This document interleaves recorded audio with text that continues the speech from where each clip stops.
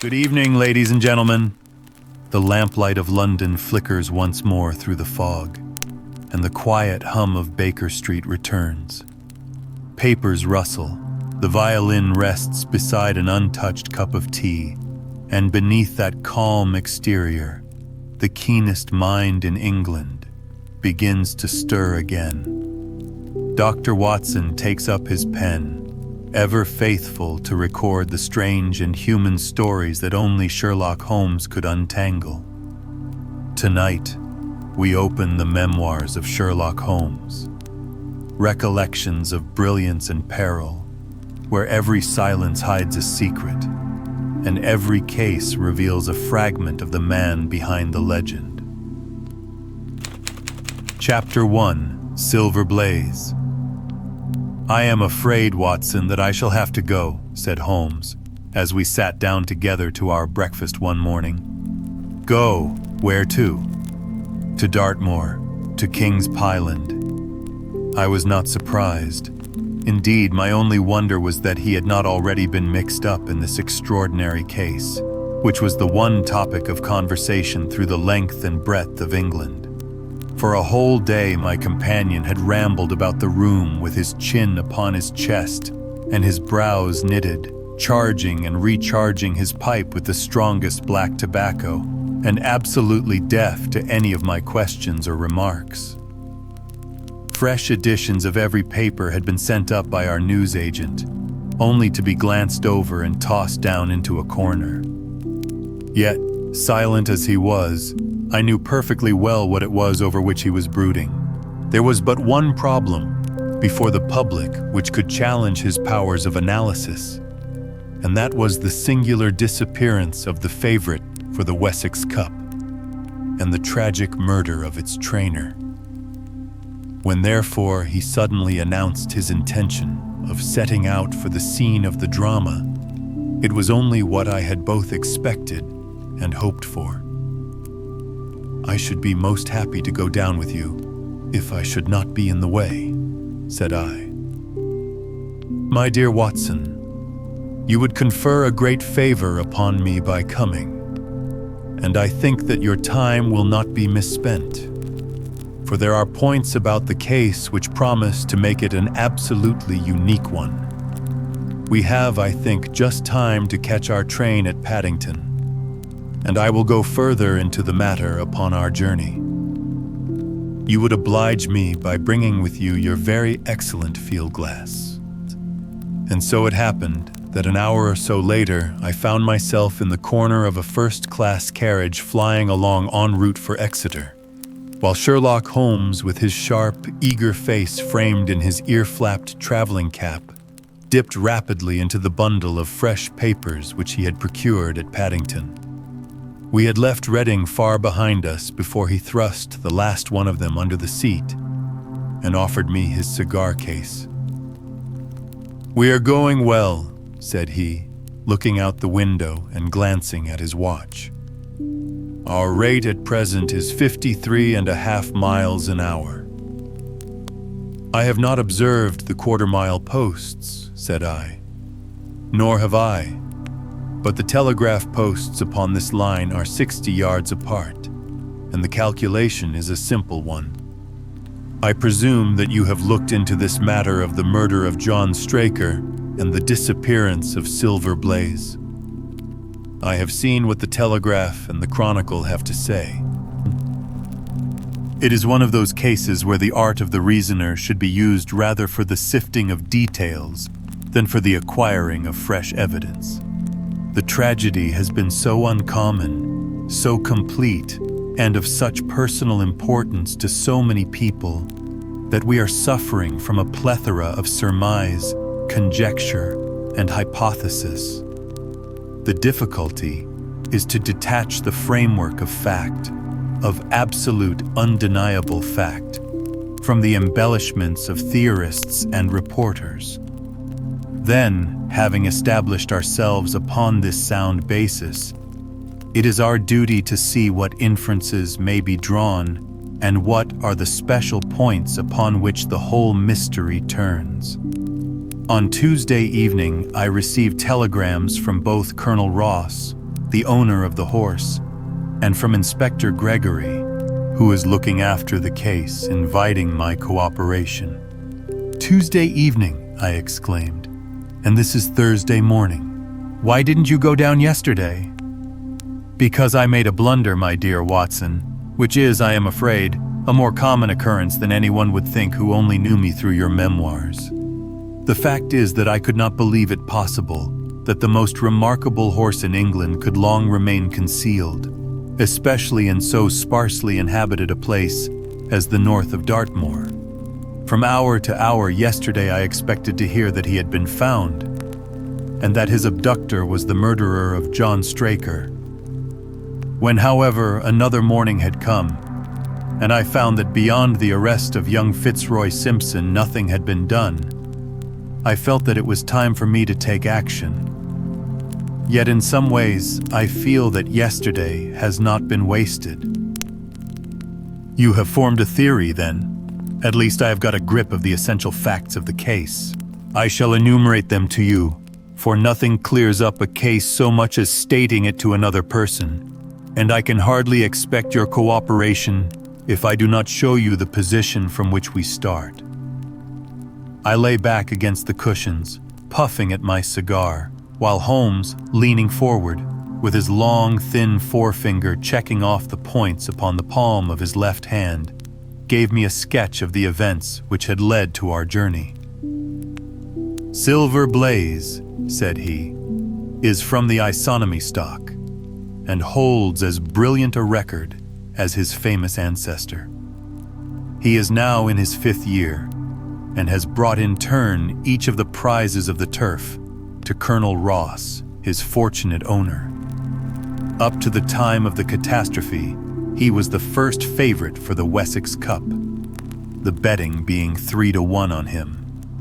He has always, however, been a prime favorite with the racing public, and has never yet disappointed them, so that even at those odds, enormous sums of money have been laid upon him. It is obvious, therefore, that there were many people who had the strongest interest in preventing Silver Blaze from being the heir at the fall of the flag next Tuesday. The fact was, of course, appreciated at King's Pyland, where the Colonel's training stable is situated. Every precaution was taken to guard the favorite.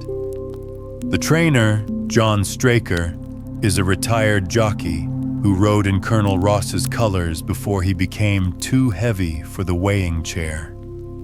He has served the Colonel for 5 years as jockey and for 7 as trainer, and has always shown himself to be a zealous and honest servant.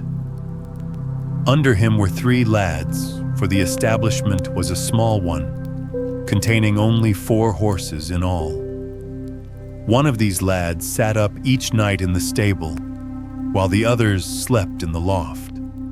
All 3 bore excellent characters. John Straker, who is a married man, lived in a small villa about 200 yards from the stables. He has no children, keeps 1 maidservant, and is comfortably off. The country round is very lonely, but about half a mile to the north, there is a small cluster of villas which have been built by a Tavistock contractor for the use of invalids and others who may wish to enjoy the pure Dartmoor air. Tavistock itself lies 2 miles to the west, while across the moor, also about 2 miles distant, is the larger training establishment of Mapleton, which belongs to Lord Backwater and is managed by Silas Brown. In every other direction, the moor is a complete wilderness, inhabited only by a few roaming gypsies. Such was the general situation last Monday night, when the catastrophe occurred. On that evening, the horses had been exercised and watered as usual, and the stables were locked up at 9 o'clock. 2 of the lads walked up to the trainer's house, where they had supper in the kitchen, while the third, Ned Hunter, remained on guard. At a few minutes after 9, the maid, Edith Baxter, carried down to the stables his supper, which consisted of a dish of curried mutton. She took no liquid, as there was a water tap in the stables, and it was the rule that the lad on duty should drink nothing else. The maid carried a lantern with her, as it was very dark, and the path ran across the open moor. Edith Baxter was within 30 yards of the stables when a man appeared out of the darkness and called to her to stop. As he stepped into the circle of yellow light thrown by the lantern, she saw that he was a person of gentlemanly bearing, dressed in a gray suit of tweeds with a cloth cap. He wore gaiters and carried a heavy stick with a knob to it. She was most impressed, however, by the extreme pallor of his face and by the nervousness of his manner. His age, she thought, would be rather over 30 than under it. "Can you tell me where I am?" he asked. "I had almost made up my mind to sleep on the moor when I saw the light of your lantern." "You are close to the King's Pylon training stables," said she. "Oh, indeed. What a stroke of luck," he cried. "I understand that a stable boy sleeps there alone every night. Perhaps that is his supper, which you are carrying to him. Now I am sure that you would not be too proud to earn the price of a new dress, would you?" He took a piece of white paper folded up out of his waistcoat pocket. "See that the boy has this tonight, and you shall have the prettiest frock that money can buy."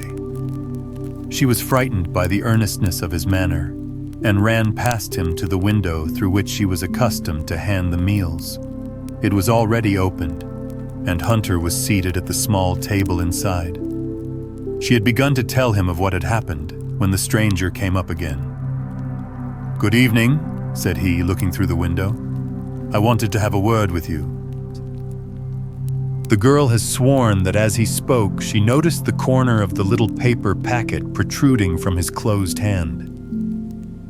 "What business have you here?" asked the lad. "It's business that may put something into your pocket," said the other. "You've 2 horses in for the Wessex Cup, Silver Blaze and Bayard. Let me have the straight tip, and you won't be a loser.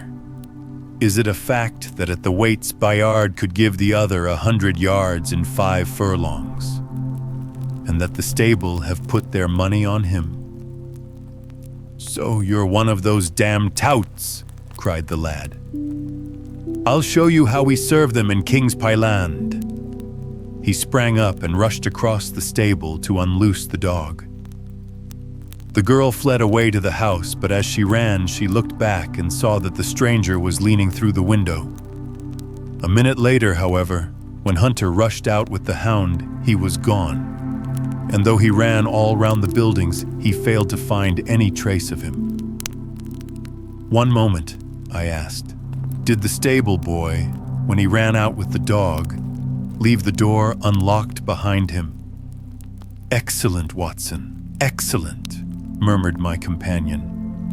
The importance of the point struck me so forcibly that I sent a special wire to Dartmoor yesterday to clear the matter up. The boy locked the door before he left it.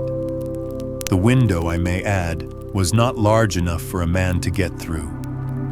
Hunter waited until his fellow grooms had returned, when he sent a message to the trainer and told him what had occurred. Straker was excited at hearing the account, although he does not seem to have quite realized its true significance.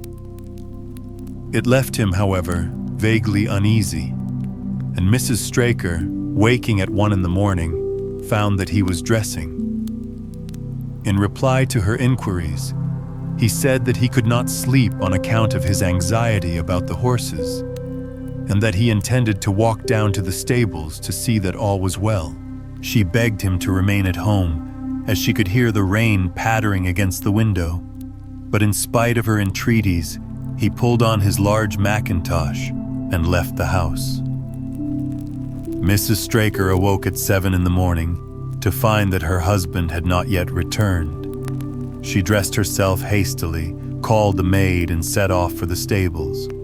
The door was open, Inside, huddled together upon a chair, Hunter was sunk in a state of absolute stupor.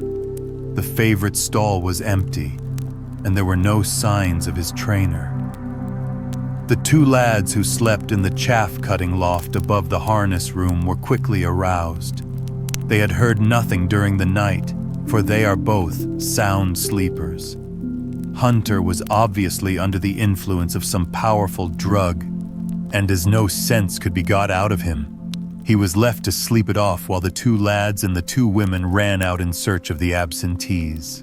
They still had hopes that the trainer had for some reason taken out the horse for early exercise, but on ascending the knoll near the house, from which all the neighboring moors were visible, they not only could see no signs of the missing favorite, but they perceived something which warned them that they were in the presence of a tragedy.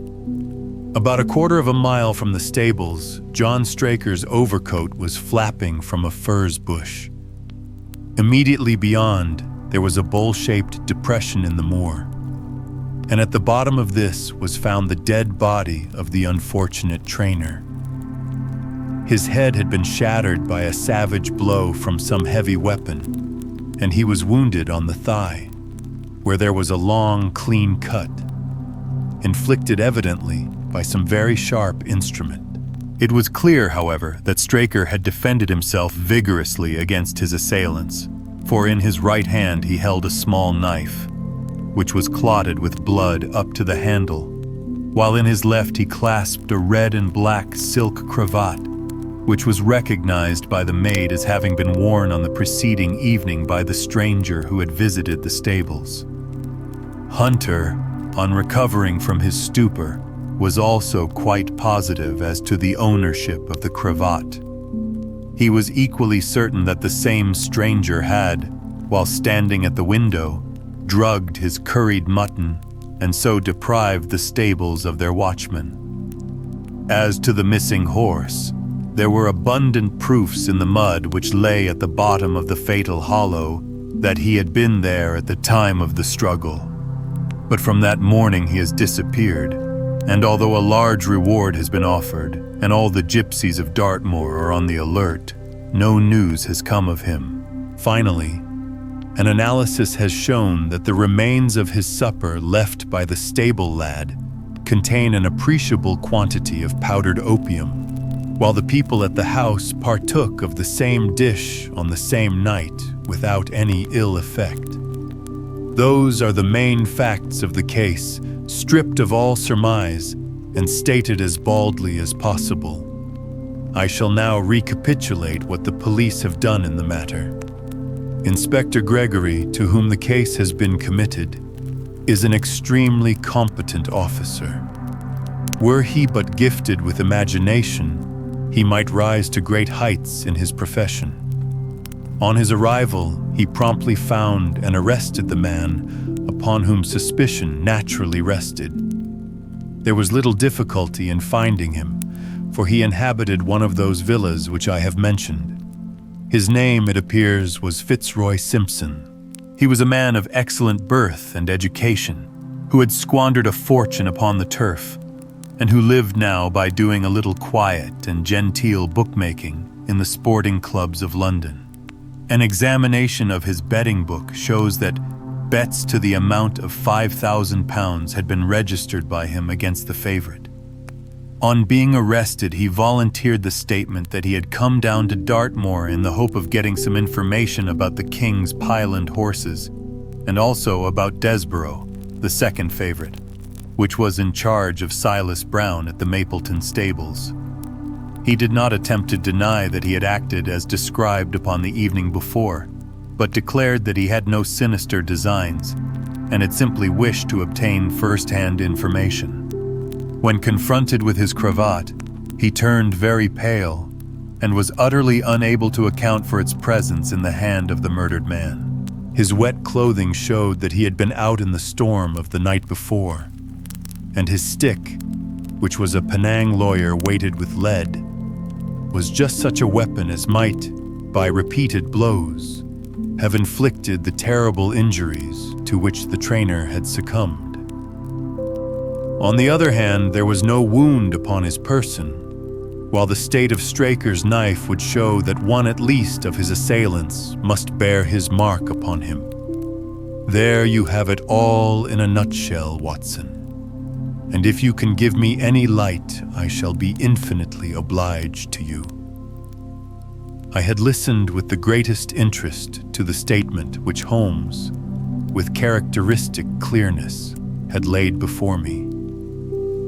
Though most of the facts were familiar to me, I had not sufficiently appreciated their relative importance, nor their connection to each other. Is it not possible, I suggested, that the incised wound upon Straker may have been caused by his own knife in the convulsive struggles which follow any brain injury? It is more than possible. It is probable, said Holmes. In that case, one of the main points in favor of the accused disappears. And yet, said I, even now I fail to understand what the theory of the police can be. I am afraid that whatever theory we state has very grave objections to it, returned my companion. The police imagine, I take it, that this Fitzroy Simpson, having drugged the lad, and having in some way obtained a duplicate key, opened the stable door and took out the horse with the intention, apparently, of kidnapping him altogether. His bridle is missing, so that Simpson must have thrown this on. Then, having left the door open behind him, he was leading the horse away over the moor, when he was either met or overtaken by the trainer. A row naturally ensued. Simpson beat out the trainer's brains with his heavy stick without receiving any injury from the small knife which Straker used in self-defense. And then the thief either led the horse on to some secret hiding place, or else it may have bolted during the struggle and be now wandering out on the moors. That is the case as it appears to the police, and improbable as it is, all other explanations are more improbable still. However, I shall very quickly test the matter when I am once upon the spot, and until then I cannot really see how we can get much further than our present position. It was evening before we reached the little town of Tavistock, which lies, like the boss of a shield, in the middle of the huge circle of Dartmoor. Two gentlemen were awaiting us in the station. The one a tall, fair man with lion-like hair and beard and curiously penetrating light blue eyes. The other a small, alert person, very neat and dapper, in a frock coat and gaiters, with trim little side whiskers and an eyeglass. The latter was Colonel Ross, the well-known sportsman. The other, Inspector Gregory, a man who was rapidly making his name in the English detective service. "I am delighted that you have come down, Mr. Holmes," said the colonel. "The inspector here has done all that could possibly be suggested, but I wish to leave no stone unturned in trying to avenge poor Straker and in recovering my horse." "Have there been any fresh developments?" asked Holmes. "I am sorry to say that we have made very little progress," said the inspector. "We have an open carriage outside, and as you would no doubt like to see the place before the light fails, we might talk it over as we drive." A minute later, we were all seated in a comfortable landau and were rattling through the quaint old Devonshire city.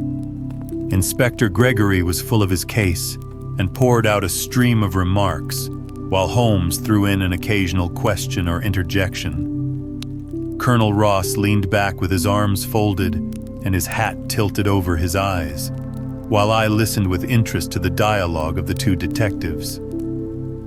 Gregory was formulating his theory, which was almost exactly what Holmes had foretold in the train. "The net is drawn pretty close round Fitzroy Simpson," he remarked, "and I believe myself that he is our man. At the same time, I recognize that the evidence is purely circumstantial, and that some new development may upset it. How about Straker's knife? We have quite come to the conclusion that he wounded himself in his fall." My friend Dr. Watson made that suggestion to me as we came down. If so, it would tell against this man Simpson. Undoubtedly, he has neither a knife nor any sign of a wound. The evidence against him is certainly very strong. He had a great interest in the disappearance of the favorite. He lies under suspicion of having poisoned the stable boy. He was undoubtedly out in the storm. He was armed with a heavy stick, and his cravat was found in the dead man's hand. I really think we have enough to go before a jury." Holmes shook his head. "A clever counsel would tear it all to rags," said he. "Why should he take the horse out of the stable? If he wished to injure it, why could he not do it there? Has a duplicate key been found in his possession? What chemist sold him the powdered opium? Above all, where could he, a stranger to the district, hide a horse, and such a horse as this? What is his own explanation as to the paper which he wished the maid to give to the stable boy? He says that it was a 10-pound note. One was found in his purse. But your other difficulties are not so formidable as they seem. He is not a stranger to the district. He has twice lodged at Tavistock in the summer. The opium was probably brought from London. The key, having served its purpose, would be hurled away. The horse may be at the bottom of one of the pits or old mines upon the moor. What does he say about the cravat? He acknowledges that it is his, and declares that he had lost it. But a new element has been introduced into the case which may account for his leading the horse from the stable. Holmes pricked up his ears. We have found traces which show that a party of gypsies encamped on Monday night within a mile of the spot where the murder took place. On Tuesday, they were gone. Now, presuming that there was some understanding between Simpson and these gypsies, might he not have been leading the horse to them when he was overtaken, and may they not have him now? It is certainly possible. The moor is being scoured for these gypsies. I have also examined every stable and outhouse in Tavistock, and for a radius of 10 miles. There is another training stable quite close, I understand. Yes, and that is a factor which we must certainly not neglect. As Desborough, their horse, was second in the betting, they had an interest in the disappearance of the favorite.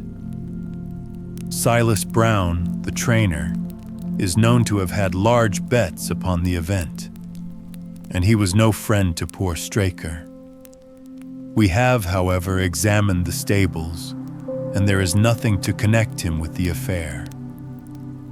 And nothing to connect this man Simpson with the interests of the Mapleton stables? Nothing at all. Holmes leaned back in the carriage, and the conversation ceased. A few minutes later, our driver pulled up at a neat little red brick villa with overhanging eaves which stood by the road. Some distance off, across a paddock, lay a long gray-tiled outbuilding. In every other direction, the low curves of the moor, bronze-colored from the fading ferns, stretched away to the skyline, broken only by the steeples of Tavistock and by a cluster of houses away to the westward, which marked the Mapleton stables. We all sprang out with the exception of Holmes, who continued to lean back with his eyes fixed upon the sky in front of him, entirely absorbed in his own thoughts. It was only when I touched his arm that he roused himself with a violent start and stepped out of the carriage. "Excuse me," said he, turning to Colonel Ross, who had looked at him in some surprise. "I was daydreaming." There was a gleam in his eyes and a suppressed excitement in his manner, which convinced me, used as I was to his ways, that his hand was upon a clue, though I could not imagine where he had found it. "Perhaps you would prefer at once to go on to the scene of the crime, Mr. Holmes," said Gregory. "I think that I should prefer to stay here a little and go into one or two questions of detail. Straker was brought back here, I presume." "Yes, he lies upstairs. The inquest is tomorrow." He has been in your service some years, Colonel Ross. I have always found him an excellent servant. I presume that you made an inventory of what he had in his pockets at the time of his death, Inspector. I have the things themselves in the sitting room, if you would care to see them. I should be very glad. We all filed into the front room and sat round the central table while the inspector unlocked a square tin box and laid a small heap of things before us. There was a box of Vestas, 2 inches of tallow candle, an ADP briar root pipe, a pouch of sealskin with ½ an ounce of long-cut Cavendish, a silver watch with a gold chain, 5 sovereigns in gold, an aluminium pencil case, a few papers, and an ivory-handled knife with a very delicate, inflexible blade marked Weiss & Co.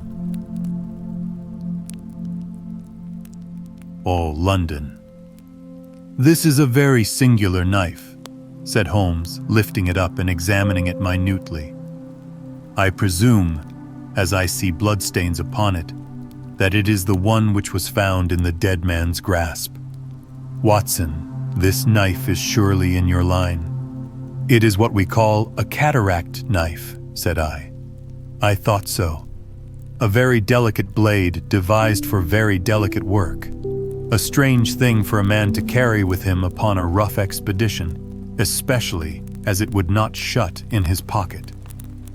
The tip was guarded by a disc of cork, which we found beside his body, said the inspector.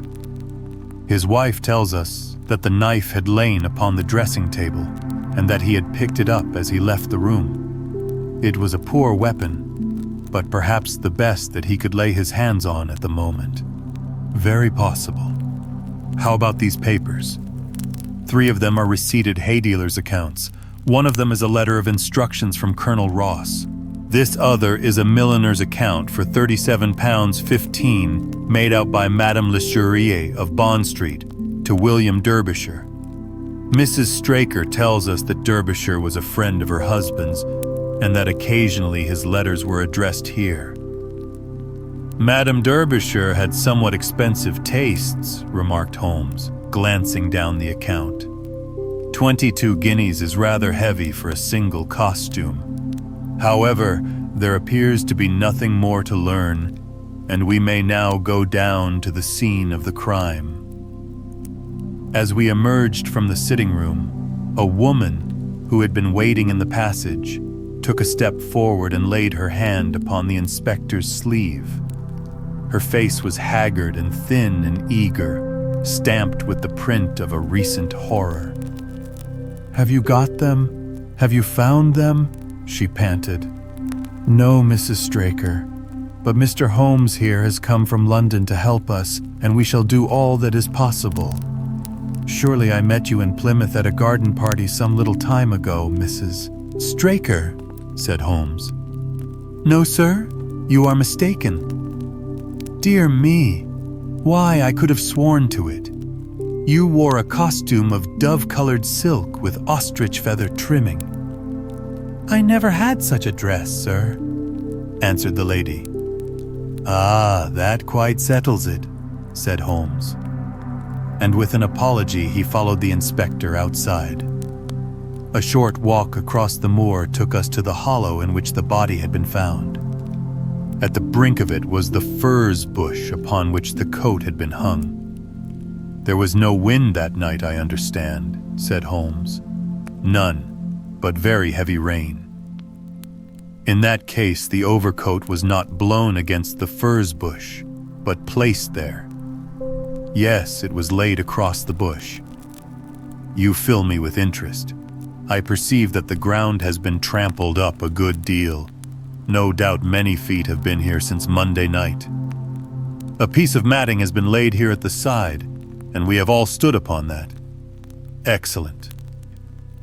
In this bag I have one of the boots which Straker wore, one of Fitzroy Simpson's shoes, and a cast horseshoe of silver blaze."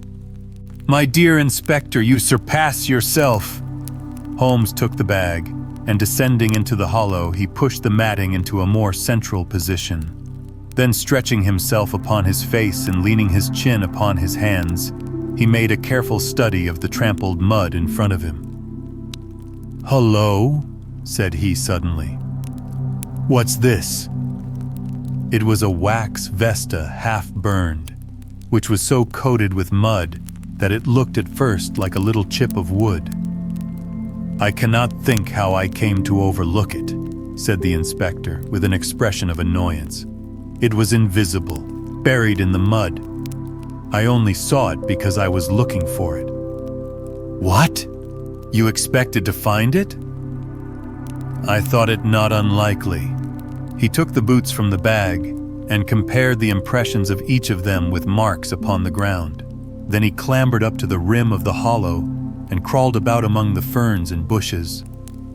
"I am afraid that there are no more tracks," said the inspector. "I have examined the ground very carefully for 100 yards in each direction." "Indeed," said Holmes, rising. "I should not have the impertinence to do it again after what you say. But I should like to take a little walk over the moor before it grows dark, that I may know my ground tomorrow. And I think that I shall put this horseshoe into my pocket for luck." Colonel Ross, who had shown some signs of impatience at my companion's quiet and systematic method of work, glanced at his watch. "I wish you would come back with me, Inspector," said he. "There are several points on which I should like your advice, and especially as to whether we do not owe it to the public to remove our horse's name from the entries for the cup." "Certainly not," cried Holmes with decision. "I should let the name stand." The colonel bowed. "I am very glad to have had your opinion, sir," said he. "You will find us at poor Straker's house when you have finished your walk, and we can drive together into Tavistock." He turned back with the inspector, while Holmes and I walked slowly across the moor. The sun was beginning to sink behind the stables of Mapleton, and the long, sloping plain in front of us was tinged with gold, deepening into rich, ruddy browns where the faded ferns and brambles caught the evening light. But the glories of the landscape were all wasted upon my companion, who was sunk in the deepest thought. "It's this way, Watson," said he at last.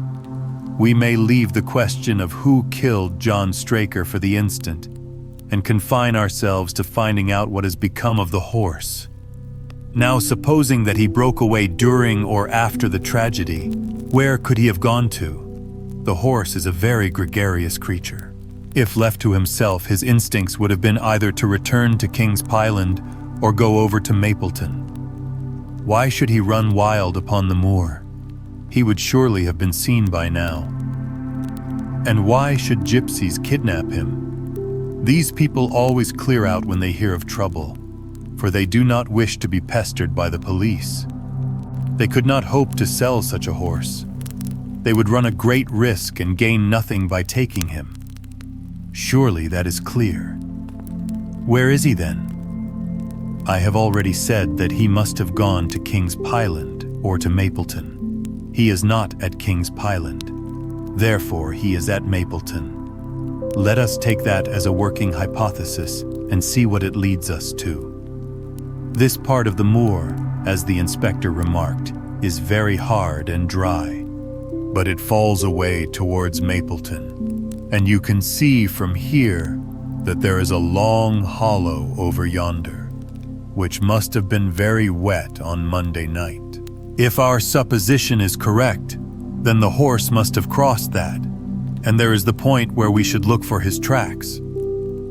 We had been walking briskly during this conversation, and a few more minutes brought us to the hollow in question. At Holmes' request, I walked down the bank to the right, and he to the left, but I had not taken 50 paces before I heard him give a shout, and saw him waving his hand to me. The track of a horse was plainly outlined in the soft earth in front of him, and the shoe which he took from his pocket exactly fitted the impression. "See the value of imagination," said Holmes. "It is the one quality which Gregory lacks. We imagined what might have happened, acted upon the supposition, and find ourselves justified. Let us proceed. We crossed the marshy bottom and passed over a quarter of a mile of dry, hard turf. Again the ground sloped, and again we came on the tracks. Then we lost them for half a mile, but only to pick them up once more quite close to Mapleton. It was Holmes who saw them first, and he stood pointing with a look of triumph upon his face. A man's track was visible beside the horse's. "The horse was alone before," I cried. "Quite so. It was alone before. Hullo, what is this?" The double track turned sharp off and took the direction of King's Pyland. Holmes whistled, and we both followed along after it. His eyes were on the trail, but I happened to look a little to one side and saw to my surprise the same tracks coming back again in the opposite direction. "One for you, Watson," said Holmes, when I pointed it out. "You have saved us a long walk, which would have brought us back on our own traces. Let us follow the return track." We had not to go far. It ended at the paving of asphalt which led up to the gates of the Mapleton stables. As we approached, a groom ran out from them. "We don't want any loiterers about here," said he. "I only wish to ask a question," said Holmes with his finger and thumb in his waistcoat pocket. "Should I be too early to see your master, Mr. Silas Brown, if I were to call at 5 o'clock tomorrow morning?" "Bless you, sir. If anyone is about, he will be, for he is always the first stirring. But here he is, sir, to answer your questions for himself. No, sir, no. It is as much as my place is worth to let him see me touch your money. Afterwards, if you like." As Sherlock Holmes replaced the half-crown which he had drawn from his pocket, a fierce-looking elderly man strode out from the gate with a hunting crop swinging in his hand. "What's this, Dawson?" he cried. "No gossiping. Go about your business. And you? What the devil do you want here?" "10 minutes' talk with you, my good sir," said Holmes in the sweetest of voices. "I've no time to talk to every gadabout. We want no strangers here. Be off, or you may find a dog at your heels." Holmes leaned forward and whispered something in the trainer's ear.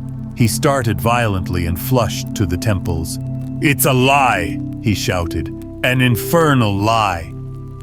"Very good. Shall we argue about it here in public, or talk it over in your parlor?" "Oh, come in if you wish to," Holmes smiled. "I shall not keep you more than a few minutes, Watson," said he. "Now, Mr. Brown, I am quite at your disposal." It was 20 minutes, and the reds had all faded into grays before Holmes and the trainer reappeared. Never have I seen such a change as had been brought about in Silas Brown in that short time. His face was ashy pale, beads of perspiration shone upon his brow, and his hands shook until the hunting crop wagged like a branch in the wind. His bullying, overbearing manner was all gone too, and he cringed along at my companion's side like a dog with its master. "Your instructions will be done. It shall all be done," said he. "There must be no mistake," said Holmes, looking round at him. The other winced as he read the menace in his eyes. "Oh no, there shall be no mistake. It shall be there. Should I change it first or not?" Holmes thought a little and then burst out laughing. "No, don't," said he. "I shall write to you about it. No tricks now, or, oh, you can trust me, you can trust me. Yes, I think I can. Well, you shall hear from me tomorrow." He turned upon his heel, disregarding the trembling hand which the other held out to him, and we set off for King's Pyland. A more perfect compound of the bully, coward, and sneak than Master Silas Brown I have seldom met with, remarked Holmes as we trudged along together. "He has the horse, then?" He tried to bluster out of it, but I described to him so exactly what his actions had been upon that morning that he is convinced that I was watching him. Of course, you observed the peculiarly square toes in the impressions, and that his own boots exactly corresponded to them. Again, of course, no subordinate would have dared to do such a thing. I described to him how, when according to his custom he was the first down, he perceived a strange horse wandering over the moor, how he went out to it, and his astonishment at recognizing, from the white forehead which has given the favorite its name, that chance had put in his power the only horse which could beat the one upon which he had put his money. Then I described how his first impulse had been to lead him back to King's Pyland, and how the devil had shown him how he could hide the horse until the race was over, and how he had led it back and concealed it at Mapleton. When I told him every detail, he gave it up and thought only of saving his own skin. But his stables had been searched. Oh, an old horse-faker like him has many a dodge. But are you not afraid to leave the horse in his power now, since he has every interest in injuring it? My dear fellow, he will guard it as the apple of his eye. He knows that his only hope of mercy is to produce it safe. Colonel Ross did not impress me as a man who would be likely to show much mercy in any case. The matter does not rest with Colonel Ross. I follow my own methods and tell as much or as little as I choose. That is the advantage of being unofficial. I don't know whether you observed it, Watson, but the Colonel's manner has been just a trifle cavalier to me. I am inclined now to have a little amusement at his expense. Say nothing to him about the horse. Certainly not without your permission. And of course, this is all quite a minor point compared to the question of who killed John Straker. And you will devote yourself to that. On the contrary, we both go back to London by the night train. I was thunderstruck by my friend's words. We had only been a few hours in Devonshire, and that he should give up an investigation which he had begun so brilliantly was quite incomprehensible to me. Not a word more could I draw from him until we were back at the trainer's house. The colonel and the inspector were awaiting us in the parlor. My friend and I returned to town by the night express, said Holmes. We have had a charming little breath of your beautiful Dartmoor air. The inspector opened his eyes, and the colonel's lip curled in a sneer. So you despair of arresting the murderer of poor Straker, said he. Holmes shrugged his shoulders. There are certainly grave difficulties in the way, said he. I have every hope, however, that your horse will start upon Tuesday, and I beg that you will have your jockey in readiness. Might I ask for a photograph of Mr. John Straker? The inspector took one from an envelope and handed it to him. My dear Gregory, you anticipate all my wants. If I might ask you to wait here for an instant, I have a question which I should like to put to the maid. I must say that I am rather disappointed in our London consultant, said Colonel Ross bluntly, as my friend left the room. I do not see that we are any further than when he came. At least you have his assurance that your horse will run, said I. Yes, I have his assurance, said the colonel with a shrug of his shoulders. I should prefer to have the horse. I was about to make some reply in defense of my friend when he entered the room again. Now, gentlemen, said he, I am quite ready for Tavistock. As we stepped into the carriage, one of the stable lads held the door open for us. A sudden idea seemed to occur to Holmes, for he leaned forward and touched the lad upon the sleeve. You have a few sheep in the paddock, he said.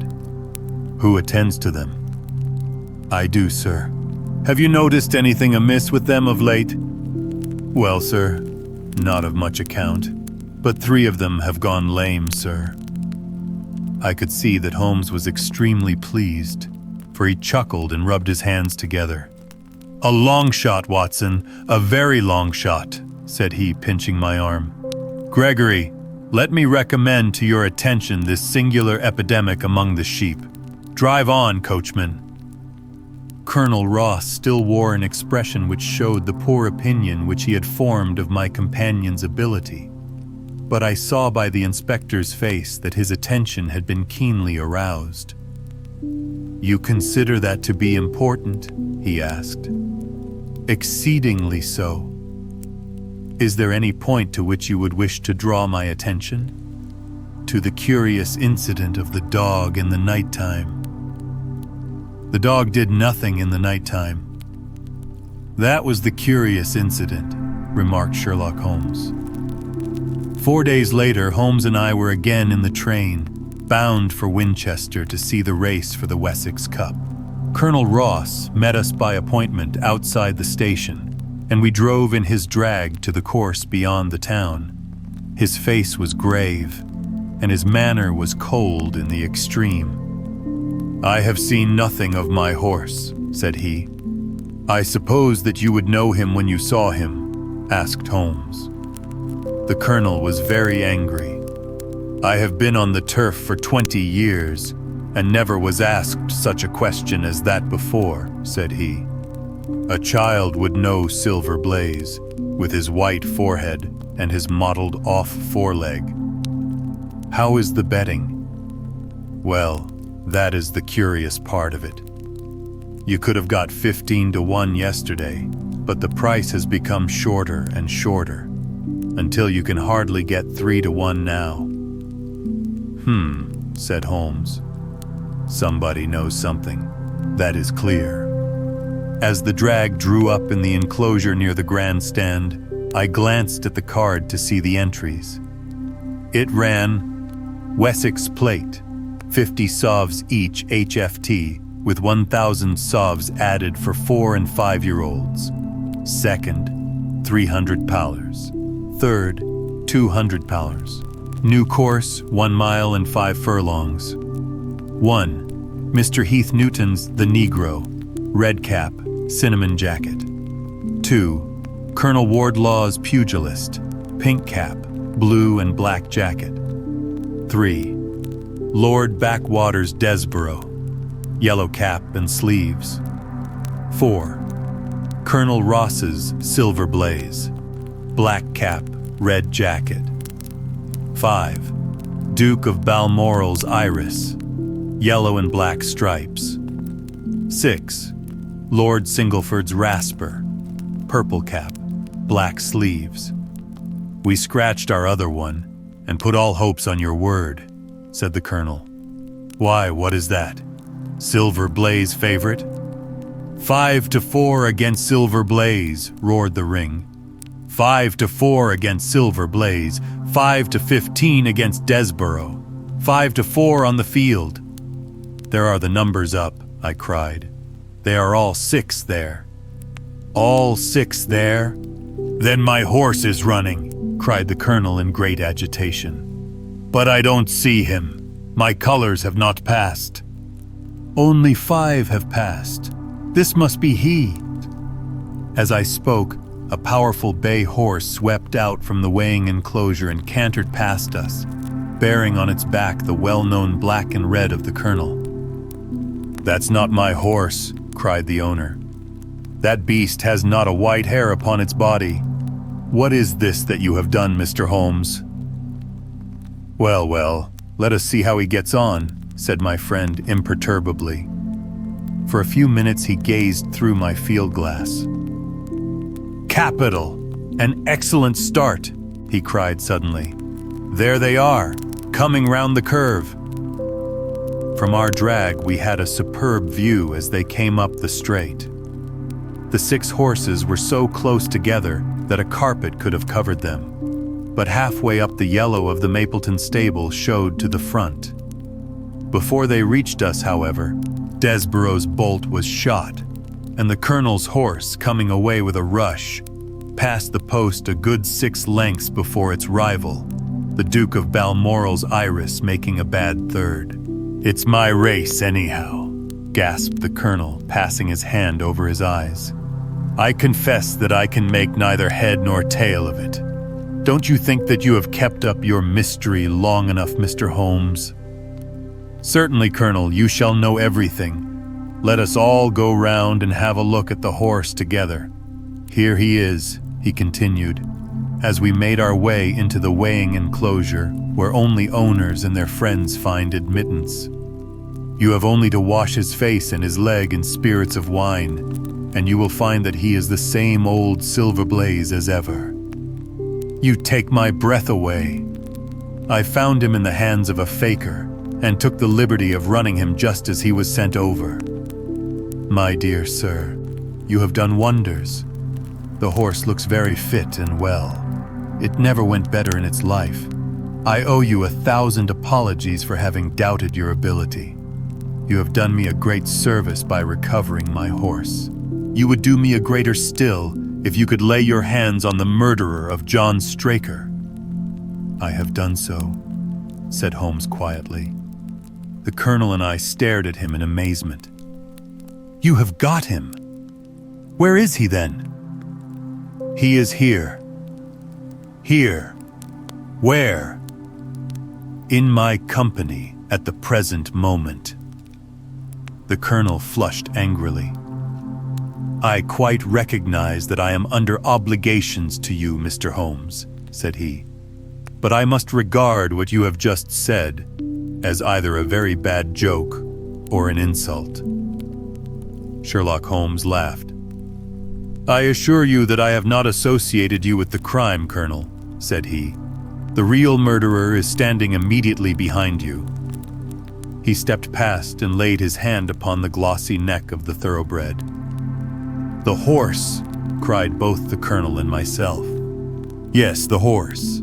And it may lessen his guilt if I say that it was done in self-defense, and that John Straker was a man who was entirely unworthy of your confidence.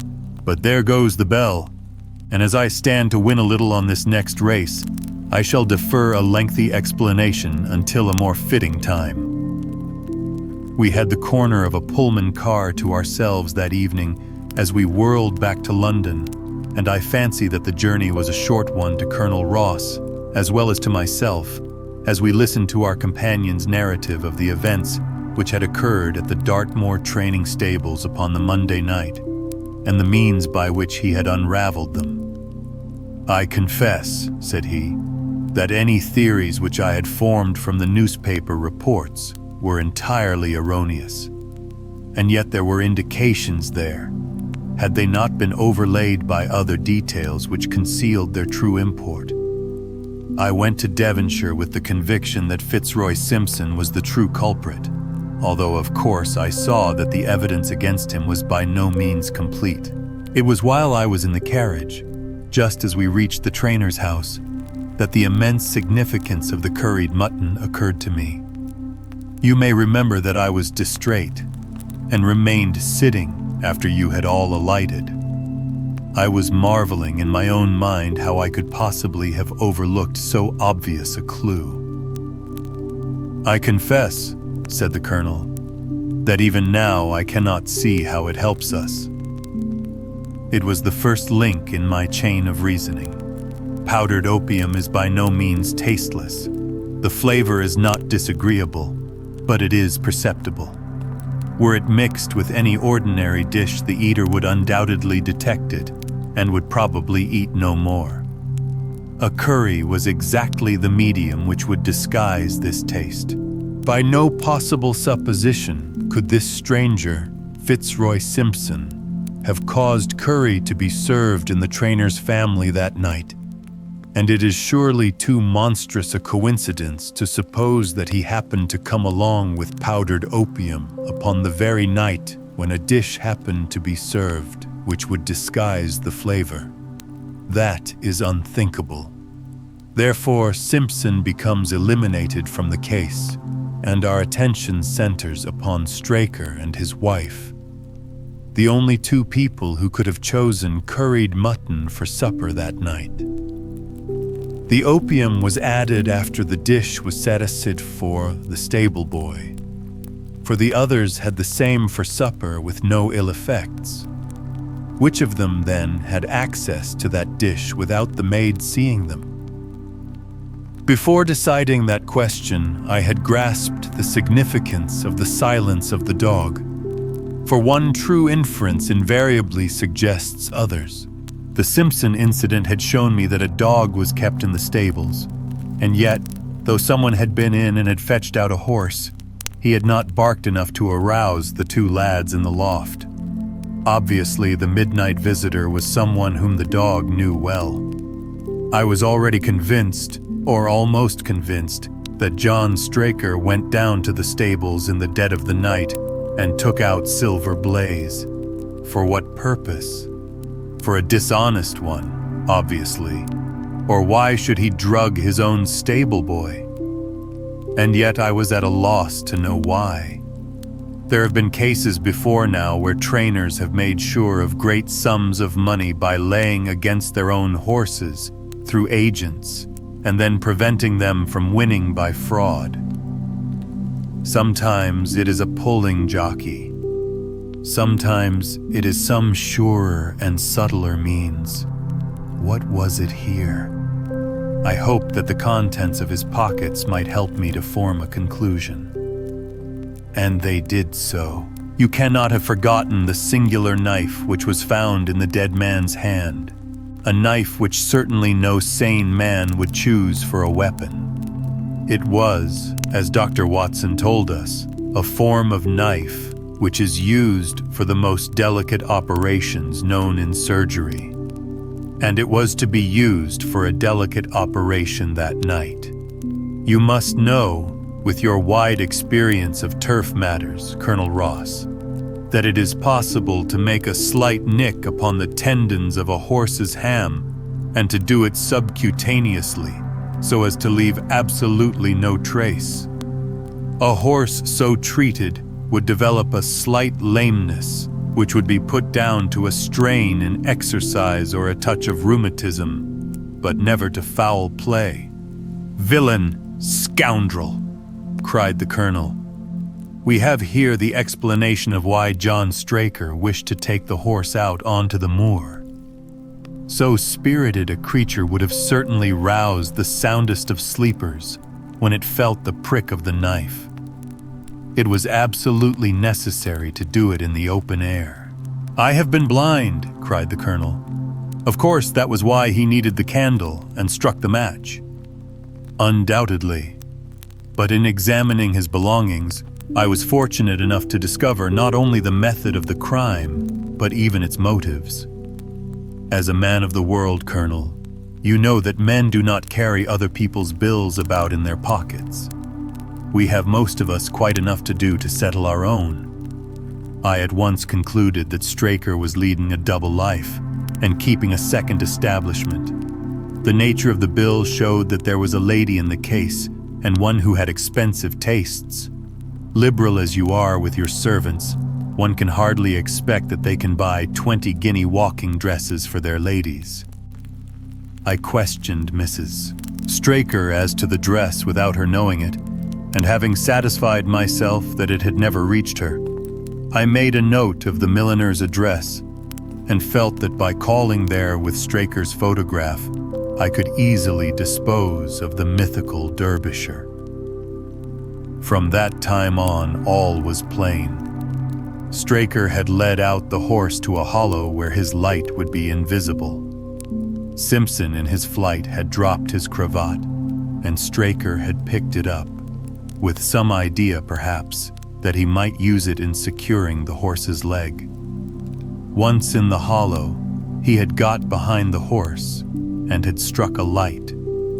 But the creature, frightened at the sudden glare, and with the strange instinct of animals, feeling that some mischief was intended, had lashed out, and the steel shoe had struck Straker full on the forehead. He had already, in spite of the rain, taken off his overcoat in order to do his delicate task, and so as he fell, his knife gashed his thigh. Do I make it clear? "Wonderful!" cried the colonel. "Wonderful! You might have been there." My final shot was, I confess, a very long one. It struck me that so astute a man as Straker would not undertake this delicate tendon nicking without a little practice. What could he practice on?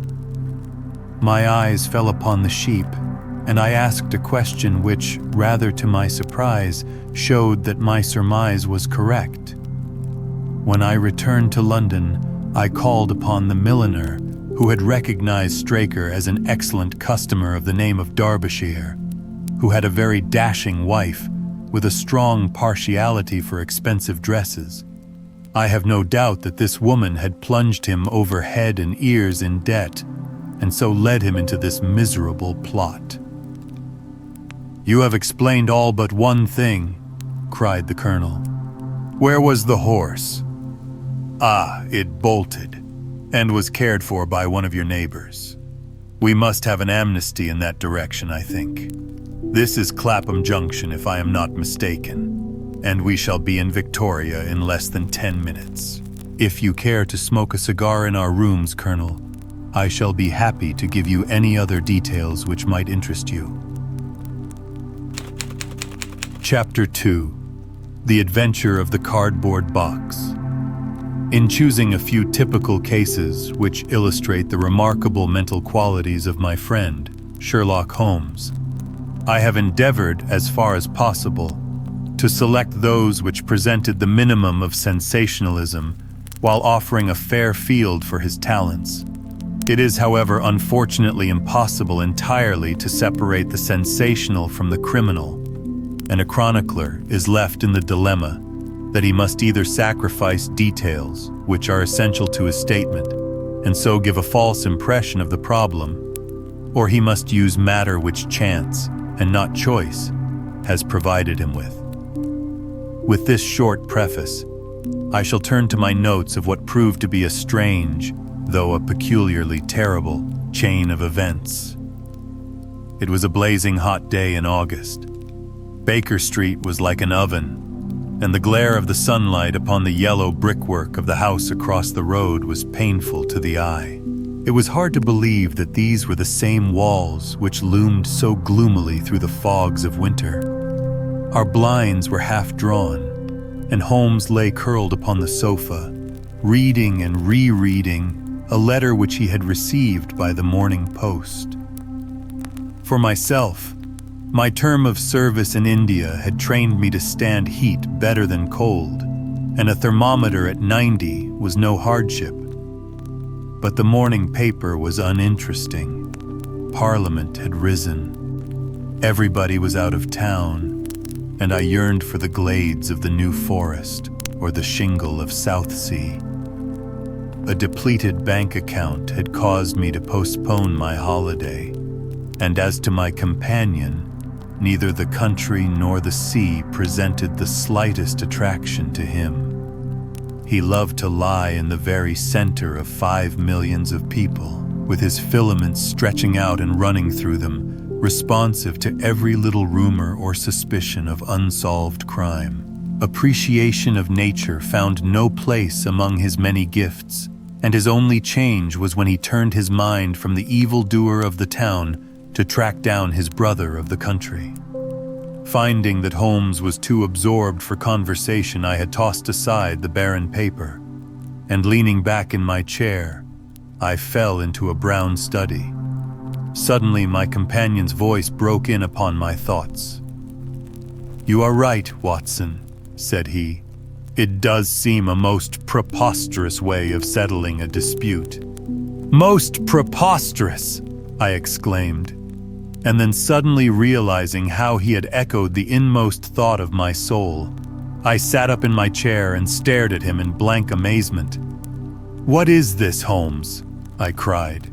"This is beyond anything which I could have imagined." He laughed heartily at my perplexity. "You remember," he said, "that some little time ago when I read you the passage in one of Poe's sketches, in which a close reasoner follows the unspoken thoughts of his companion, you were inclined to treat the matter as a mere tour de force of the author. On my remarking that I was constantly in the habit of doing the same thing, you expressed incredulity." "Oh, no. Perhaps not with your tongue, my dear Watson, but certainly with your eyebrows." So when I saw you throw down your paper and enter upon a train of thought, I was very happy to have the opportunity of reading it off, and eventually of breaking into it, as a proof that I had been in rapport with you. But I was still far from satisfied. In the example which you read to me, said I, the reasoner drew his conclusions from the actions of the man whom he observed. If I remember right, he stumbled over a heap of stones, looked up at the stars, and so on. But I have been seated quietly in my chair, and what clues can I have given you? You do yourself an injustice.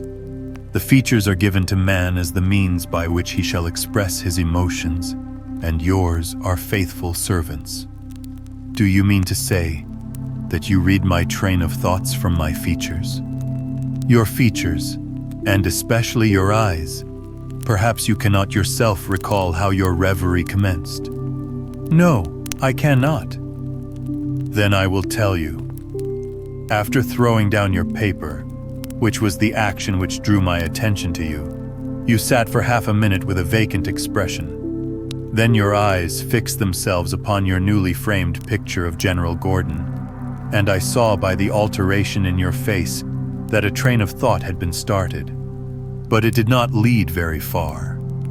Your eyes flashed across to the unframed portrait of Henry Ward Beecher, which stands upon the top of your books. Then you glanced up at the wall, and of course your meaning was obvious. You were thinking that if the portrait were framed, it would just cover that bare space and correspond with Gordon's picture over there. You have followed me wonderfully, I exclaimed. So far I could hardly have gone astray, but now your thoughts went back to Beecher, and you looked hard across as if you were studying the character in his features. Then your eyes ceased to pucker, but you continued to look across, and your face was thoughtful. You were recalling the incidents of Beecher's career. I was well aware that you could not do this without thinking of the mission which he undertook on behalf of the North at the time of the Civil War. For I remember your expressing your passionate indignation at the way in which he was received by the more turbulent of our people. You felt so strongly about it that I knew you could not think of Beecher without thinking of that also. When a moment later I saw your eyes wander away from the picture, I suspected that your mind had now turned to the Civil War, and when I observed that your lips set, your eyes sparkled, and your hands clenched, I was positive that you were indeed thinking of the gallantry which was shown by both sides in that desperate struggle. But then again, your face grew sadder. You shook your head. You were dwelling upon the sadness and horror and useless waste of life. Your hand stole towards your own old wound, and a smile quivered on your lips, which showed me that the ridiculous side of this method of settling international questions had forced itself upon your mind. At this point, I agreed with you that it was preposterous, and was glad to find that all my deductions had been correct. Absolutely, said I. And now that you have explained it, I confess that I am as amazed as before.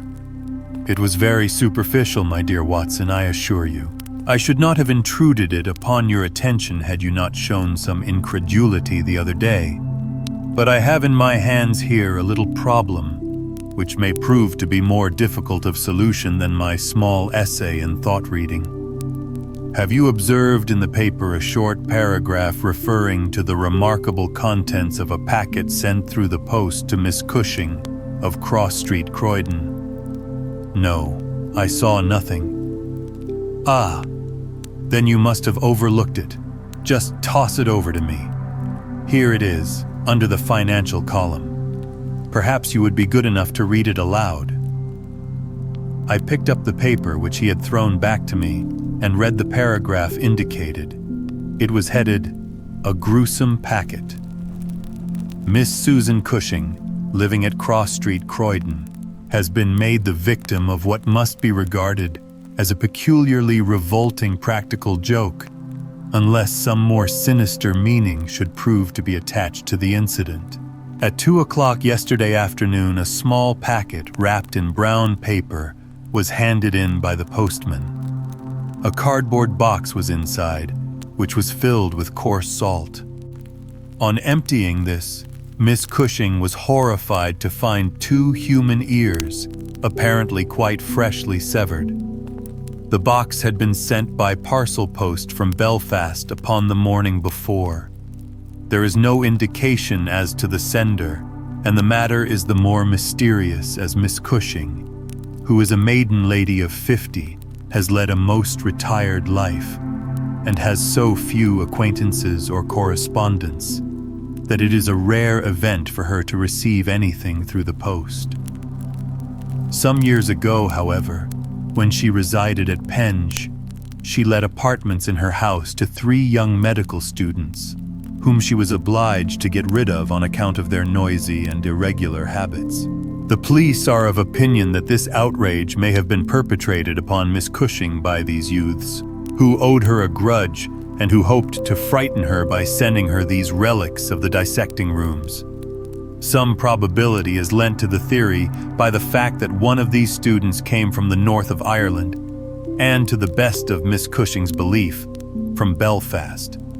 In the meantime, the matter is being actively investigated, Mr. Lestrade, one of the very smartest of our detective officers, being in charge of the case. So much for the Daily Chronicle, said Holmes as I finished reading.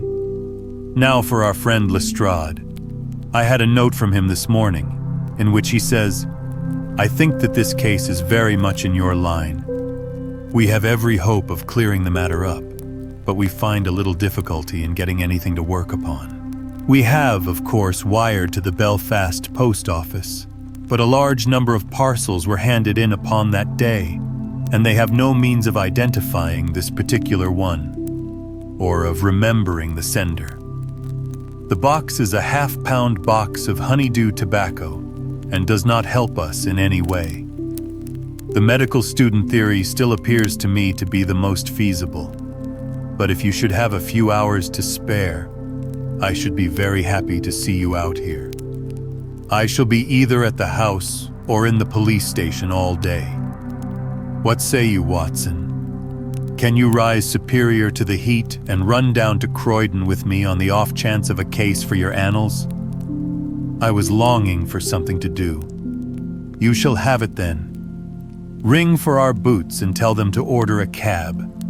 I'll be back in a moment when I have changed my dressing gown and filled my cigar case." A shower of rain fell while we were in the train, and the heat was far less oppressive in Croydon than in town. Holmes had sent on a wire so that Lestrade, as wiry, as dapper, and as ferret-like as ever, was waiting for us at the station.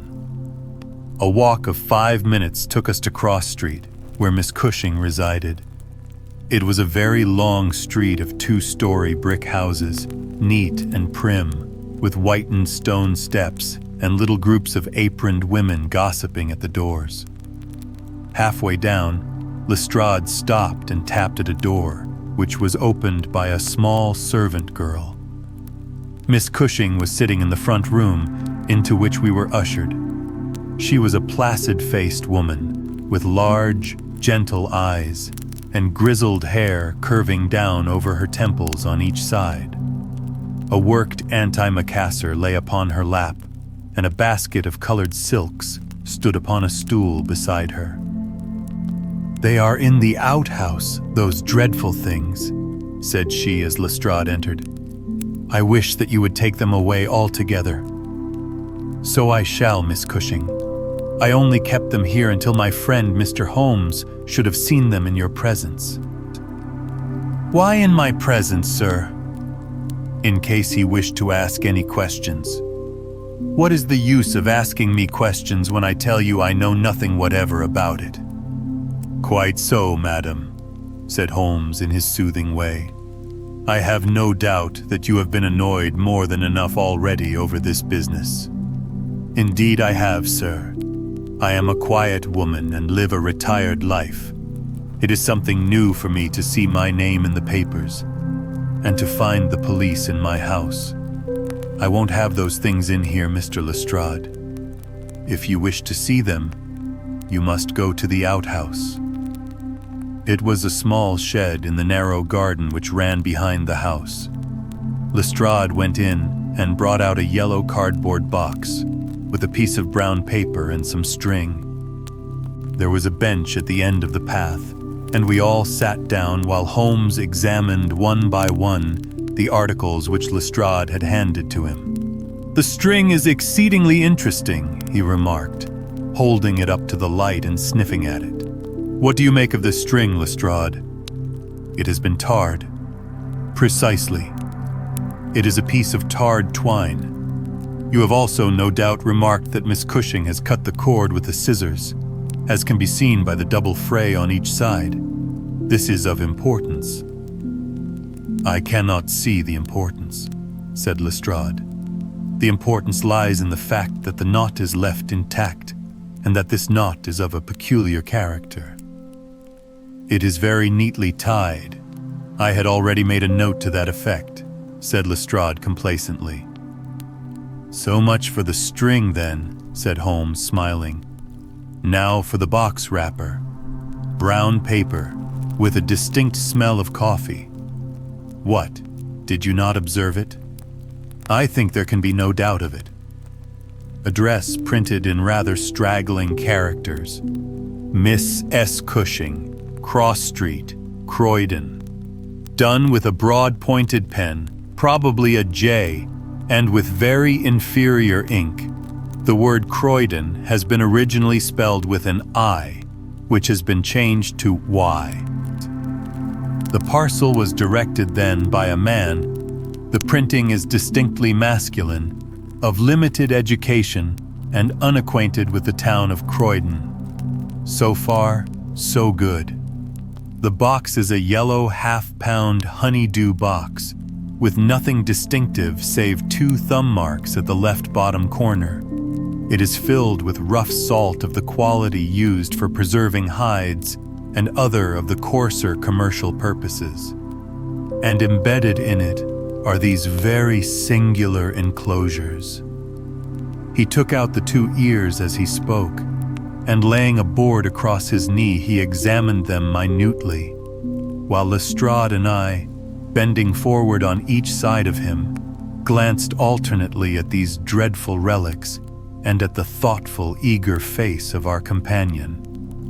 Finally, he returned them to the box once more and sat for a while in deep meditation. "You have observed, of course," said he at last, "that the ears are not a pair." "Yes, I have noticed that. But if this were the practical joke of some students from the dissecting rooms, it would be as easy for them to send 2 odd ears as a pair." "Precisely. But this is not a practical joke." "You are sure of it?" "The presumption is strongly against it. Bodies in the dissecting rooms are injected with preservative fluid. These ears bear no signs of this. They are fresh, too. They have been cut off with a blunt instrument, which would hardly happen if a student had done it. Again, carbolic or rectified spirits would be the preservatives which would suggest themselves to the medical mind. Certainly not rough salt. I repeat that there is no practical joke here, but that we are investigating a serious crime." A vague thrill ran through me as I listened to my companion's words and saw the stern gravity which had hardened his features. This brutal preliminary seemed to shadow forth some strange and inexplicable horror in the background. Lestrade, however, shook his head like a man who is only half convinced. "There are objections to the joke theory, no doubt," said he, "but there are much stronger reasons against the other. We know that this woman has led a most quiet and respectable life at Penge, and here for the last 20 years. She has hardly been away from her home for a day during that time. Why on earth, then, should any criminal send her the proofs of his guilt, especially as, unless she is a most consummate actress, she understands quite as little of the matter as we do? That is the problem which we have to solve," Holmes answered. And for my part, I shall set about it by presuming that my reasoning is correct, and that a double murder has been committed. One of these ears is a woman's, small, finely formed, and pierced for an earring. The other is a man's, sunburned, discolored, and also pierced for an earring. These two people are presumably dead, or we should have heard their story before now. Today is Friday. The packet was posted on Thursday morning. The tragedy then occurred on Wednesday or Tuesday or earlier. If the two people were murdered, who but their murderer would have sent this sign of his work to Miss Cushing? We may take it that the sender of the packet is the man whom we want, but he must have some strong reason for sending Miss Cushing this packet. What reason, then? It must have been to tell her that the deed was done, or to pain her, perhaps. But in that case, she knows who it is. Does she know? I doubt it. If she knew, why should she call the police in? She might have buried the ears and no one would have been the wiser. That is what she would have done if she had wished to shield the criminal. But if she does not wish to shield him, she would give his name. There is a tangle here which needs straightening out. He had been talking in a high, quick voice, staring blankly up over the garden fence. But now he sprang briskly to his feet and walked towards the house. I have a few questions to ask Miss Cushing, said he. In that case, I may leave you here, said Lestrade, for I have another small business on hand. I think that I have nothing further to learn from Miss Cushing. You will find me at the police station. We shall look in on our way to the train, answered Holmes. A moment later, he and I were back in the front room, where the impassive lady was still quietly working away at her antimacassar. She put it down on her lap as we entered, and looked at us with her frank, searching blue eyes. I am convinced, sir, she said, that this matter is a mistake, and that the parcel was never meant for me at all. I have said this several times to the gentleman from Scotland Yard, but he simply laughs at me. I have not an enemy in the world as far as I know, so why should anyone play me such a trick? I am coming to be of the same opinion, Miss Cushing, said Holmes, taking a seat beside her. I think that it is more than probable. He paused, and I was surprised, on glancing round to see that he was staring with singular intentness at the lady's profile. Surprise and satisfaction were both for an instant to be read upon his eager face, though when she glanced round to find out the cause of his silence, he had become as demure as ever. I stared hard myself at her flat, grizzled hair, her trim cap, her little gilt earrings, her placid features, but I could see nothing which could account for my companion's evident excitement. There were one or two questions. "Oh, I am weary of questions," cried Miss Cushing impatiently. "You have two sisters, I believe." "How could you know that?"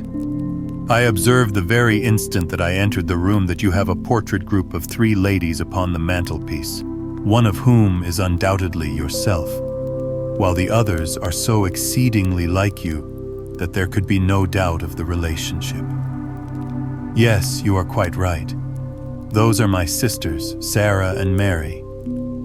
And here at my elbow is another portrait, taken at Liverpool, of your younger sister, in the company of a man who appears to be a steward by his uniform. I observed that she was unmarried at the time." "You are very quick at observing." "That is my trade." "Well, you are quite right. But she was married to Mr. Browner a few days afterwards. He was on the South American line when that was taken, but he was so fond of her that he couldn't abide to leave her for so long. And he got into the Liverpool and London boats. The Conqueror, perhaps? No, the May Day, when last I heard. Jim came down here to see me once. That was before he broke the pledge. But afterwards, he would always take drink when he was ashore, and a little drink would send him stark, staring mad. Ah, it was a bad day that ever he took a glass in his hand again. First he dropped me, then he quarreled with Sarah, and now that Mary has stopped writing, we don't know how things are going with them. It was evident that Miss Cushing had come upon a subject on which she felt very deeply. Like most people who lead a lonely life, she was shy at first, but ended by becoming extremely communicative. She told us many details about her brother-in-law, the steward, and then wandering off on the subject of her former lodgers, the medical students. She gave us a long account of their delinquencies, with their names and those of their hospitals. Holmes listened attentively to everything, throwing in a question from time to time. "About your second sister, Sarah," said he. "I wonder, since you are both maiden ladies, that you do not keep house together. Ah, you don't know Sarah's temper, or you would wonder no more. I tried it when I came to Croydon, and we kept on until about 2 months ago when we had to part. I don't want to say a word against my own sister, but she was always meddlesome and hard to please with Sarah. You say that she quarreled with your Liverpool relations." "Yes, and they were the best of friends at one time. Why, she went up there to live in order to be near them, and now she has no word hard enough for Jim Browner. The last 6 months that she was here, she would speak of nothing but his drinking and his ways. He had caught her meddling, I suspect, and given her a bit of his mind, and that was the start of it." "Thank you, Miss Cushing," said Holmes, rising and bowing. "Your sister Sarah lives, I think you said, at New Street, Wallington. Goodbye, and I am very sorry that you should have been troubled over a case with which, as you say, you have nothing whatever to do."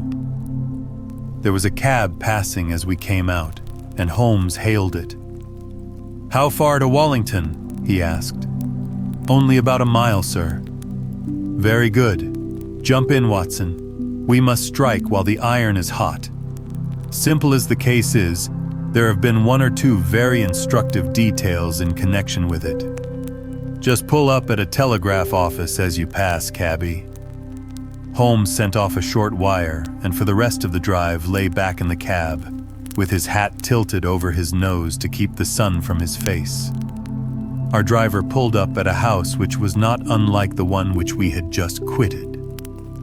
My companion ordered him to wait, and had his hand upon the knocker, when the door opened, and a grave young gentleman in black, with a very shiny hat, appeared on the step. "Is Miss Cushing at home?" asked Holmes. "Miss Sarah Cushing is extremely ill," said he. "She has been suffering since yesterday from brain symptoms of great severity. As her medical advisor, I cannot possibly take the responsibility of allowing anyone to see her. I should recommend you to call again in 10 days. He drew on his gloves, closed the door, and marched off down the street. "Well, if we can't, we can't," said Holmes cheerfully. "Perhaps she could not, or would not, have told you much. I did not wish her to tell me anything. I only wanted to look at her. However, I think that I have got all that I want. Drive us to some decent hotel, cabby, where we may have some lunch, and afterwards we shall drop down upon friend Lestrade at the police station." We had a pleasant little meal together, during which Holmes would talk about nothing but violins, narrating with great exultation how he had purchased his own Stradivarius, which was worth at least 500 guineas, at a Jew broker's in Tottenham Court Road for 55 shillings. This led him to Paganini, and we sat for an hour over a bottle of claret, while he told me anecdote after anecdote of that extraordinary man. The afternoon was far advanced, and the hot glare had softened into a mellow glow before we found ourselves at the police station. Lestrade was waiting for us at the door. "A telegram for you, Mr. Holmes," said he. "Ha, it is the answer." He tore it open, glanced his eyes over it, and crumpled it into his pocket. "That's all right," said he. "Have you found out anything?" "I have found out everything." "What?" Lestrade stared at him in amazement. "You are joking.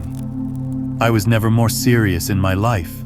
A shocking crime has been committed, and I think I have now laid bare every detail of it." "And the criminal?" Holmes scribbled a few words upon the back of one of his visiting cards and threw it over to Lestrade. "That is the name," he said. "You cannot effect an arrest until tomorrow night at the earliest. I should prefer that you do not mention my name at all in connection with the case, as I choose to be only associated with those crimes which present some difficulty in their solution. Come on, Watson." We strode off together to the station, leaving Lestrade still staring with a delighted face at the card which Holmes had thrown him. "The case," said Sherlock Holmes as we chatted over our cigars that night in our rooms at Baker Street, "is one where, as in the investigations which you have chronicled under the names of A Study in Scarlet and of The Sign of Four, we have been compelled to reason backward from effects to causes. I have written to Lestrade asking him to supply us with the details which are now wanting, and which he will only get after he has secured his man, that he may be safely trusted to do, for although he is absolutely devoid of reason, he is as tenacious as a bulldog when he once understands what he has to do, and, indeed, it is just this tenacity which has brought him to the top at Scotland Yard."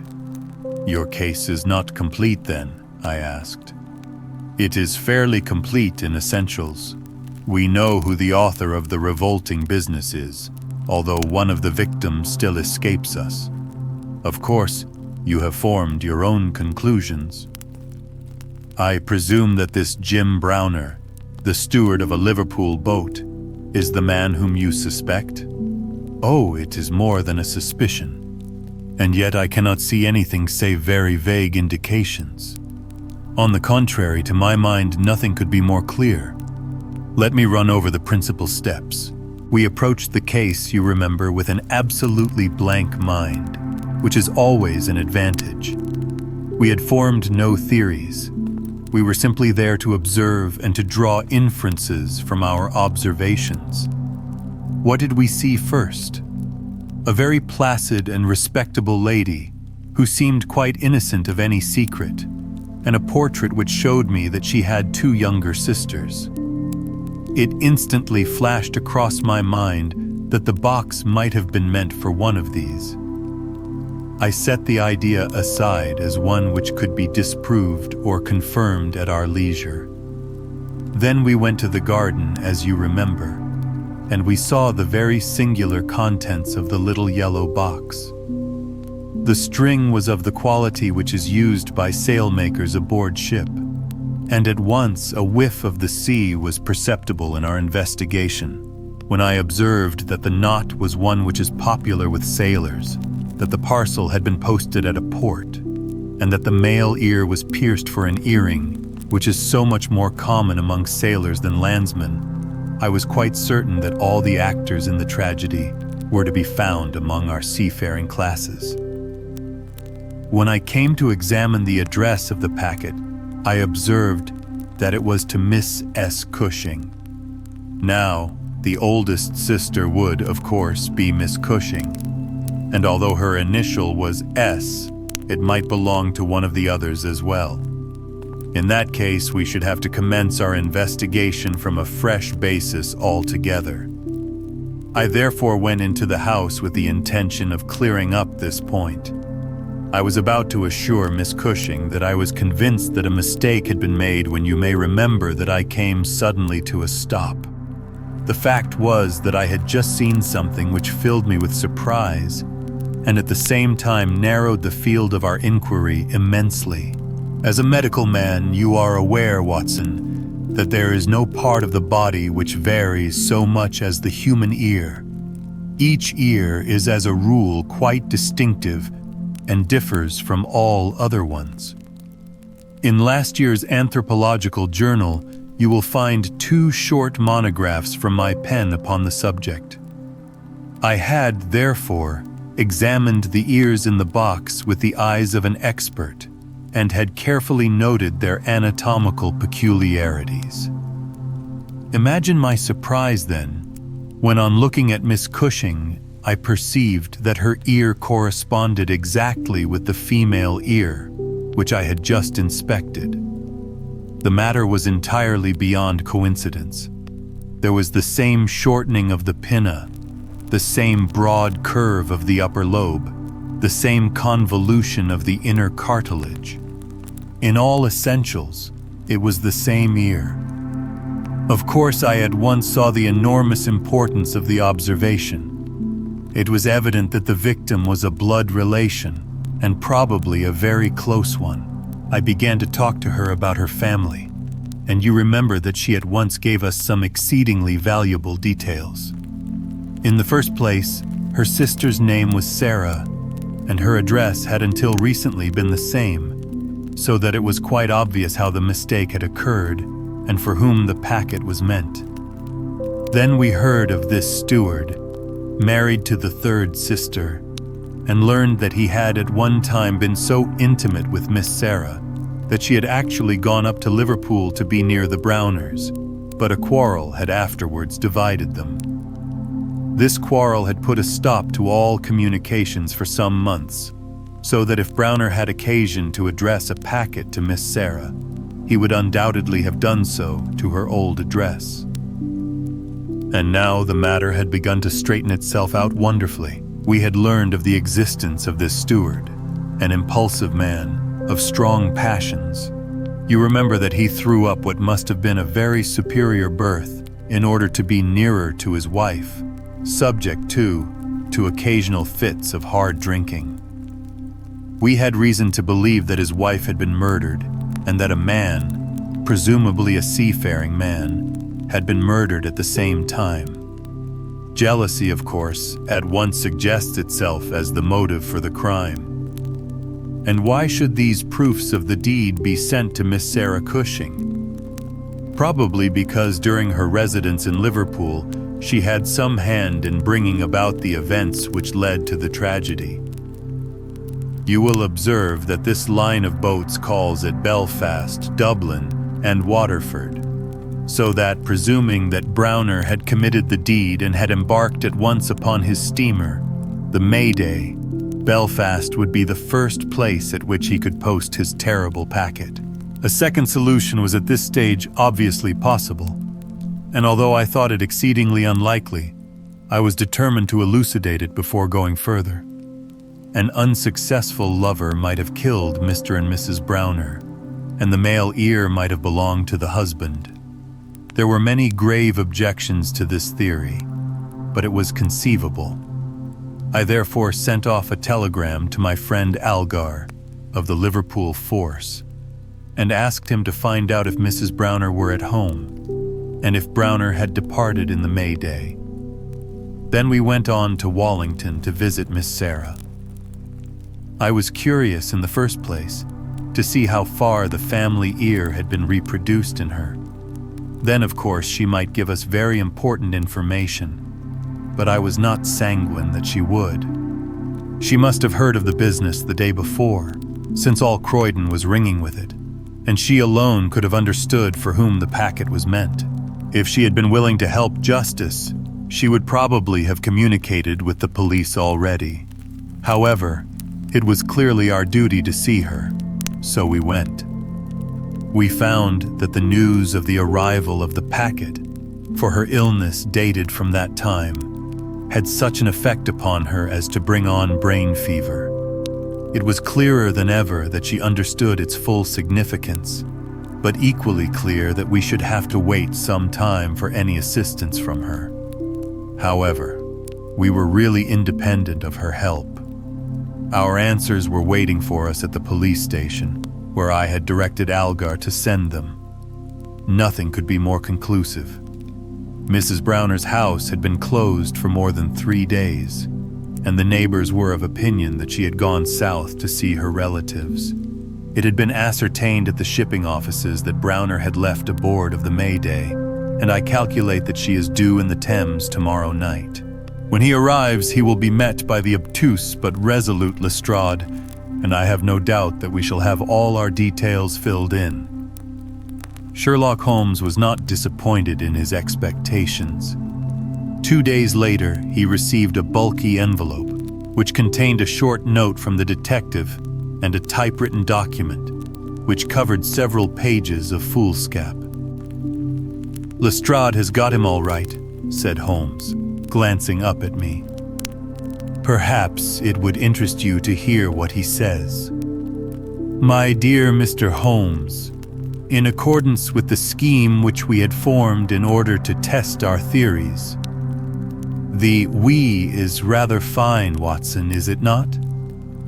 I went down to the Albert Dock yesterday at 6 p.m. and boarded the SS Mayday, belonging to the Liverpool, Dublin, and London Steam Packet Company. On inquiry, I found that there was a steward on board of the name of James Browner, and that he had acted during the voyage in such an extraordinary manner that the captain had been compelled to relieve him of his duties. On descending to his berth, I found him seated upon a chest, with his head sunk upon his hands, rocking himself to and fro. He is a big, powerful chap, clean-shaven and very swarthy, something like Aldridge, who helped us in the bogus laundry affair. He jumped up when he heard my business, and I had my whistle to my lips to call a couple of river police who were round the corner, but he seemed to have no heart in him, and he held out his hands quietly enough for the Darbys. We brought him along to the cells, and his box as well, for we thought there might be something incriminating. But, bar a big sharp knife such as most sailors have, we got nothing for our trouble. However, we find that we shall want no more evidence, for on being brought before the inspector at the station, he asked leave to make a statement, which was, of course, taken down, just as he made it, by our shorthand man. We had 3 copies typewritten, one of which I enclose. The affair proves, as I always thought it would, to be an extremely simple one, but I am obliged to you for assisting me in my investigation. With kind regards, yours very truly, G. Lestrade. The investigation really was a very simple one, remarked Holmes, but I don't think it struck him in that light when he first called us in. However, let us see what Jim Browner has to say for himself. This is his statement as made before Inspector Montgomery at the Shadwell police station, and it has the advantage of being verbatim. Have I anything to say? Yes, I have a deal to say. I have to make a clean breast of it all.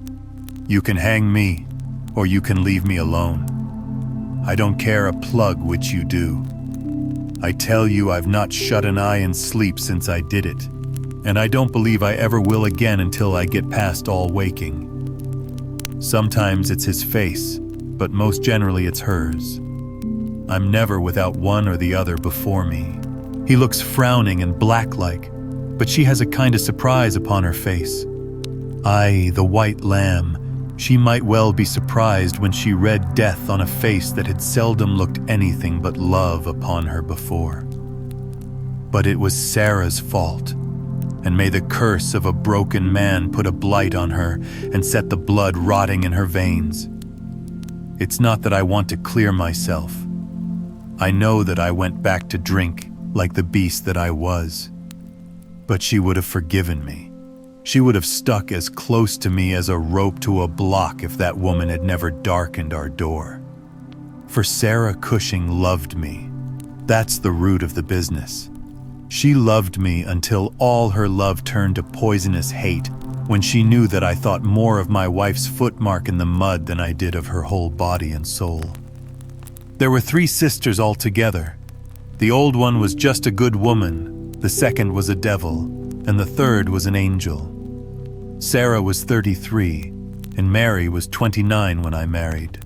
We were just as happy as the day was long when we set up house together, and in all Liverpool there was no better woman than my Mary. And then we asked Sarah up for a week, and the week grew into a month, and one thing led to another, until she was just one of ourselves. I was blue ribbon at that time, and we were putting a little money by, and all was as bright as a new dollar. My God, whoever would have thought that it could have come to this? Whoever would have dreamed it? I used to be home for the weekends very often, and sometimes if the ship were held back for cargo, I would have a whole week at a time, and in this way I saw a deal of my sister-in-law, Sarah. She was a fine tall woman, black and quick and fierce, with a proud way of carrying her head and a glint from her eye like a spark from a flint. But when little Mary was there, I had never a thought of her, and that I swear as I hope for God's mercy. It had seemed to me sometimes that she liked to be alone with me, or to coax me out for a walk with her, but I had never thought anything of that. But one evening my eyes were opened. I had come up from the ship and found my wife out, but Sarah at home. "Where's Mary?" I asked. "Oh, she has gone to pay some accounts."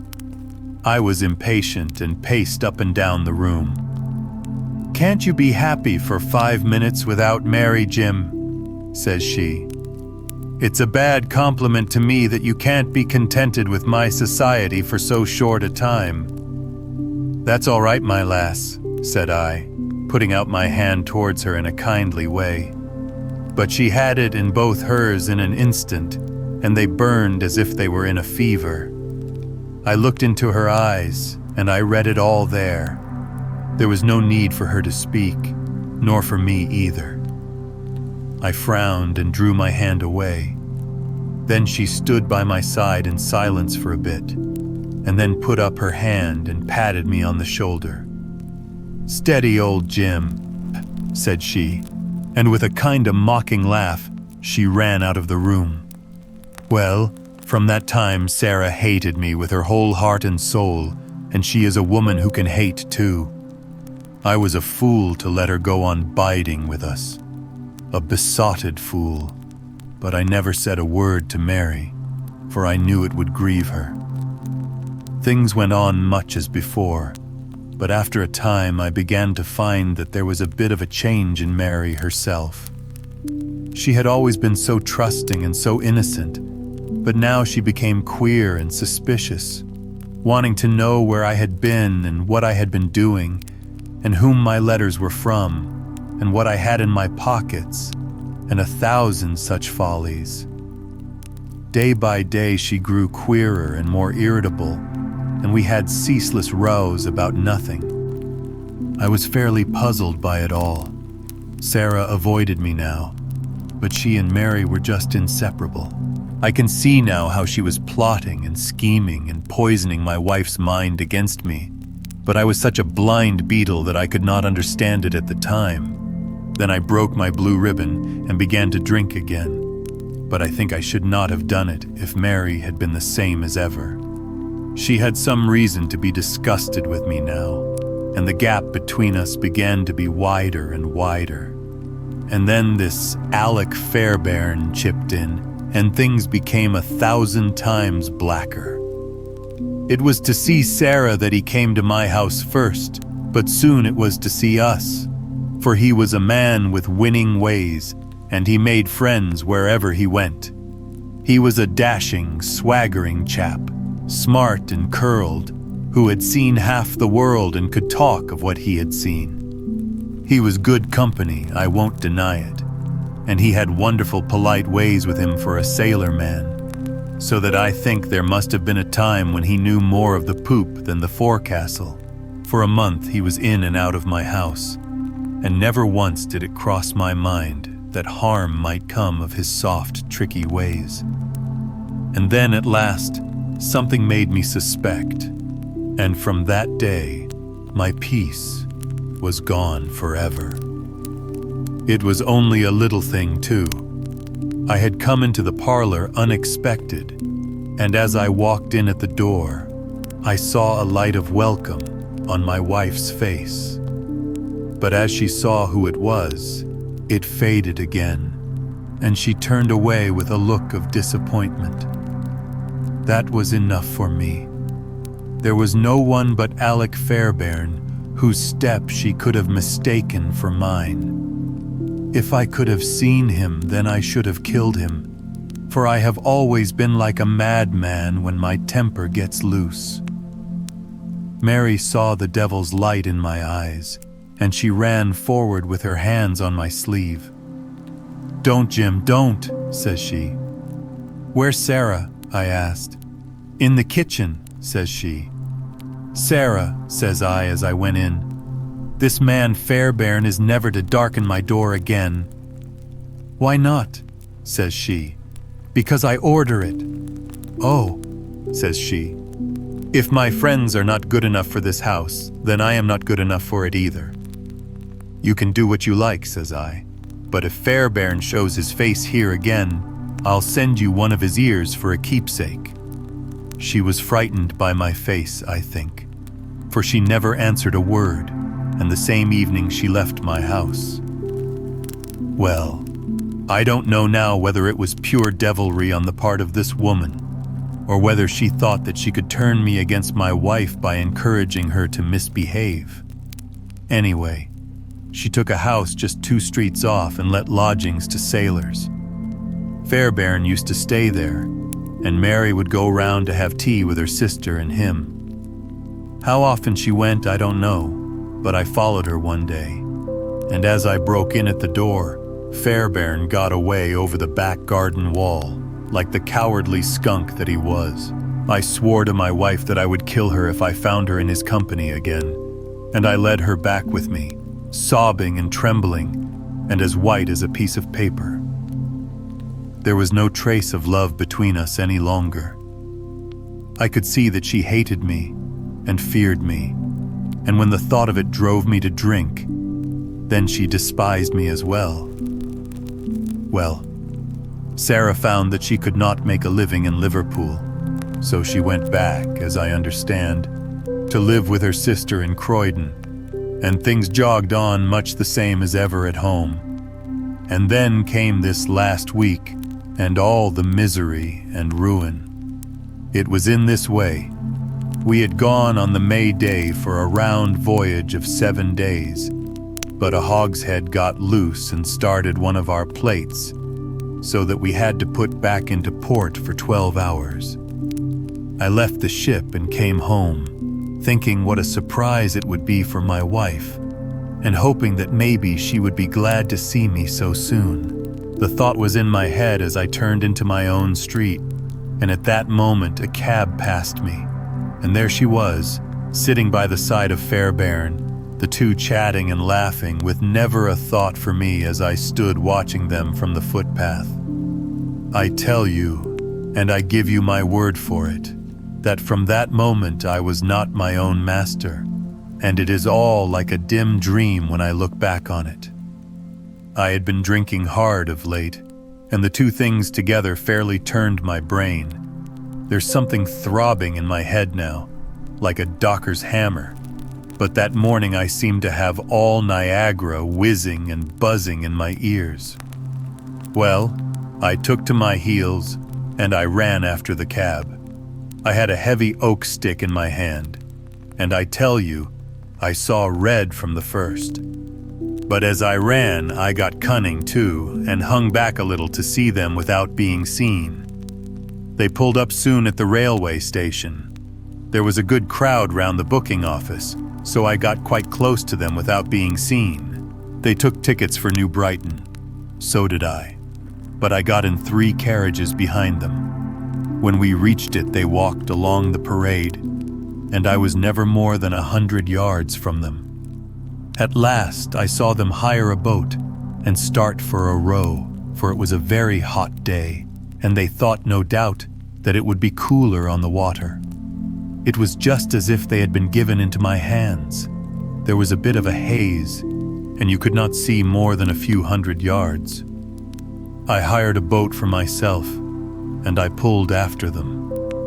I could see the blur of their craft, but they were going nearly as fast as I, and they must have been a long mile from the shore before I caught them up. The haze was like a curtain all round us, and there were we three in the middle of it. My God, shall I ever forget their faces when they saw who was in the boat that was closing in upon them? She screamed out. He swore like a madman and jabbed at me with an oar, for he must have seen death in my eyes. I got past it and got one in with my stick that crushed his head like an egg. I would have spared her perhaps for all my madness, but she threw her arms round him, crying out to him and calling him Alec. I struck again, and she lay stretched beside him. I was like a wild beast then that had tasted blood. If Sarah had been there, by the Lord, she should have joined them. I pulled out my knife, and, well, there. I've said enough. It gave me a kind of savage joy when I thought how Sarah would feel when she had such signs as these of what her meddling had brought about. Then I tied the bodies into the boat, stove a plank, and stood by until they had sunk.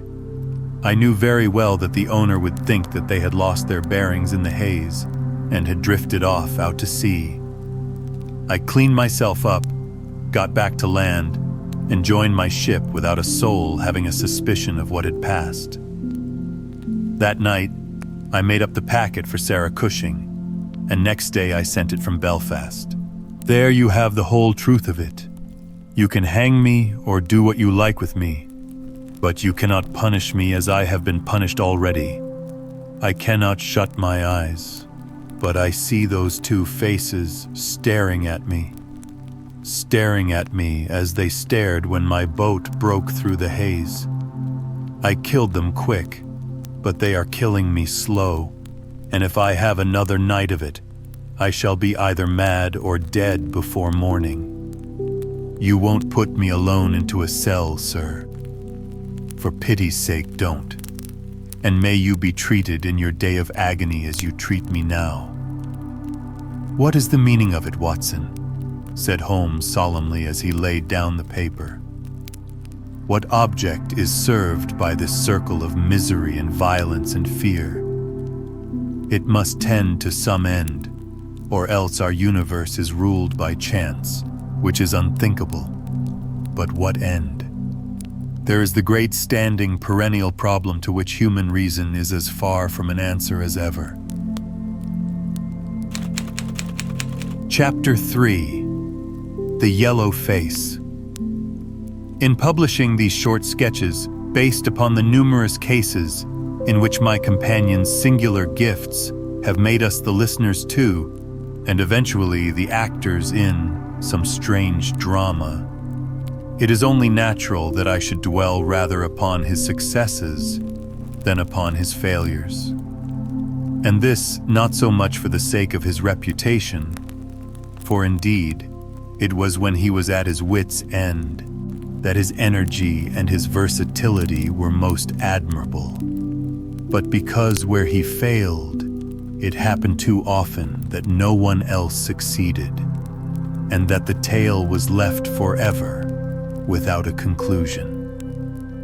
Now and again, however, it chanced that even when he erred, the truth was still discovered. I have noted of some half-dozen cases of the kind, of which the affair of the second stain and that which I am now about to recount are the two which present the strongest features of interest. Sherlock Holmes was a man who seldom took exercise for exercise's sake. Few men were capable of greater muscular effort, and he was undoubtedly one of the finest boxers of his weight that I have ever seen. But he looked upon aimless bodily exertion as a waste of energy, and he seldom bestirred himself, save when there was some professional object to be served. Then he was absolutely untiring and indefatigable. That he should have kept himself in training under such circumstances is remarkable, but his diet was usually of the sparest, and his habits were simple to the verge of austerity.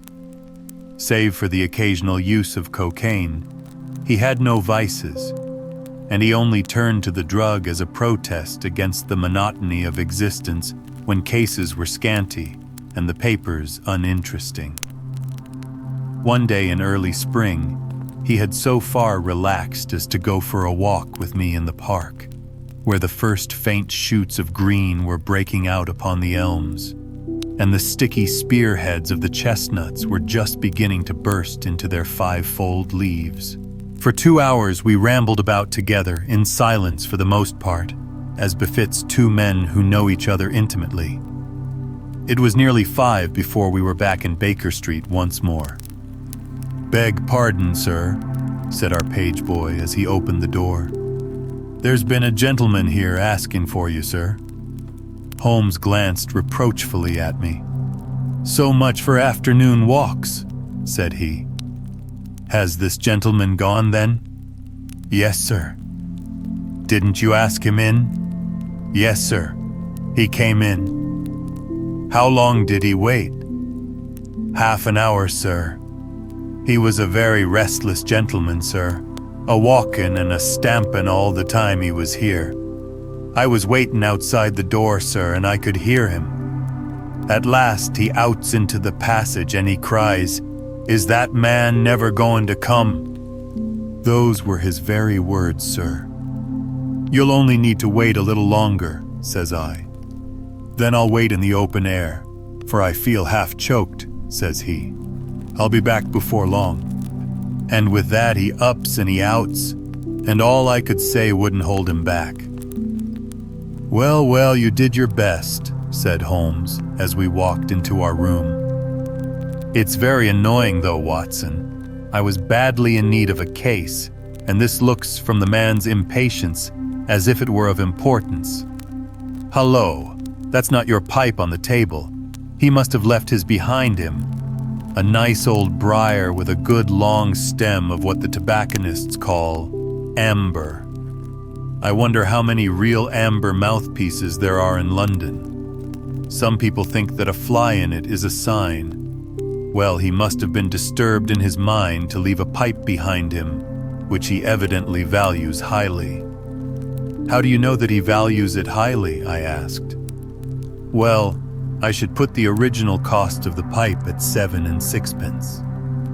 Now it has, you see, been twice mended, once in the wooden stem and once in the amber. Each of these mends, done as you observe with silver bands, must have cost more than the pipe did originally. The man must value the pipe highly when he prefers to patch it up rather than buy a new one with the same money." "Anything else?" I asked, for Holmes was turning the pipe about in his hand and staring at it in his peculiar, pensive way. He held it up and tapped on it with his long, thin forefinger, as a professor might who was lecturing on a bone. "Pipes are occasionally of extraordinary interest," said he. "Nothing has more individuality, save perhaps watches and bootlaces. The indications here, however, are neither very marked nor very important. The owner is obviously a muscular man, left-handed, with an excellent set of teeth, careless in his habits, and with no need to practice economy." My friend threw out the information in a very offhand way, but I saw that he cocked his eye at me to see if I had followed his reasoning. "You think a man must be well-to-do if he smokes a 7-shilling pipe," said I. "This is Grosvenor mixture at 8pence an ounce," Holmes answered, knocking a little out on his palm. "As he might get an excellent smoke for half the price, he has no need to practice economy." And the other points? He has been in the habit of lighting his pipe at lamps and gas jets. You can see that it is quite charred all down one side. Of course, a match could not have done that. Why should a man hold a match to the side of his pipe? But you cannot light it at a lamp without getting the bowl charred.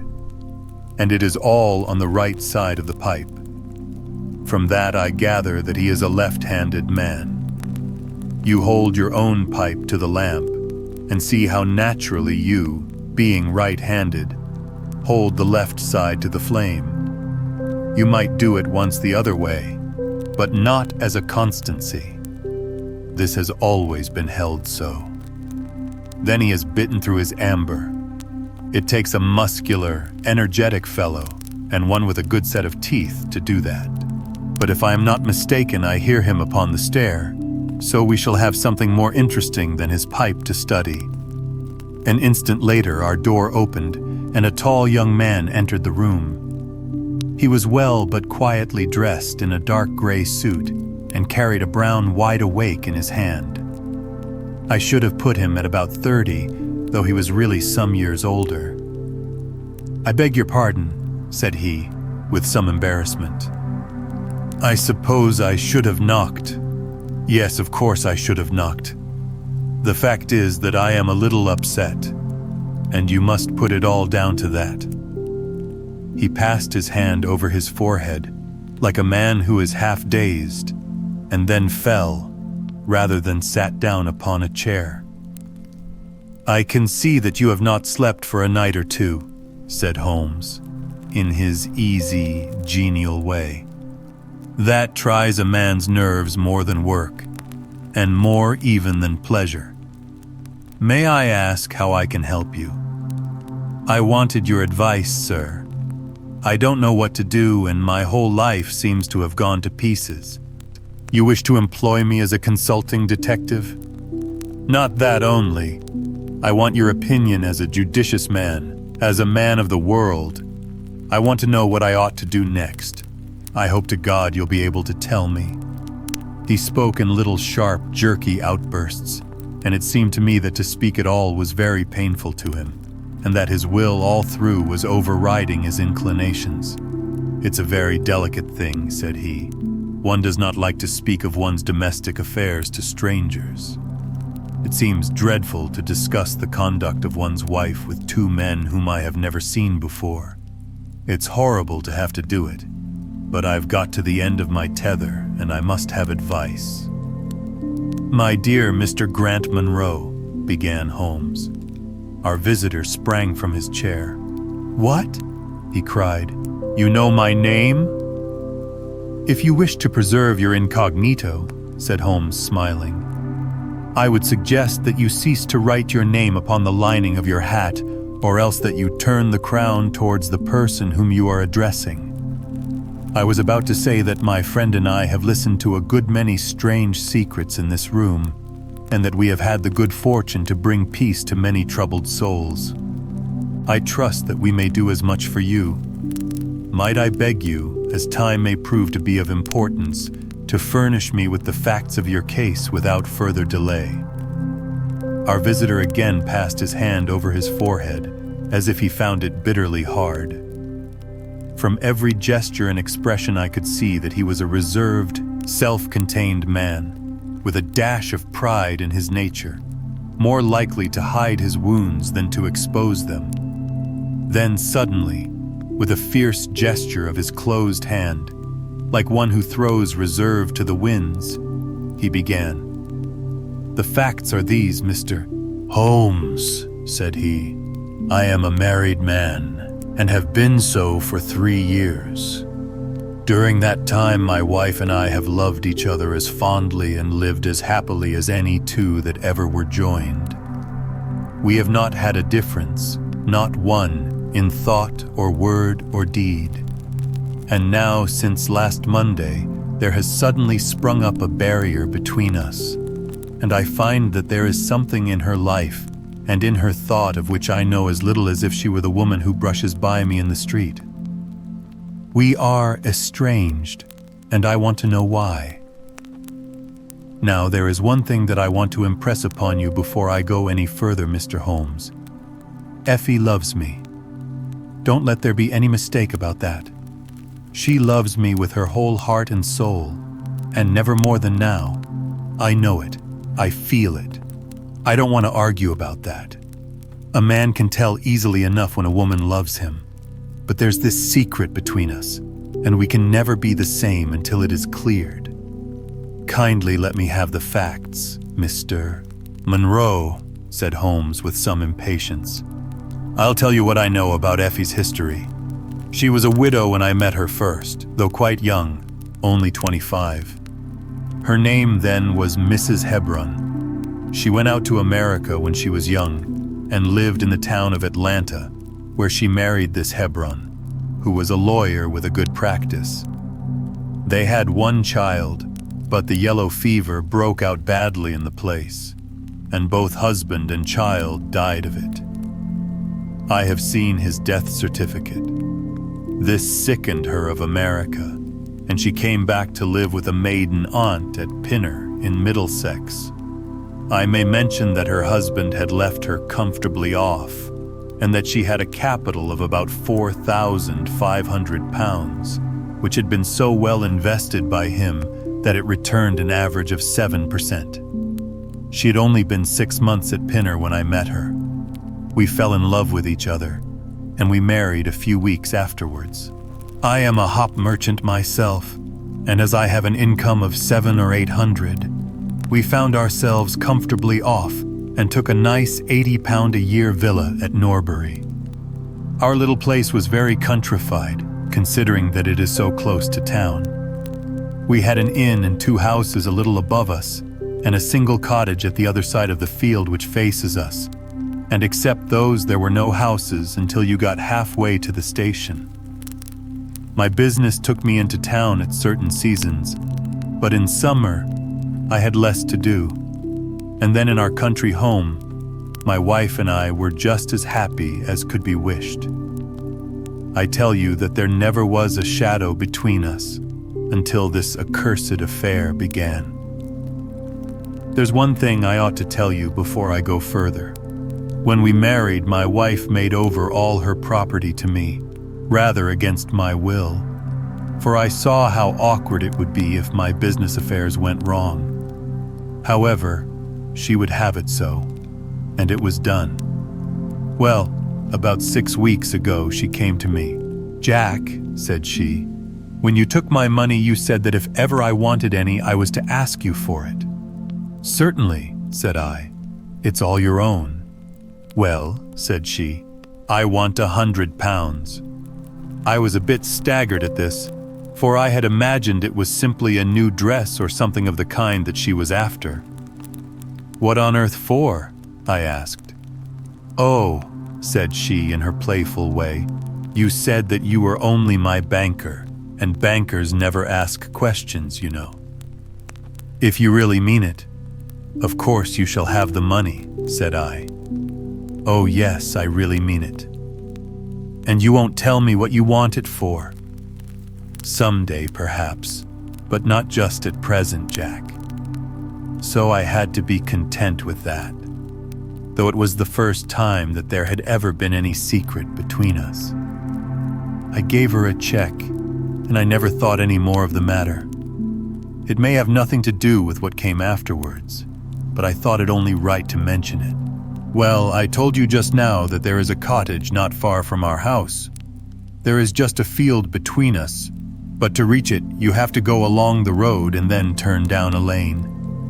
Just beyond it is a nice little grove of Scotch firs, and I used to be very fond of strolling down there, for trees are always a neighborly kind of things. The cottage had been standing empty this 8 months, and it was a pity, for it was a pretty 2-storied place, with an old-fashioned porch and honeysuckle about it. I have stood many a time and thought what a neat little homestead it would make. Well, last Monday evening I was taking a stroll down that way when I met an empty van coming up the lane and saw a pile of carpets and things lying about on the grass plot beside the porch. It was clear that the cottage had at last been let. I walked past it and wondered what sort of folk they were who had come to live so near us. And as I looked, I suddenly became aware that a face was watching me out of one of the upper windows. I don't know what there was about that face, Mr. Holmes, but it seemed to send a chill right down my back. I was some little way off, so that I could not make out the features, but there was something unnatural and inhuman about the face. That was the impression that I had, and I moved quickly forwards to get a nearer view of the person who was watching me. But as I did so, the face suddenly disappeared.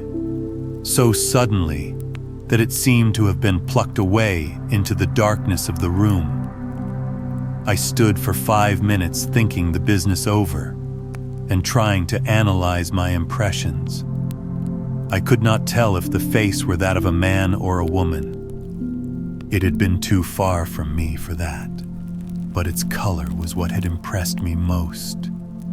It was of a livid, chalky white, and with something set and rigid about it which was shockingly unnatural. So disturbed was I that I determined to see a little more of the new inmates of the cottage. I approached and knocked at the door, which was instantly opened by a tall, gaunt woman with a harsh, forbidding face. "What may you be wantin'?" she asked in a northern accent. "I am your neighbor over yonder," said I, nodding towards my house.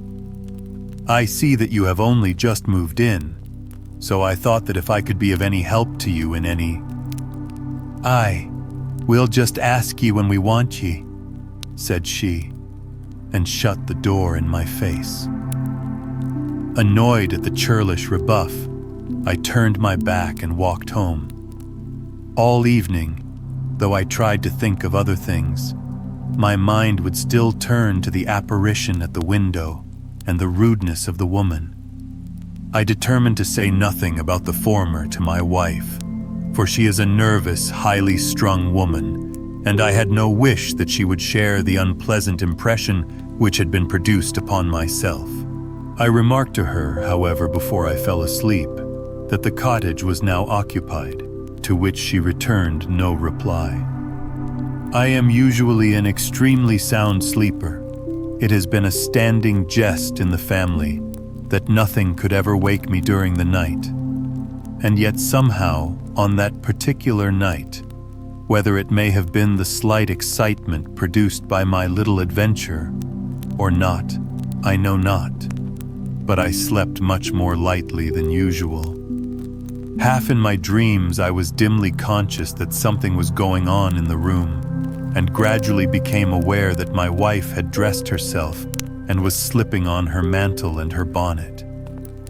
My lips were parted to murmur out some sleepy words of surprise or remonstrance at this untimely preparation, when suddenly my half-opened eyes fell upon her face, illuminated by the candlelight, and astonishment held me dumb.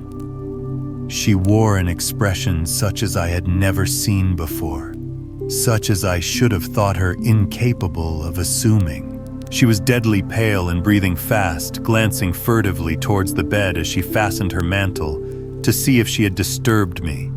Then, thinking that I was still asleep, she slipped noiselessly from the room, and an instant later I heard a sharp creaking which could only come from the hinges of the front door. I sat up in bed and rapped my knuckles against the rail to make certain that I was truly awake. Then I took my watch from under the pillow. It was 3 a.m. What on this earth could my wife be doing out on the country road at 3 a.m? I had sat for about 20 minutes turning the thing over in my mind and trying to find some possible explanation. The more I thought, the more extraordinary and inexplicable did it appear. I was still puzzling over it when I heard the door gently close again, and her footsteps coming up the stairs. "Where in the world have you been, Effie?" I asked as she entered. She gave a violent start and a kind of gasping cry when I spoke, and that cry and start troubled me more than all the rest, for there was something indescribably guilty about them. My wife had always been a woman of a frank, open nature, and it gave me a chill to see her slinking into her own room and crying out and wincing when her own husband spoke to her. "You awake, Jack?" she cried, with a nervous laugh.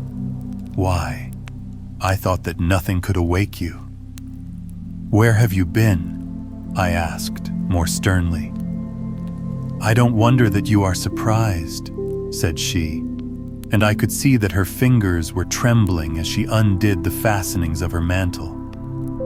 "Why, I never remember having done such a thing in my life before. The fact is that I felt as though I were choking and had a perfect longing for a breath of fresh air. I really think that I should have fainted if I had not gone out. I stood at the door for a few minutes, and now I am quite myself again. All the time that she was telling me this story, she never once looked in my direction, and her voice was quite unlike her usual tones. It was evident to me that she was saying what was false. I said nothing in reply, but turned my face to the wall, sick at heart, with my mind filled with 1,000 venomous doubts and suspicions. What was it that my wife was concealing from me? Where had she been during that strange expedition? I felt that I should have no peace until I knew, and yet I shrank from asking her again after once she had told me what was false. All the rest of the night I tossed and tumbled, framing theory after theory, each more unlikely than the last. I should have gone to the city that day, but I was too disturbed in my mind to be able to pay attention to business matters. My wife seemed to be as upset as myself, and I could see from the little questioning glances which she kept shooting at me that she understood that I disbelieved her statement and that she was at her wit's end what to do. We hardly exchanged a word during breakfast, and immediately afterwards I went out for a walk, that I might think the matter out in the fresh morning air.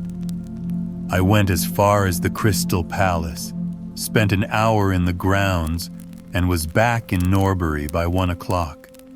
It happened that my way took me past the cottage, and I stopped for an instant to look at the windows and to see if I could catch a glimpse of the strange face which had looked out at me on the day before. As I stood there, imagine my surprise, Mr. Holmes, when the door suddenly opened and my wife walked out. I was struck dumb with astonishment at the sight of her, but my emotions were nothing to those which showed themselves upon her face when our eyes met. She seemed for an instant to wish to shrink back inside the house again, and then, seeing how useless all concealment must be, she came forward, with a very white face and frightened eyes which belied the smile upon her lips. "Ah, Jack," she said, "I have just been in to see if I can be of any assistance to our new neighbors. Why do you look at me like that, Jack? You are not angry with me?"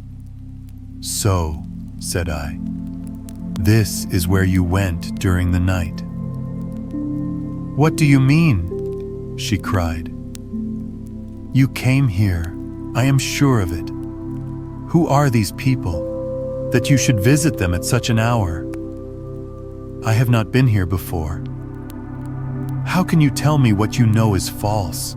I cried. "Your very voice changes as you speak. When have I ever had a secret from you? I shall enter that cottage, and I shall probe the matter to the bottom." "No, no, Jack, for God's sake," she gasped, in uncontrollable emotion. Then, as I approached the door, she seized my sleeve and pulled me back with convulsive strength. "I implore you not to do this, Jack," she cried. "I swear that I will tell you everything someday, but nothing but misery can come of it if you enter that cottage." Then, as I tried to shake her off, she clung to me in a frenzy of entreaty. "Trust me, Jack," she cried. "Trust me only this once. You will never have cause to regret it.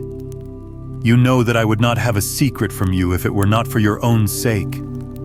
Our whole lives are at stake in this. If you come home with me, all will be well. If you force your way into that cottage, all is over between us." There was such earnestness, such despair in her manner, that her words arrested me, and I stood irresolute before the door.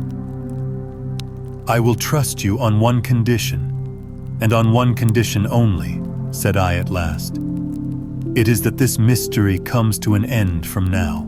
You are at liberty to preserve your secret, but you must promise me that there shall be no more nightly visits, no more doings which are kept from my knowledge. I am willing to forget those which are past if you will promise that there shall be no more in the future." "I was sure that you would trust me," she cried with a great sigh of relief. "It shall be just as you wish.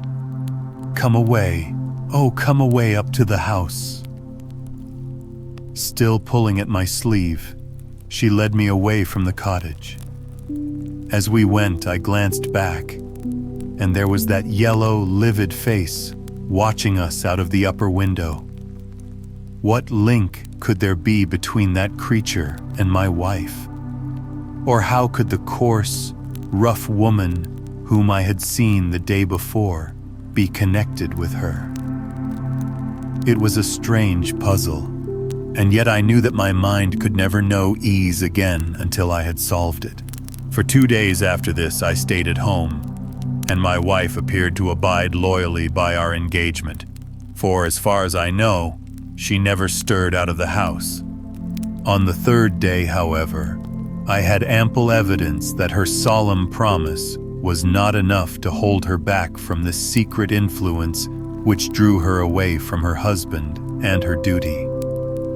I had gone into town on that day, but I returned by the 2:40 instead of the 3:36, which is my usual train. As I entered the house, the maid ran into the hall with a startled face.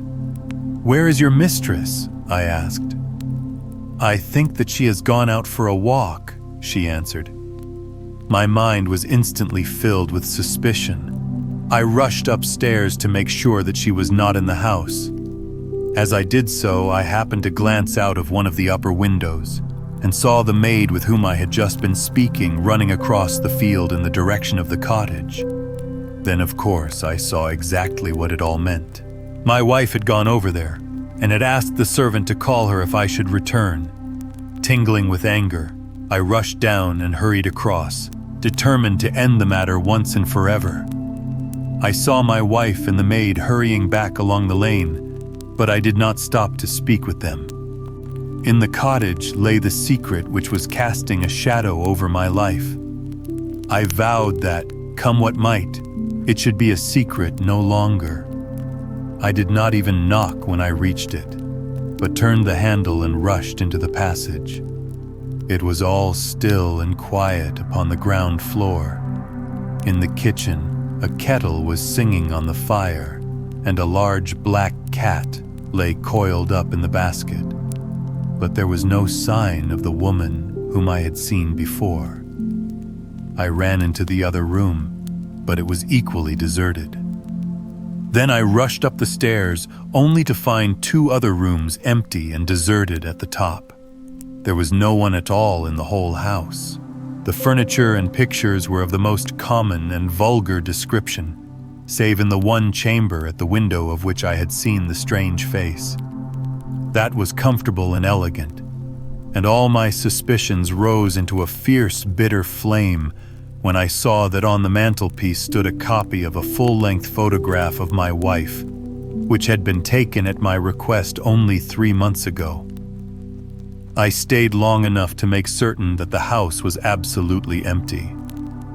Then I left it, feeling a weight at my heart such as I had never had before.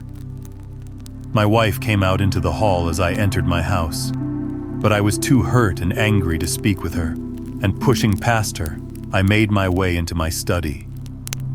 She followed me, however, before I could close the door. "I am sorry that I broke my promise, Jack," said she. "But if you knew all the circumstances, I am sure that you would forgive me." "Tell me everything, then," said I. "I cannot, Jack, I cannot," she cried, "until you tell me who it is that has been living in that cottage, and who it is to whom you have given that photograph. There can never be any confidence between us," said I, and breaking away from her, I left the house. That was yesterday, Mr. Holmes, and I have not seen her since, nor do I know anything more about this strange business. It is the first shadow that has come between us, and it has so shaken me that I do not know what I should do for the best. Suddenly this morning it occurred to me that you were the man to advise me, so I have hurried to you now, and I place myself unreservedly in your hands. If there is any point which I have not made clear, pray question me about it. But above all, tell me quickly what I am to do, for this misery is more than I can bear." Holmes and I had listened with the utmost interest to this extraordinary statement, which had been delivered in the jerky, broken fashion of a man who is under the influence of extreme emotions. My companion sat silent for some time, with his chin upon his hand, lost in thought. "Tell me," said he at last, "could you swear that this was a man's face which you saw at the window?" "Each time that I saw it, I was some distance away from it, so that it is impossible for me to say. You appear, however, to have been disagreeably impressed by it. It seemed to be of an unnatural color, and to have a strange rigidity about the features. When I approached, it vanished with a jerk." "How long is it since your wife asked you for £100? "Nearly 2 months." "Have you ever seen a photograph of her first husband?" "No. There was a great fire at Atlanta very shortly after his death, and all her papers were destroyed." "And yet she had a certificate of death. You say that you saw it?" "Yes, she got a duplicate after the fire." "Did you ever meet anyone who knew her in America?" "No." "Did she ever talk of revisiting the place?" "No." "Or get letters from it?" "No." "Thank you. I should like to think over the matter a little now. If the cottage is now permanently deserted, we may have some difficulty. If, on the other hand, as I fancy is more likely, the inmates were warned of your coming and left before you entered yesterday, then they may be back now, and we should clear it all up easily. Let me advise you then to return to Norbury and to examine the windows of the cottage again. If you have reason to believe that it is inhabited, do not force your way in, but send a wire to my friend and me. We shall be with you within an hour of receiving it, and we shall then very soon get to the bottom of the business. And if it is still empty, in that case I shall come out tomorrow and talk it over with you. Goodbye, and above all, do not fret until you know that you really have a cause for it." "I am afraid that this is a bad business, Watson," said my companion, as he returned after accompanying Mr. Grant Munro to the door. "What do you make of it?" "It had an ugly sound," I answered. "Yes, there's blackmail in it, or I am much mistaken." "And who is the blackmailer?" "Well, it must be the creature who lives in the only comfortable room in the place, and has her photograph above his fireplace. Upon my word, Watson, there is something very attractive about that livid face at the window, and I would not have missed the case for worlds."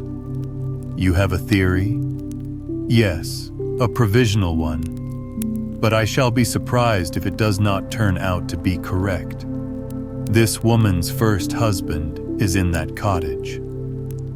"Why do you think so?"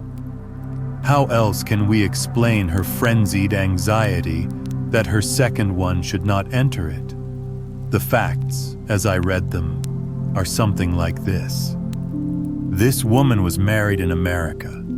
Her husband developed some hateful qualities, or shall we say that he contracted some loathsome disease and became a leper or an imbecile. She flies from him at last, returns to England, changes her name, and starts her life, as she thinks, afresh. She has been married 3 years, and believes that her position is quite secure, having shown her husband the death certificate of some man whose name she has assumed, when suddenly her whereabouts is discovered by her first husband, or we may suppose by some unscrupulous woman who has attached herself to the invalid. They write to the wife and threaten to come and expose her. She asks for £100 and endeavors to buy them off. They come in spite of it, and when the husband mentions casually to the wife that there are newcomers in the cottage, she knows in some way that they are her pursuers. She waits until her husband is asleep, and then she rushes down to endeavor to persuade them to leave her in peace. Having no success, she goes again next morning, and her husband meets her, as he has told us, as she comes out. She promises him then not to go there again, but 2 days afterwards, the hope of getting rid of those dreadful neighbors was too strong for her, and she made another attempt, taking down with her the photograph which had probably been demanded from her. In the midst of this interview, the maid rushed in to say that the master had come home, on which the wife, knowing that he would come straight down to the cottage, hurried the inmates out at the back door, into the grove of fir trees, probably, which was mentioned as standing near. In this way he found the place deserted. I shall be very much surprised, however, if it is still so when he reconnoiters it this evening. What do you think of my theory? It is all surmise, but at least it covers all the facts. When new facts come to our knowledge which cannot be covered by it, it will be time enough to reconsider it. We can do nothing more until we have a message from our friend at Norbury. But we had not a very long time to wait for that. It came just as we had finished our tea. The cottage is still tenanted, it said. Have seen the face again at the window. Will meet the 7 o'clock train, and will take no steps until you arrive. He was waiting on the platform when we stepped out, and we could see in the light of the station lamps that he was very pale and quivering with agitation. They are still there, Mr. Holmes, said he, laying his hand hard upon my friend's sleeve. I saw lights in the cottage as I came down. We shall settle it now once and for all. What is your plan then? Asked Holmes, as he walked down the dark tree-lined road.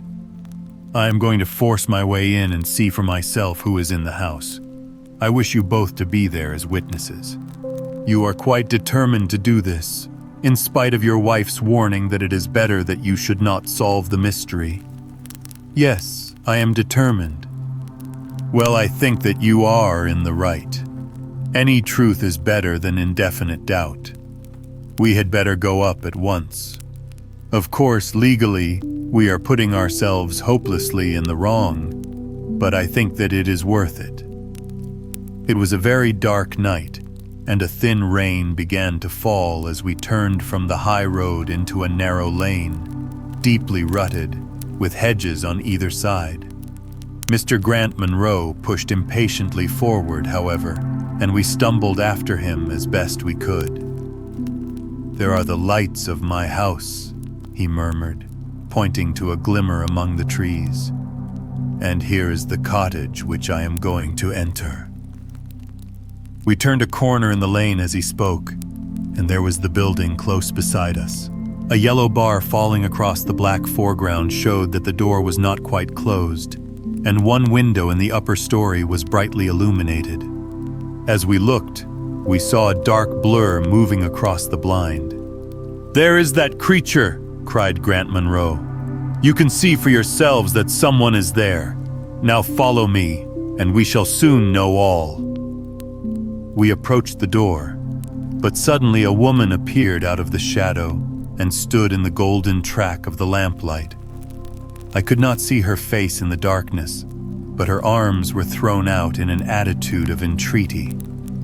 For God's sake, don't, Jack, she cried.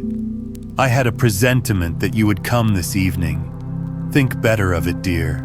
Trust me again, and you will never have cause to regret it. I have trusted you too long, Effie, he cried sternly. Leave go of me. I must pass you. My friends and I are going to settle this matter once and forever. He pushed her to one side, and we followed closely after him. As he threw the door open, an old woman ran out in front of him and tried to bar his passage, but he thrust her back. and an instant afterwards we were all upon the stairs. Grant Munro rushed into the lighted room at the top, and we entered at his heels. It was a cozy, well-furnished apartment, with 2 candles burning upon the table and 2 upon the mantelpiece. In the corner, stooping over a desk, there sat what appeared to be a little girl. Her face was turned away as we entered, but we could see that she was dressed in a red frock and that she had long white gloves on. As she whisked round to us, I gave a cry of surprise and horror. The face which she turned towards us was of the strangest livid tint, and the features were absolutely devoid of any expression. An instant later, the mystery was explained. Holmes, with a laugh, passed his hand behind the child's ear, a mask peeled off from her countenance, and there was a little coal-black negress with all her white teeth flashing in amusement at our amazed faces. I burst out laughing, out of sympathy with her merriment, but Grant Munro stood staring, with his hand clutching his throat. "My God!" he cried. "What can be the meaning of this?" "I will tell you the meaning of it," cried the lady, sweeping into the room with a proud, set face. "You have forced me, against my own judgment, to tell you, and now we must both make the best of it. My husband died at Atlanta. My child survived." "Your child?" She drew a large silver locket from her bosom. "You have never seen this open?" I understood that it did not open. She touched a spring, and the front hinged back. There was a portrait within of a man strikingly handsome and intelligent-looking, but bearing unmistakable signs upon his features of his African descent. "That is John Hebron of Atlanta," said the lady, "and a nobler man never walked the earth. I cut myself off from my race in order to wed him, but never once while he lived did I for an instant regret it. It was our misfortune that our only child took after his people rather than mine. It is often so in such matches, and little Lucy is darker far than ever her father was. But dark or fair, she is my own dear little girlie, and her mother's pet." The little creature ran across at the words and nestled up against the lady's dress. "When I left her in America," she continued, "it was only because her health was weak, and the change might have done her harm. She was given to the care of a faithful Scotch woman who had once been our servant. Never for an instant did I dream of disowning her as my child. But when chance threw you in my way, Jack, and I learned to love you, I feared to tell you about my child. God forgive me. I feared that I should lose you, and I had not the courage to tell you. I had to choose between you, and in my weakness I turned away from my own little girl. For 3 years I have kept her existence a secret from you, but I heard from the nurse, and I knew that all was well with her. At last, however, there came an overwhelming desire to see the child once more. I struggled against it, but in vain. Though I knew the danger, I determined to have the child over, if it were but for a few weeks. I sent £100 to the nurse, and I gave her instructions about this cottage, so that she might come as a neighbor, without my appearing to be in any way connected with her. I pushed my precautions so far as to order her to keep the child in the house during the daytime, and to cover up her little face and hands, so that even those who might see her at the window should not gossip about there being a black child in the neighborhood.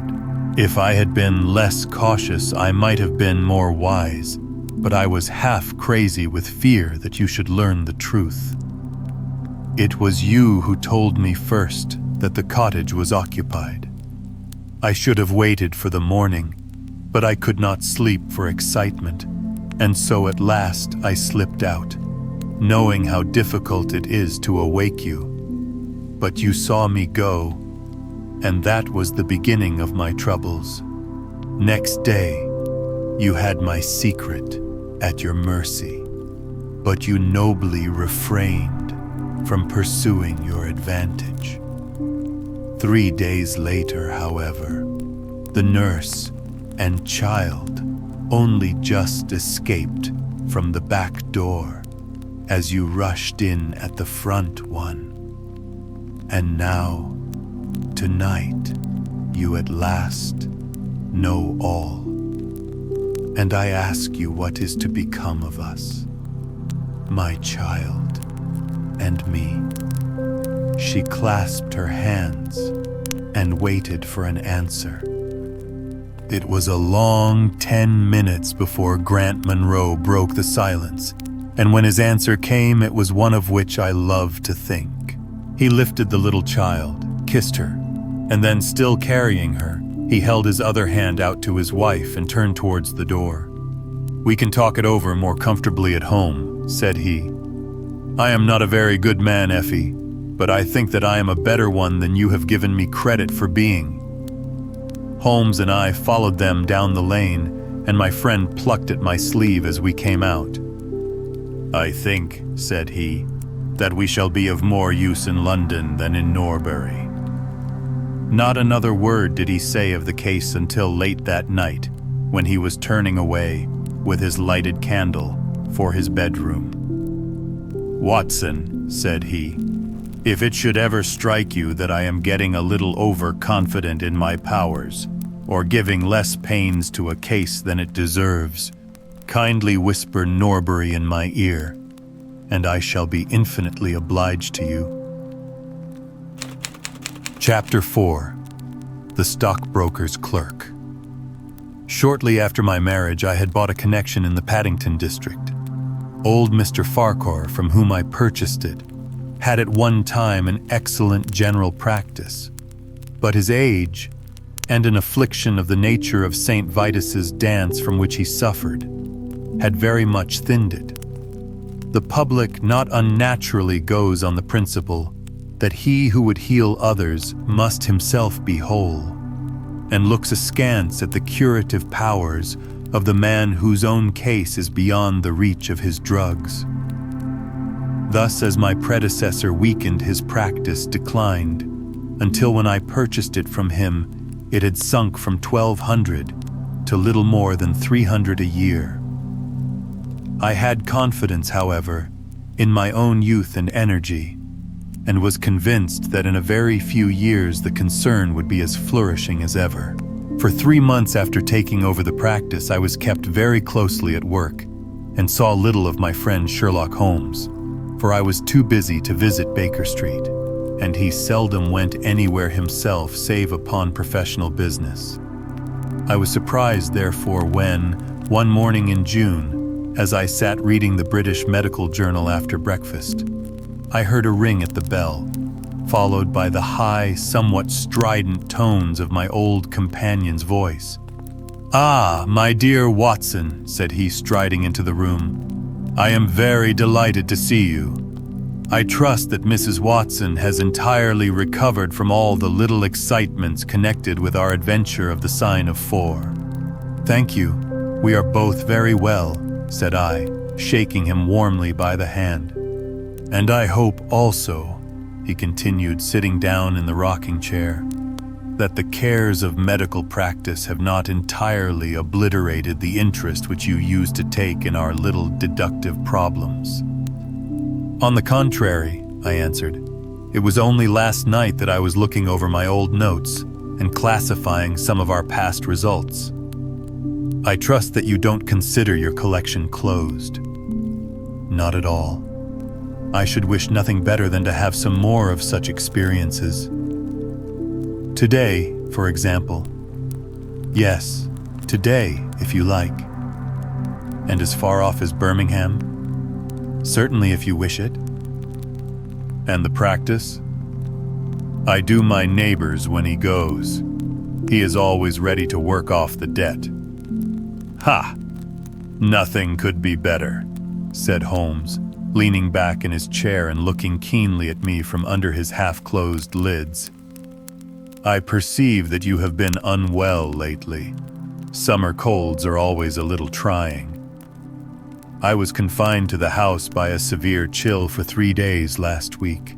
I thought, however, that I had cast off every trace of it. So you have. You look remarkably robust. How then did you know of it? My dear fellow, you know my methods. You deduced it then? Certainly. And from what? From your slippers. I glanced down at the new patent leathers which I was wearing. How on earth? I began, but Holmes answered my question before it was asked. Your slippers are new, he said. You could not have had them more than a few weeks. The soles which you are at this moment presenting to me are slightly scorched. For a moment I thought they might have got wet and been burned in the drying, but near the instep there is a small circular wafer of paper with the shopman's hieroglyphics upon it. Damp would of course have removed this. You had then been sitting with your feet outstretched to the fire, which a man would hardly do even in so wet a June as this if he were in his full health. Like all Holmes's reasoning, the thing seemed simplicity itself when it was once explained. He read the thought upon my features, and his smile had a tinge of bitterness. I am afraid that I rather give myself away when I explain, said he. Results without causes are much more impressive. You are ready to come to Birmingham, then? Certainly. What is the case? You shall hear it all in the train.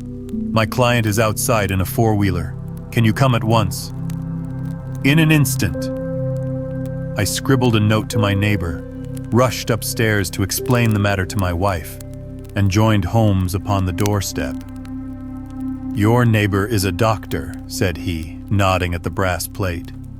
Yes, he bought a practice as I did. An old established one, just the same as mine. Both have been ever since the houses were built. Ah, then you got hold of the best of the two. I think I did, but how do you know? By the steps, my boy. Yours are worn 3 inches deeper than his. But this gentleman in the cab is my client, Mr. Hall Pycroft. Allow me to introduce you to him. Whip your horse up, cabby, for we have only just time to catch our train. The man whom I found myself facing was a well-built, fresh-complexioned young fellow, with a frank, honest face and a slight, crisp yellow mustache. He wore a very shiny top hat and a neat suit of sober black, which made him look what he was, a smart young city man of the class who have been labeled cockneys, but who give us our crack volunteer regiments, and who turn out more fine athletes and sportsmen than any body of men in these islands. His round, ruddy face was naturally full of cheeriness, but the corners of his mouth seemed to me to be pulled down in a half-comical distress. It was not, however, until we were all in a first-class carriage and well started upon our journey to Birmingham that I was able to learn what the trouble was which had driven him to Sherlock Holmes. We have a clear run here of 70 minutes, Holmes remarked. I want you, Mr. Hall Pycroft, to tell my friend your very interesting experience exactly as you have told it to me, or with more detail if possible. It will be of use to me to hear the succession of events again. It is a case, Watson, which may prove to have something in it, or may prove to have nothing, but which, at least, presents those unusual and outre features which are as dear to you as they are to me. Now, Mr. Pycroft, I shall not interrupt you again. Our young companion looked at me with a twinkle in his eye. The worst of the story is, said he, that I show myself up as such a confounded fool. Of course it may work out all right, and I don't see that I could have done otherwise. But if I have lost my crib and get nothing in exchange, I shall feel what a soft Johnny I have been. I'm not very good at telling a story, Dr. Watson, but it is like this with me. I used to have a billet at Coxon and Woodhouse of Draper's Gardens, but they were let in early in the spring through the Venezuelan loan, as no doubt you remember, and came a nasty cropper. I had been with them 5 years, and old Coxon gave me a ripping good testimonial when the smash came. But of course we clerks were all turned adrift, the 27 of us. I tried here and tried there, but there were lots of other chaps on the same lay as myself, and it was a perfect frost for a long time. I had been taking £3 a week at Coxon's, and I had saved about 70 of them, but I soon worked my way through that and out at the other end. I was fairly at the end of my tether at last, and could hardly find the stamps to answer the advertisements or the envelopes to stick them to. I had worn out my boots paddling up office stairs, and I seemed just as far from getting a billet as ever. At last I saw a vacancy at Mawson & Williams, the great stockbroking firm in Lombard Street. I dare say EC is not much in your line, but I can tell you that this is about the richest house in London. The advertisement was to be answered by letter only. I sent in my testimonial and application, but without the least hope of getting it. Back came an answer by return, saying that if I would appear next Monday, I might take over my new duties at once, provided that my appearance was satisfactory. No one knows how these things are worked. Some people say that the manager just plunges his hand into the heap and takes the first that comes. Anyhow, it was my innings that time, and I don't ever wish to feel better pleased. The screw was £1 a week rise, and the duties just about the same as at Coxon's. And now I come to the queer part of the business. I was in diggings out Hampstead Way, 17 Potter's Terrace. Well, I was sitting doing a smoke that very evening after I had been promised the appointment, when up came my landlady with a card which had Arthur Pinner, financial agent, printed upon it. I had never heard the name before and could not imagine what he wanted with me, but of course I asked her to show him up. In he walked, a middle-sized, dark-haired, dark-eyed, black-bearded man with a touch of the sheeny about his nose. He had a brisk kind of way with him and spoke sharply, like a man who knew the value of time. "Mr. Hall Pycroft, I believe," said he. "Yes, sir," I answered, pushing a chair towards him. "Lately engaged at Coxon and Woodhouse's?" "Yes, sir." "And now on the staff of Mawson's?" "Quite so." "Well," said he, "the fact is that I have heard some really extraordinary stories about your financial ability. You remember Parker, who used to be Coxon's manager. He can never say enough about it." Of course I was pleased to hear this. I had always been pretty sharp in the office, but I had never dreamed that I was talked about in the city in this fashion. "You have a good memory?" said he. "Pretty fair," I answered modestly. "Have you kept in touch with the market while you have been out of work?" he asked. "Yes, I read the stock exchange list every morning." "Now that shows real application," he cried. "That is the way to prosper. You won't mind my testing you, will you? Let me see. How are Ayrshires? 106 1/4 to 105 7/8. And New Zealand Consolidated? 104. And British Broken Hills? 7 to 7 6. "Wonderful!" he cried with his hands up. This quite fits in with all that I had heard. My boy, you are very much too good to be a clerk at Mawson's." This outburst rather astonished me, as you can think. "Well," said I, "other people don't think quite so much of me as you seem to do, Mr. Pinner. I had a hard enough fight to get this berth, and I am very glad to have it." "Pooh, man, you should soar above it. You are not in your true sphere. Now I'll tell you how it stands with me.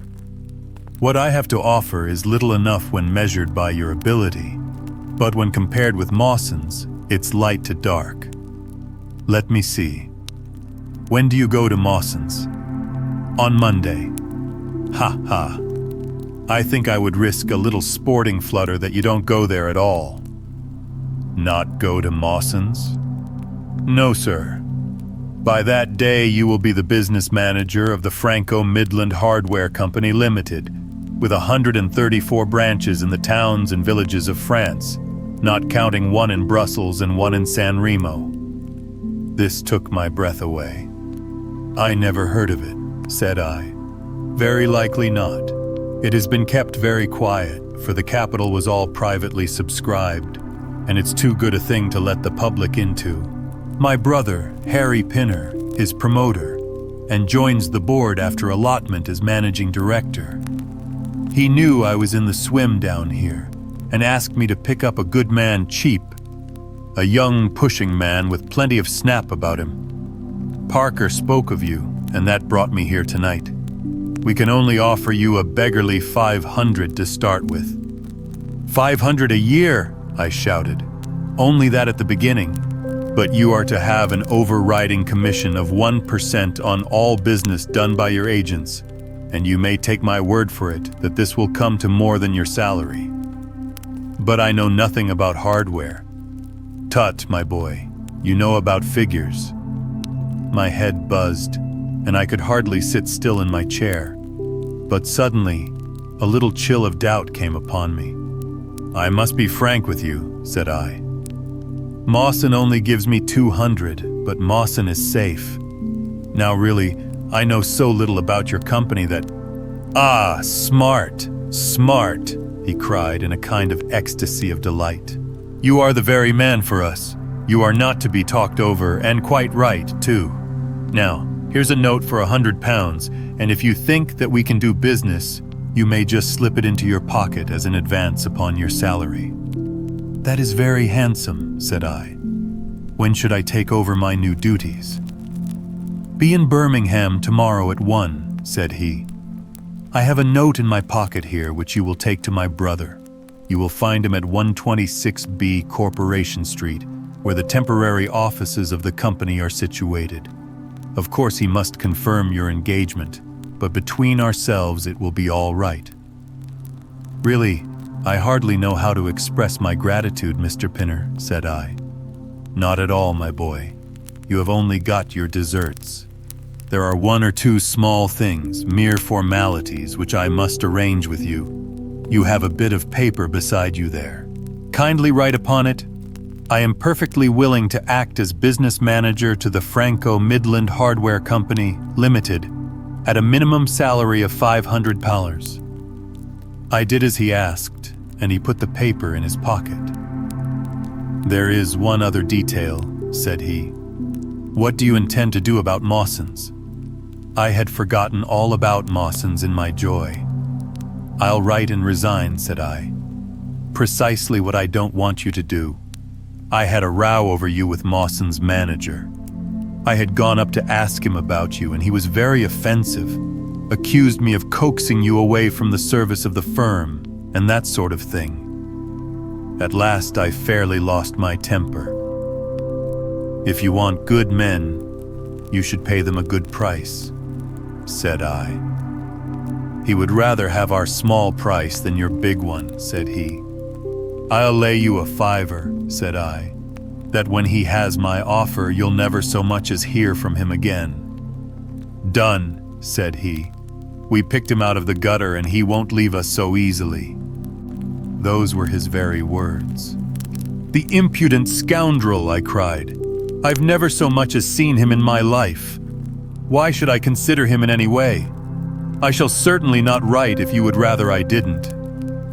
Good. That's a promise, said he, rising from his chair. Well, I'm delighted to have got so good a man for my brother. Here's your advance of £100, and here is the letter. Make a note of the address, 126B Corporation Street. And remember that 1 o'clock tomorrow is your appointment. Good night, and may you have all the fortune that you deserve. That's just about all that passed between us, as near as I can remember. You can imagine, Dr. Watson, how pleased I was at such an extraordinary bit of good fortune. I sat up half the night hugging myself over it, and next day I was off to Birmingham in a train that would take me in plenty time for my appointment. I took my things to a hotel in New Street, and then I made my way to the address which had been given me. It was a quarter of an hour before my time, but I thought that would make no difference. 126B was a passage between two large shops, which led to a winding stone stair, from which there were many flats, let as offices to companies or professional men. The names of the occupants were painted at the bottom on the wall, but there was no such name as the Franco Midland Hardware Company, Limited. I stood for a few minutes with my heart in my boots, wondering whether the whole thing was an elaborate hoax or not, when up came a man and addressed me. He was very like the chap I had seen the night before, the same figure and voice, but he was clean-shaven and his hair was lighter. "Are you Mr. Hall Pycroft?" he asked. "Yes," said I. "Oh, I was expecting you, but you are a trifle before your time. I had a note from my brother this morning in which he sang your praises very loudly. I was just looking for the offices when you came. We have not got our name up yet, for we only secured these temporary premises last week. Come up with me, and we will talk the matter over." I followed him to the top of a very lofty stair, and there, right under the slates, were a couple of empty, dusty little rooms, uncarpeted and uncurtained, into which he led me. I had thought of a great office with shining tables and rows of clerks, such as I was used to, and I dare say I stared rather straight at the two deal chairs and one little table, which, with a ledger and a waste paper basket, made up the whole furniture. "Don't be disheartened, Mr. Pycroft," said my new acquaintance, seeing the length of my face. "Rome was not built in a day, and we have lots of money at our backs, though we don't cut much dash yet in offices. Pray sit down and let me have your letter." I gave it to him, and he read it over very carefully. "You seem to have made a vast impression upon my brother Arthur," said he, "and I know that he is a pretty shrewd judge. He swears by London, you know, and I by Birmingham. But this time I shall follow his advice. Pray consider yourself definitely engaged." "What are my duties?" I asked. "You will eventually manage the great depot in Paris, which will pour a flood of English crockery into the shops of 134 agents in France. The purchase will be completed in a week, and meanwhile you will remain in Birmingham and make yourself useful." "How?" For answer, he took a big red book out of a drawer. "This is a directory of Paris," said he, "with the trades after the names of the people. I want you to take it home with you, and to mark off all the hardware sellers with their addresses. It would be of the greatest use to me to have them." "Surely there are classified lists," I suggested. "Not reliable ones. Their system is different from ours.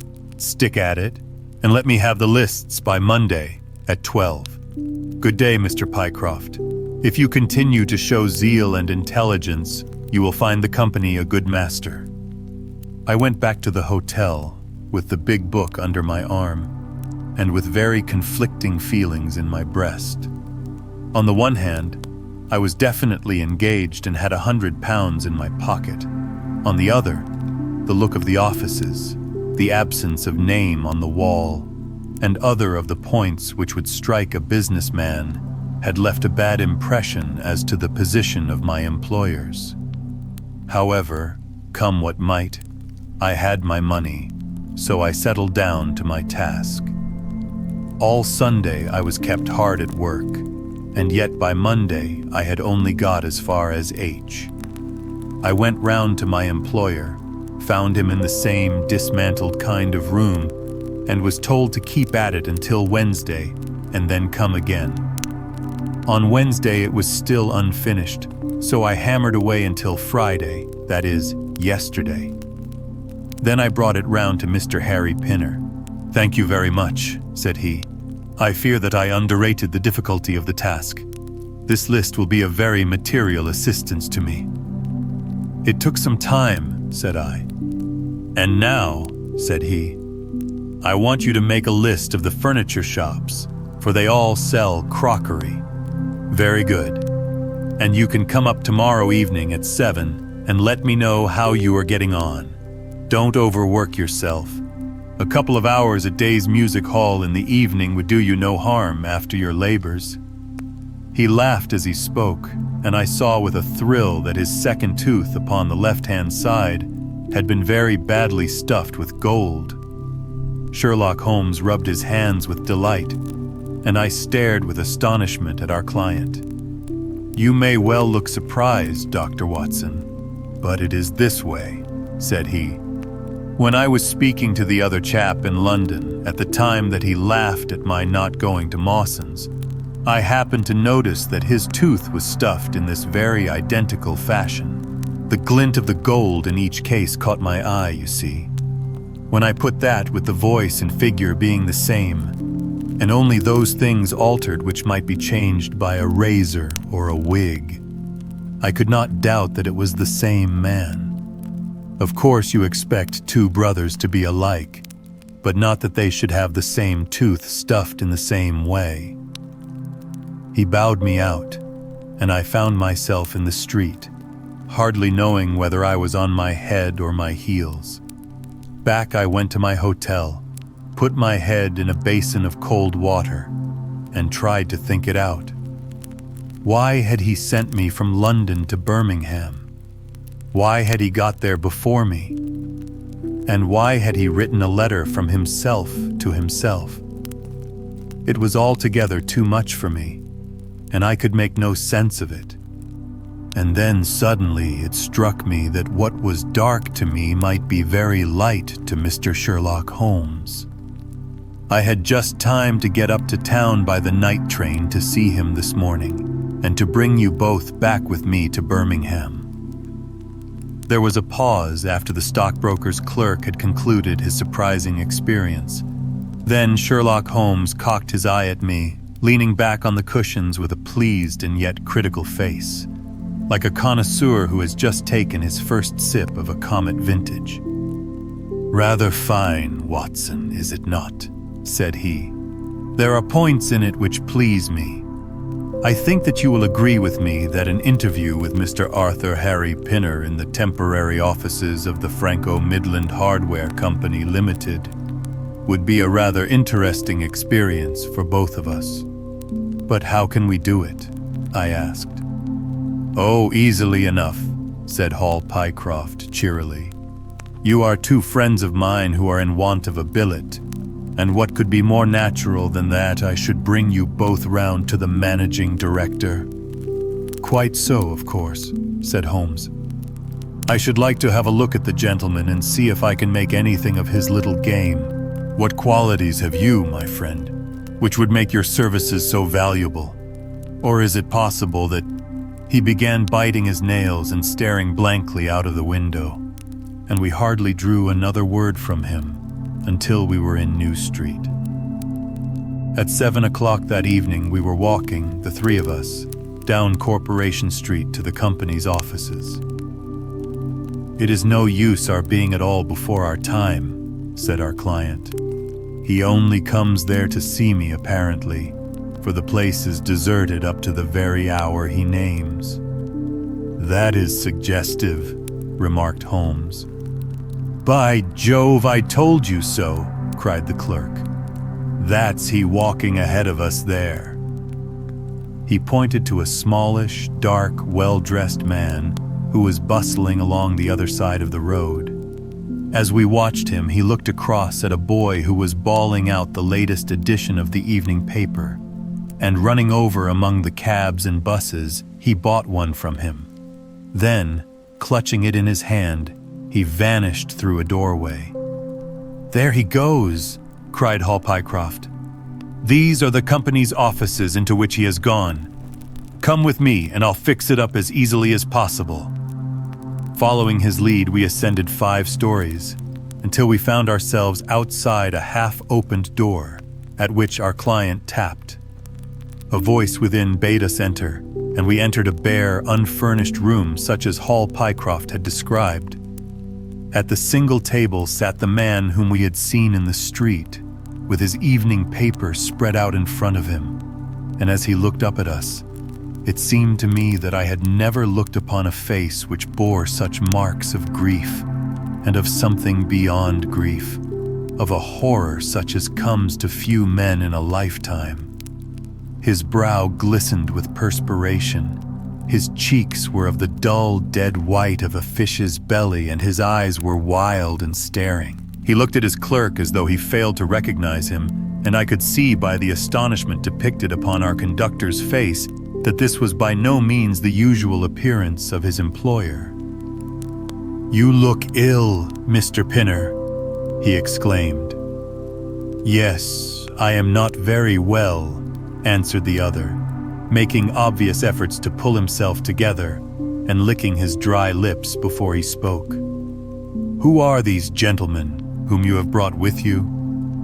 "One is Mr. Harris of Bermondsey, and the other is Mr. Price of this town," said our clerk glibly. "They are friends of mine and gentlemen of experience, but they have been out of a place for some little time, and they hope that perhaps you might find an opening for them in the company's employment." Very possibly," cried Mr. Pinner with a ghastly smile. "Yes, I have no doubt that we shall be able to do something for you. What is your particular line, Mr. Harris?" "I am an accountant," said Holmes. "Ah, yes, we shall want something of the sort. And you, Mr. Price?" "A clerk," said I. "I have every hope that the company may accommodate you. I will let you know about it as soon as we come to any conclusion. And now I beg that you will go. For God's sake, leave me to myself." These last words were shot out of him, as though the constraint which he was evidently setting upon himself had suddenly and utterly burst asunder. Holmes and I glanced at each other, and Hall Pycroft took a step towards the table. "You forget, Mr. Pinner, that I am here by appointment to receive some directions from you," said he. "Certainly, Mr. Pycroft, certainly," the other resumed in a calmer tone. "You may wait here a moment, and there is no reason why your friends should not wait with you. I will be entirely at your service in 3 minutes, if I might trespass upon your patience so far." He rose with a very courteous air, and bowing to us, he passed out through a door at the farther end of the room, which he closed behind him. "What now?" whispered Holmes. "Is he giving us the slip?" "Impossible," answered Pycroft. "Why so?" "That door leads into an inner room." "There is no exit?" "None." "Is it furnished?" "It was empty yesterday." "Then what on earth can he be doing?" "There is something which I don't understand in this manner. If ever a man was 3 parts mad with terror, that man's name is Pinner. What can have put the shivers on him?" "He suspects that we are detectives," I suggested. "That's it," cried Pycroft. Holmes shook his head. "He did not turn pale. He was pale when we entered the room," said he.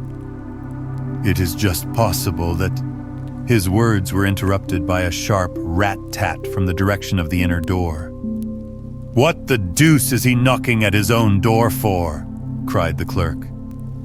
Again and much louder came the rat-tat-tat. We all gazed expectantly at the closed door. Glancing at Holmes, I saw his face turn rigid, and he leaned forward in intense excitement. Then suddenly came a low, guggling, gargling sound, and a brisk drumming upon woodwork. Holmes sprang frantically across the room and pushed at the door. It was fastened on the inner side. Following his example, we threw ourselves upon it with all our weight.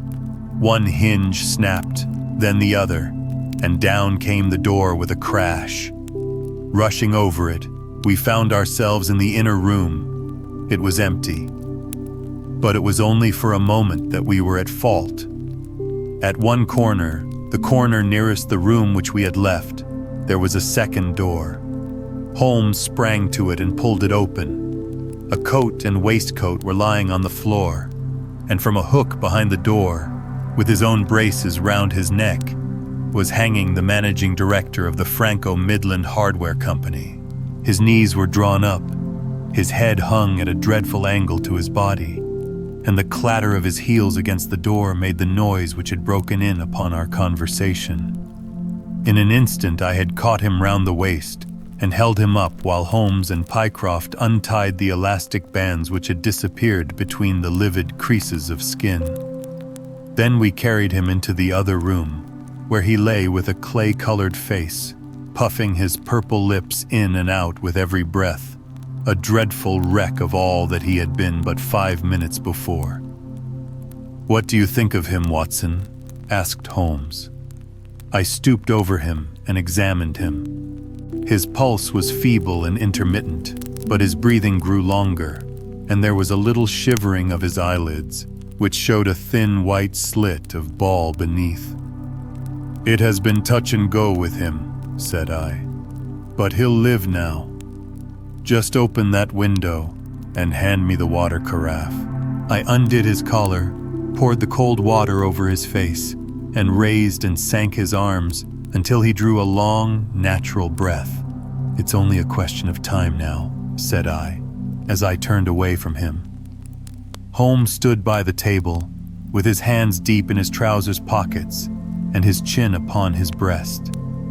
"I suppose we ought to call the police in now," said he, "and yet I confess that I'd like to give them a complete case when they come." "It's a blessed mystery to me," cried Pycroft, scratching his head. "Whatever they wanted to bring me all the way up here for, and then, pooh! All that is clear enough," said Holmes impatiently. "It is this last sudden move. You understand the rest, then? I think that it is fairly obvious. What do you say, Watson?" I shrugged my shoulders. "I must confess that I am out of my depths," said I. "Oh, surely if you consider the events at first, they can only point to one conclusion." "What do you make of them?" "Well, the whole thing hinges upon 2 points. The first is the making of Pycroft write a declaration by which he entered the service of this preposterous company. Do you not see how very suggestive that is?" "I am afraid I missed the point." "Well, why did they want him to do it? Not as a business matter, for these arrangements are usually verbal, and there was no earthly business reason why this should be an exception. Don't you see, my young friend, that they were very anxious to obtain a specimen of your handwriting, and had no other way of doing it? And why? Quite so. Why? When we answer that, we have made some progress with our little problem. Why? There can be only one adequate reason. Someone wanted to learn to imitate your writing and had to procure a specimen of it first. And now if we pass on to the second point, we find that each throws light upon the other. That point is the request made by Pinner that you should not resign your place, but should leave the manager of this important business in the full expectation that a Mr. Hall Pycroft, whom he had never seen, was about to enter the office upon the Monday morning. "My God!" cried our client. "What a blind beetle I have been!" Now you see the point about the handwriting. Suppose that someone turned up in your place who wrote a completely different hand from that in which you had applied for the vacancy. Of course, the game would have been up. But in the interval, the rogue had learned to imitate you, and his position was therefore secure. as I presume that nobody in the office had ever set eyes upon you." "Not a soul," groaned Hall Pycroft. "Very good. Of course, it was of the utmost importance to prevent you from thinking better of it, and also to keep you from coming into contact with anyone who might tell you that your double was at work in Mawson's office. Therefore, they gave you a handsome advance on your salary and ran you off to the Midlands, where they gave you enough work to do to prevent your going to London, where you might have burst their little game up. That is all plain enough. But why should this man pretend to be his own brother? Well, that is pretty clear also. There are evidently only two of them in it. The other is impersonating you at the office. This one acted as your engager, and then found that he could not find you an employer without admitting a third person into his plot. That he was most unwilling to do. He changed his appearance as far as he could, and trusted that the likeness, which you could not fail to observe, would be put down to a family resemblance. But for the happy chance of the gold stuffing, your suspicions would probably never have been aroused." Hall Pycroft shook his clenched hands in the air. "Good Lord," he cried. "While I have been fooled in this way, what has this other Hall Pycroft been doing at Mawson's? What should we do, Mr. Holmes? Tell me what to do." "We must wire to Mawson's. They shut at 12 on Saturdays." "Never mind. There may be some doorkeeper or attendant." "Ah, yes. They keep a permanent guard there on account of the value of the securities that they hold. I remember hearing it talked of in the city." "Very good. We shall wire to him and see if all is well, and if a clerk of your name is working there. That is clear enough. But what is not so clear is why at sight of us, one of the rogues should instantly walk out of the room and hang himself." "The paper!" croaked a voice behind us. The man was sitting up, blanched and ghastly, with returning reason in his eyes, and hands which rubbed nervously at the broad red band which still encircled his throat. "The paper! Of course!" yelled Holmes in a paroxysm of excitement. "Idiot that I was! I thought so much of our visit that the paper never entered my head for an instant.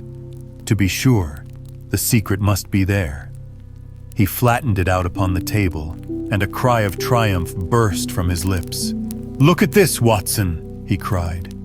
"It is a London paper, an early edition of the Evening Standard. Here is what we want. Look at the headlines. Crime in the City, murder at Mawson and Williams, gigantic attempted robbery, capture of the criminal. Here, Watson, we are all equally anxious to hear it, so kindly read it aloud to us." It appeared from its position in the paper to have been the one event of importance in town, and the account of it ran in this way. "A desperate attempt at robbery, culminating in the death of one man and the capture of the criminal, occurred this afternoon in the city. For some time back, Mawson and Williams, the famous financial house, have been the guardians of securities which amount in the aggregate to a sum of considerably over £1 million sterling.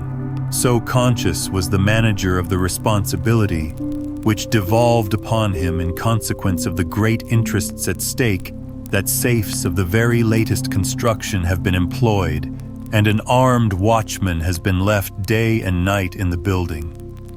It appears that last week a new clerk named Hall Pycroft was engaged by the firm. This person appears to have been none other than Beddington, the famous forger and cracksman, who, with his brother, had only recently emerged from a 5-year spell of penal servitude.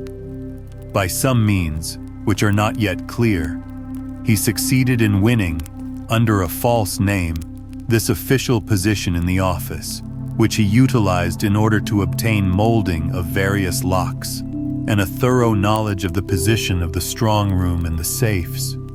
It is customary at Mawson's for the clerks to leave at midday on Saturday. Sergeant Tucson, of the city police, was somewhat surprised. therefore, to see a gentleman with a carpet-bag come down the steps at 20 minutes past 1. His suspicions being aroused, the sergeant followed the man, and with the aid of Constable Pollock succeeded, after a most desperate resistance, in arresting him. It was at once clear that a daring and gigantic robbery had been committed. Nearly £100,000 worth of American railway bonds, with a large amount of scrip in other mines and companies, was discovered in the bag. On examining the premises, the body of the unfortunate watchman was found doubled up and thrust into the largest of the safes, where it would not have been discovered until Monday morning, had it not been for the prompt action of Sergeant Tucson. The man's skull had been shattered by a blow from a poker delivered from behind. There could be no doubt that Beddington had obtained entrance by pretending that he had left something behind him, and having murdered the watchman, rapidly rifled the large safe, and then made off with his booty. His brother, who usually works with him, has not appeared in this job as far as can at present be ascertained, although the police are making energetic inquiries as to his whereabouts. "Well, we may save the police some little trouble in that direction," said Holmes, glancing at the haggard figure huddled up by the window. "Human nature is a strange mixture, Watson. You see that even a villain and murderer can inspire such affection that his brother turns to suicide when he learns that his neck is forfeited. However, we have no choice as to our action.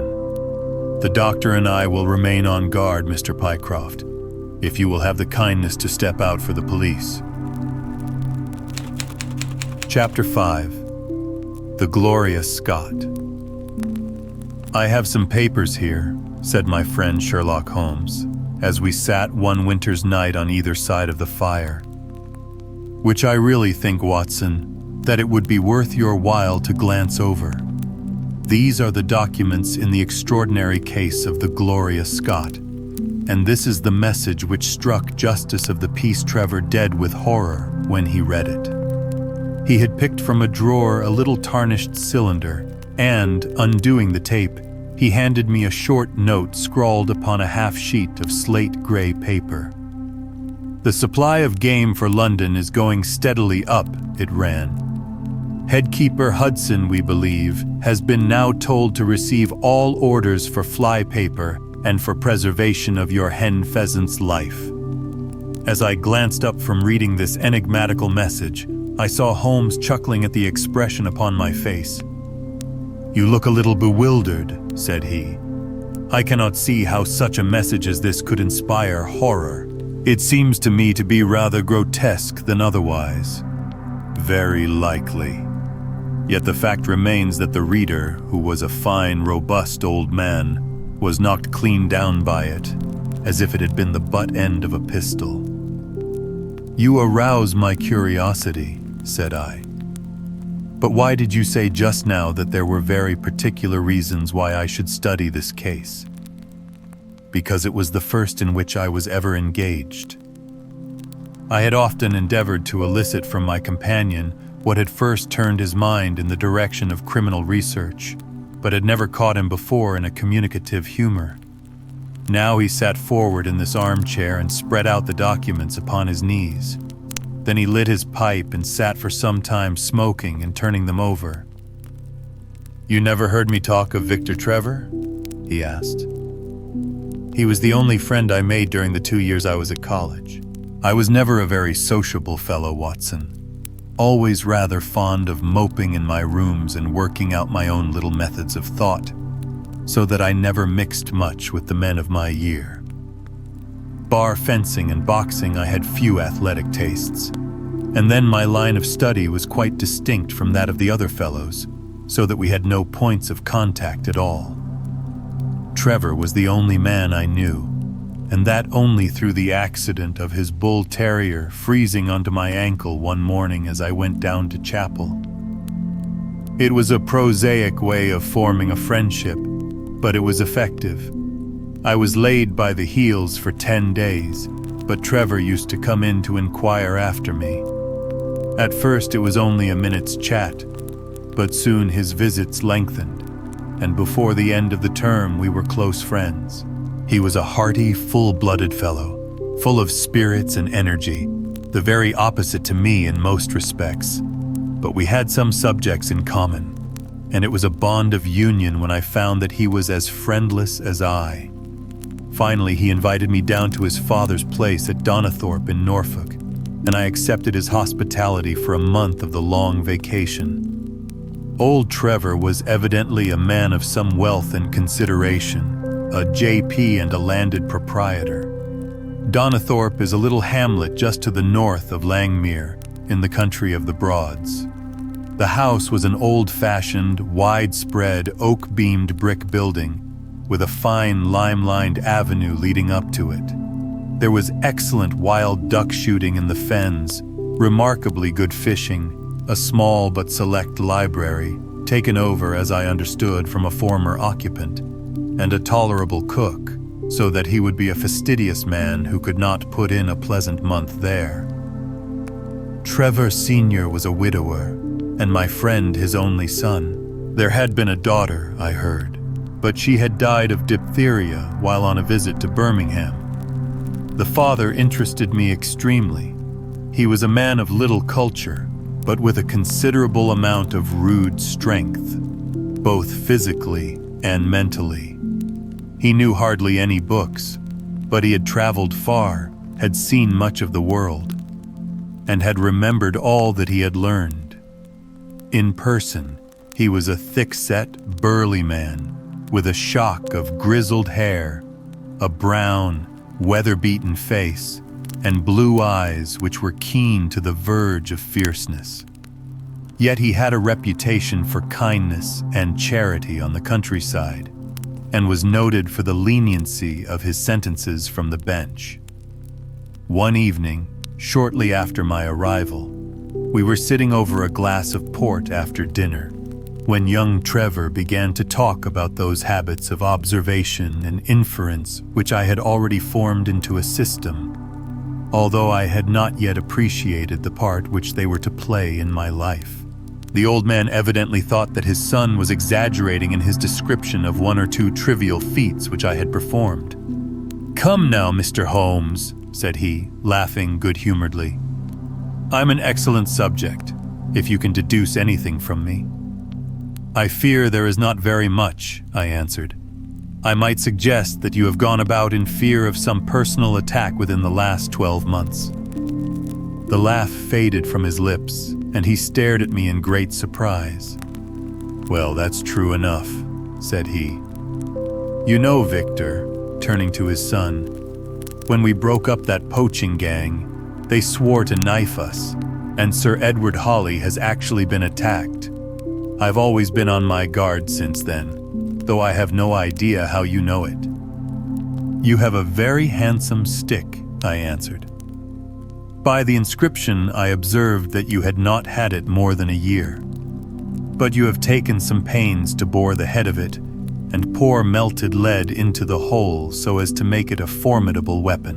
I argued that you would not take such precautions unless you had some danger to fear." "Anything else?" he asked, smiling. "You have boxed a good deal in your youth." "Right again. How did you know it? Is my nose knocked a little out of the straight?"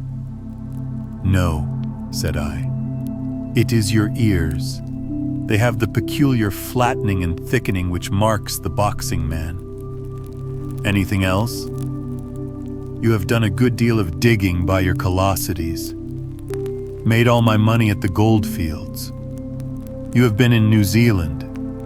"Right again." "You have visited Japan." "Quite true." "And you have been most intimately associated with someone whose initials were J.A., and whom you afterwards were eager to entirely forget."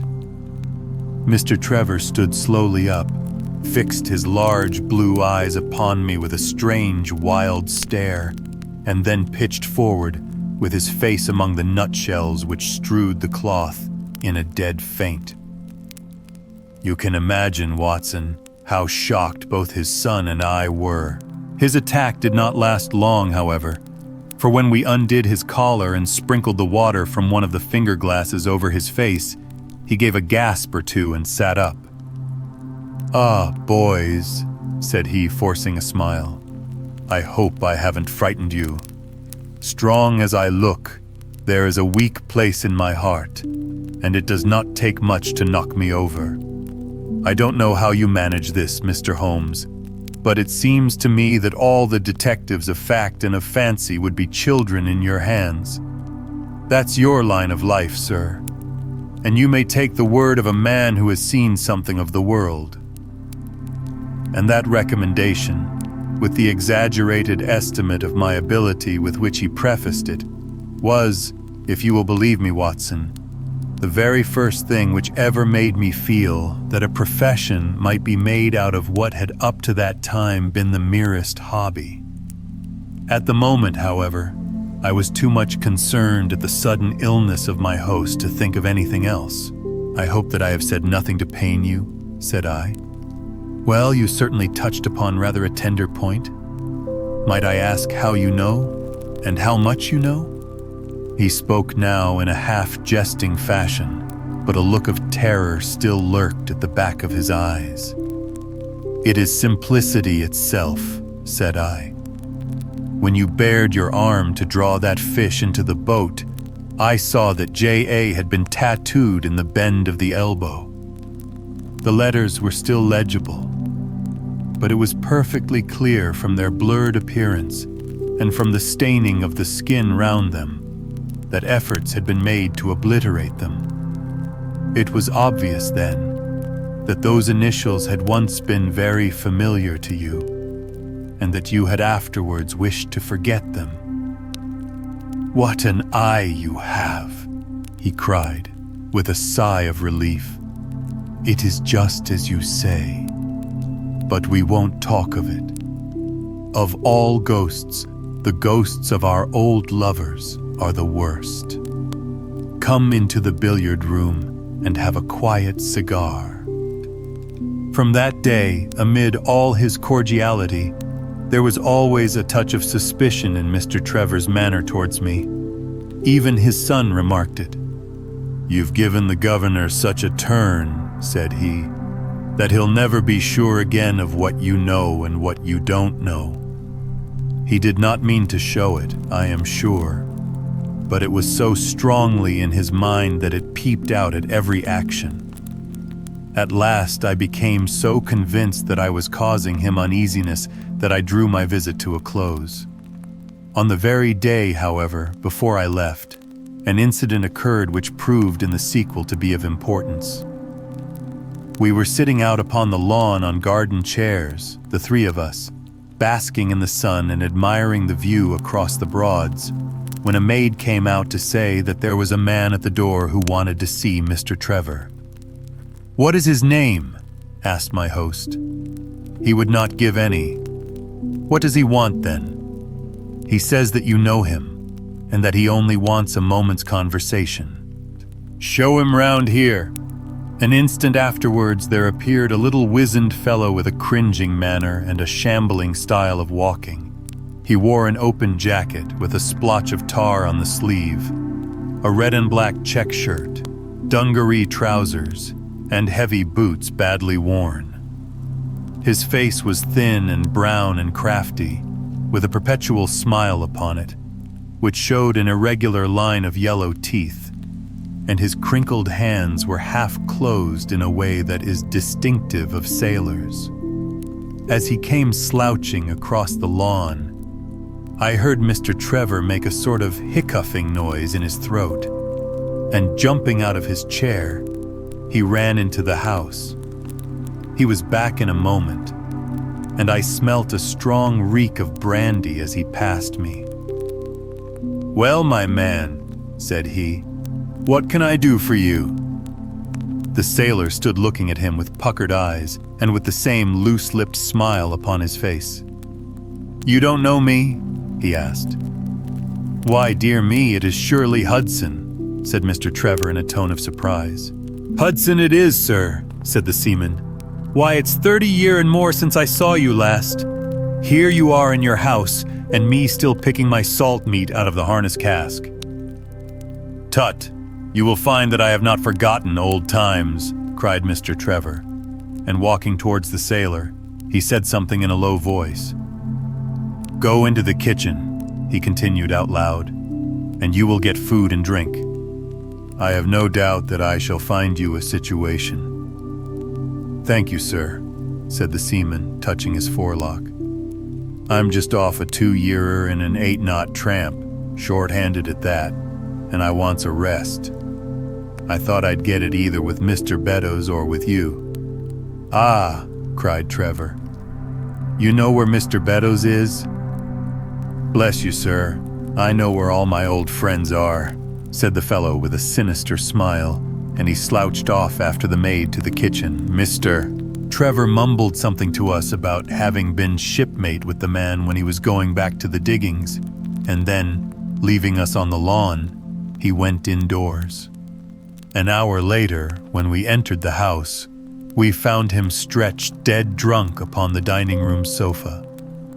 The whole incident left a most ugly impression upon my mind, and I was not sorry next day to leave Donnithorpe behind me, for I felt that my presence must be a source of embarrassment to my friend. All this occurred during the first month of the long vacation. I went up to my London rooms, where I spent 7 weeks working out a few experiments in organic chemistry. One day, however, when the autumn was far advanced and the vacation drawing to a close, I received a telegram from my friend imploring me to return to Donnithorpe and saying that he was in great need of my advice and assistance. Of course, I dropped everything and set out for the north once more. He met me with the dog cart at the station, and I saw at a glance that the last 2 months had been very trying ones for him. He had grown thin and careworn, and had lost the loud, cheery manner for which he had been remarkable. "The governor is dying," were the first words he said. "Impossible," I cried. "What is the matter?" "Apoplexy. Nervous shock. He's been on the verge all day. I doubt if we shall find him alive." I was, as you may think, Watson, horrified at this unexpected news. "What has caused it?" I asked. "Ah, that is the point. Jump in and we can talk it over while we drive. You remember that fellow who came upon the evening before you left us?" "Perfectly." "Do you know who it was that we let into the house that day?" "I have no idea." "It was the devil, Holmes," he cried. I stared at him in astonishment. Yes, it was the devil himself. We have not had a peaceful hour since, not one.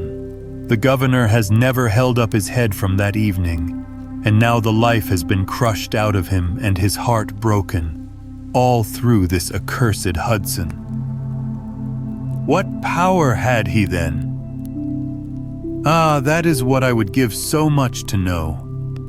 The kindly, charitable, good old governor. How could he have fallen into the clutches of such a ruffian? But I am so glad that you have come, Holmes. I trust very much to your judgment and discretion, and I know that you will advise me for the best. We were dashing along the smooth white country road, with the long stretch of the Broads in front of us, glimmering in the red light of the setting sun. From a grove upon our left, I could already see the high chimneys and the flagstaff which marked the squire's dwelling. "My father made the fellow gardener," said my companion, "and then, as that did not satisfy him, he was promoted to be butler. The house seemed to be at his mercy, and he wandered about and did what he chose in it. The maids complained of his drunken habits and his vile language. The dad raised their wages all round to recompense them for the annoyance. The fellow would take the boat and my father's best gun and treat himself to little shooting trips. And all this with such a sneering, leering, insolent face that I would have knocked him down 20 times over if he had been a man of my own age. I tell you, Holmes, I have had to keep a tight hold upon myself all this time, and now I am asking myself whether, If I had let myself go a little more, I might not have been a wiser man. Well, matters went from bad to worse with us, and this animal Hudson became more and more intrusive, until at last, on making some insolent reply to my father in my presence one day, I took him by the shoulders and turned him out of the room. He slunk away with a livid face and two venomous eyes which uttered more threats than his tongue could do. I don't know what passed between the poor dad and him after that, but the dad came to me next day and asked me whether I would mind apologizing to Hudson. I refused, as you can imagine, and asked my father how he could allow such a wretch to take such liberties with himself and his household. "Ah, my boy," said he, "it is all very well to talk, but you don't know how I am placed. But you shall know, Victor. I'll see that you shall know, come what may. You wouldn't believe harm of your poor old father, would you, lad?" He was very much moved, and shut himself up in the study all day, where I could see through the window that he was writing busily. That evening there came what seemed to me to be a grand release, for Hudson told us that he was going to leave us. He walked into the dining room as we sat after dinner, and announced his intention in the thick voice of a half-drunken man. "I've had enough of Norfolk," said he. "I'll run down to Mr. Beddoes in Hampshire. He'll be as glad to see me as you were, I dare say."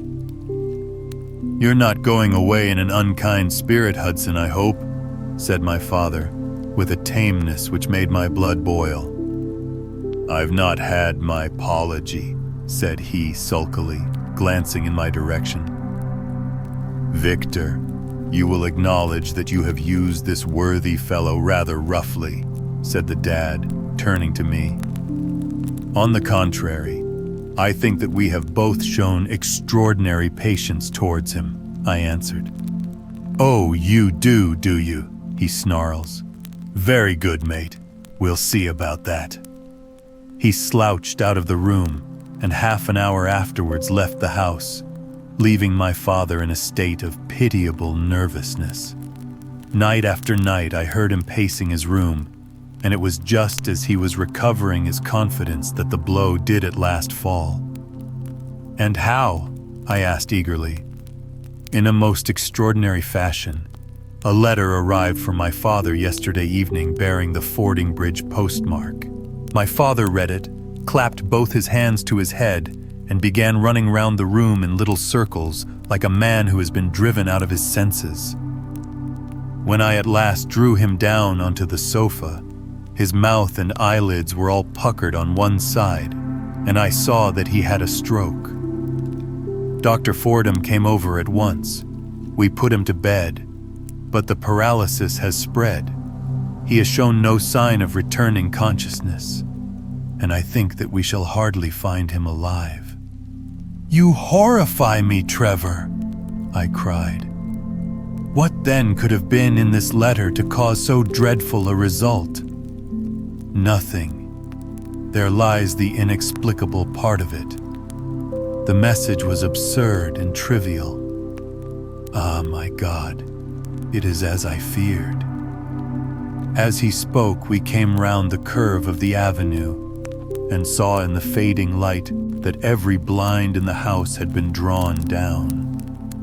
As we dashed up to the door, my friend's face convulsed with grief. A gentleman in black emerged from it. "When did it happen, Doctor?" asked Trevor. "Almost immediately after you left." "Did he recover consciousness?" "For an instant before the end." "Any message for me?" "Only that the papers were in the back drawer of the Japanese cabinet." My friend ascended with the doctor to the chamber of death, while I remained in the study, turning the whole matter over and over in my head, and feeling as somber as ever I had done in my life. What was the past of this Trevor, pugilist, traveler, and gold digger, and how had he placed himself in the power of this acid-faced seaman? Why, too, should he faint at an allusion to the half-effaced initials upon his arm? and die of fright when he had a letter from Fordingbridge. Then I remembered that Fordingbridge was in Hampshire, and that this Mr. Beddoes, whom the seaman had gone to visit and presumably to blackmail, had also been mentioned as living in Hampshire. The letter then might either come from Hudson, the seaman, saying that he had betrayed the guilty secret which appeared to exist, or it might come from Beddoes, warning an old confederate that such a betrayal was imminent. So far it seemed clear enough. But then how could this letter be trivial and grotesque, as described by the son? He must have misread it.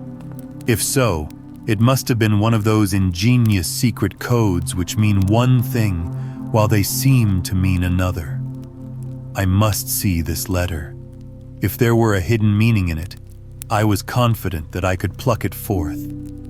For an hour I sat pondering over it in the gloom, until at last a weeping maid brought in a lamp, and close at her heels came my friend Trevor, pale but composed, with these very papers which lie upon my knee, held in his grasp. He sat down opposite to me, drew the lamp to the edge of the table, and handed me a short note scribbled, as you see, upon a single sheet of gray paper. "The supply of game for London is going steadily up," it ran. "Headkeeper Hudson, we believe, has been now told to receive all orders for fly paper and for preservation of your hen pheasant's life." I dare say my face looked as bewildered as yours did just now when first I read this message. Then I reread it very carefully. It was evidently as I had thought, and some secret meaning must lie buried in this strange combination of words. Or could it be that there was a prearranged significance to such phrases as fly paper and hen pheasant? Such a meaning would be arbitrary and could not be deduced in any way. And yet I was loath to believe that this was the case, and the presence of the word Hudson seemed to show that the subject of the message was as I had guessed, and that it was from Beddoes rather than the sailor. I tried it backwards, but the combination life pheasant's hen was not encouraging. Then I tried alternate words, but neither the of for nor supply game London promised to throw any light upon it. And then in an instant the key of the riddle was in my hands, and I saw that every third word, beginning with the first, would give a message which might well drive old Trevor to despair. It was short and terse, the warning, as I now read it to my companion. "The game is up. Hudson has told all. Fly for your life." Victor Trevor sank his face into his shaking hands. "It must be that, I suppose," said he. "This is worse than death, for it means disgrace as well. But what is the meaning of these headkeepers and hen pheasants? It means nothing to the message, but it might mean a good deal to us if we had no other means of discovering the sender. You see that he has begun by writing, 'The game is,' and so on. Afterwards he had, to fulfill the prearranged cipher, to fill in any 2 words in each space. He would naturally use the first words which came to his mind, and if there were so many which referred to sport among them, you may be tolerably sure that he is either an ardent shot or interested in breeding. Do you know anything of this Beddoes?" "Why, now that you mention it," said he, "I remember that my poor father used to have an invitation from him to shoot over his preserves every autumn." "Then it is undoubtedly from him that the note comes," said I. "It only remains for us to find out what this secret was, which the sailor Hudson seems to have held over the heads of these 2 wealthy and respected men." "Alas, Holmes, I fear that it is one of sin and shame," cried my friend. "But from you I shall have no secrets. Here is the statement which was drawn up by my father when he knew that the danger from Hudson had become imminent. I found it in the Japanese cabinet, as he told the doctor. Take it and read it to me, for I have neither the strength nor the courage to do it myself. These are the very papers, Watson, which he handed to me, and I will read them to you, as I read them in the old study that night to him. They are endorsed outside, as you see, some particulars of the voyage of the bark Gloria Scott, from her leaving Falmouth on the 8th October 1855, to her destruction in Naulat. Bifiti 20 W. Long 2050 14 on November 6th. It is in the form of a letter and runs in this way. My dear, dear son, now that approaching disgrace begins to darken the closing years of my life, I can write with all truth and honesty that it is not the terror of the law, it is not the loss of my position in the county, nor is it my fall in the eyes of all who have known me, which cuts me to the heart. But it is the thought that you should come to blush for me, you who love me, and who have seldom, I hope, had reason to do other than respect me. But if the blow falls which is forever hanging over me, then I should wish you to read this, that you may know straight from me how far I have been to blame. On the other hand, if all should go well, which may kind God Almighty grant, then if by any chance this paper should be still undestroyed and should fall into your hands, I conjure you, by all you hold sacred, by the memory of your dear mother, and by the love which had been between us, to hurl it into the fire and to never give one thought to it again. If then your eye goes on to read this line, I know that I shall already have been exposed and dragged from my home, or as is more likely, for you know that my heart is weak, by lying with my tongue sealed forever in death. In either case, the time for suppression is past, and every word which I tell you is the naked truth, and this I swear as I hope for mercy. My name, dear lad, is not Trevor.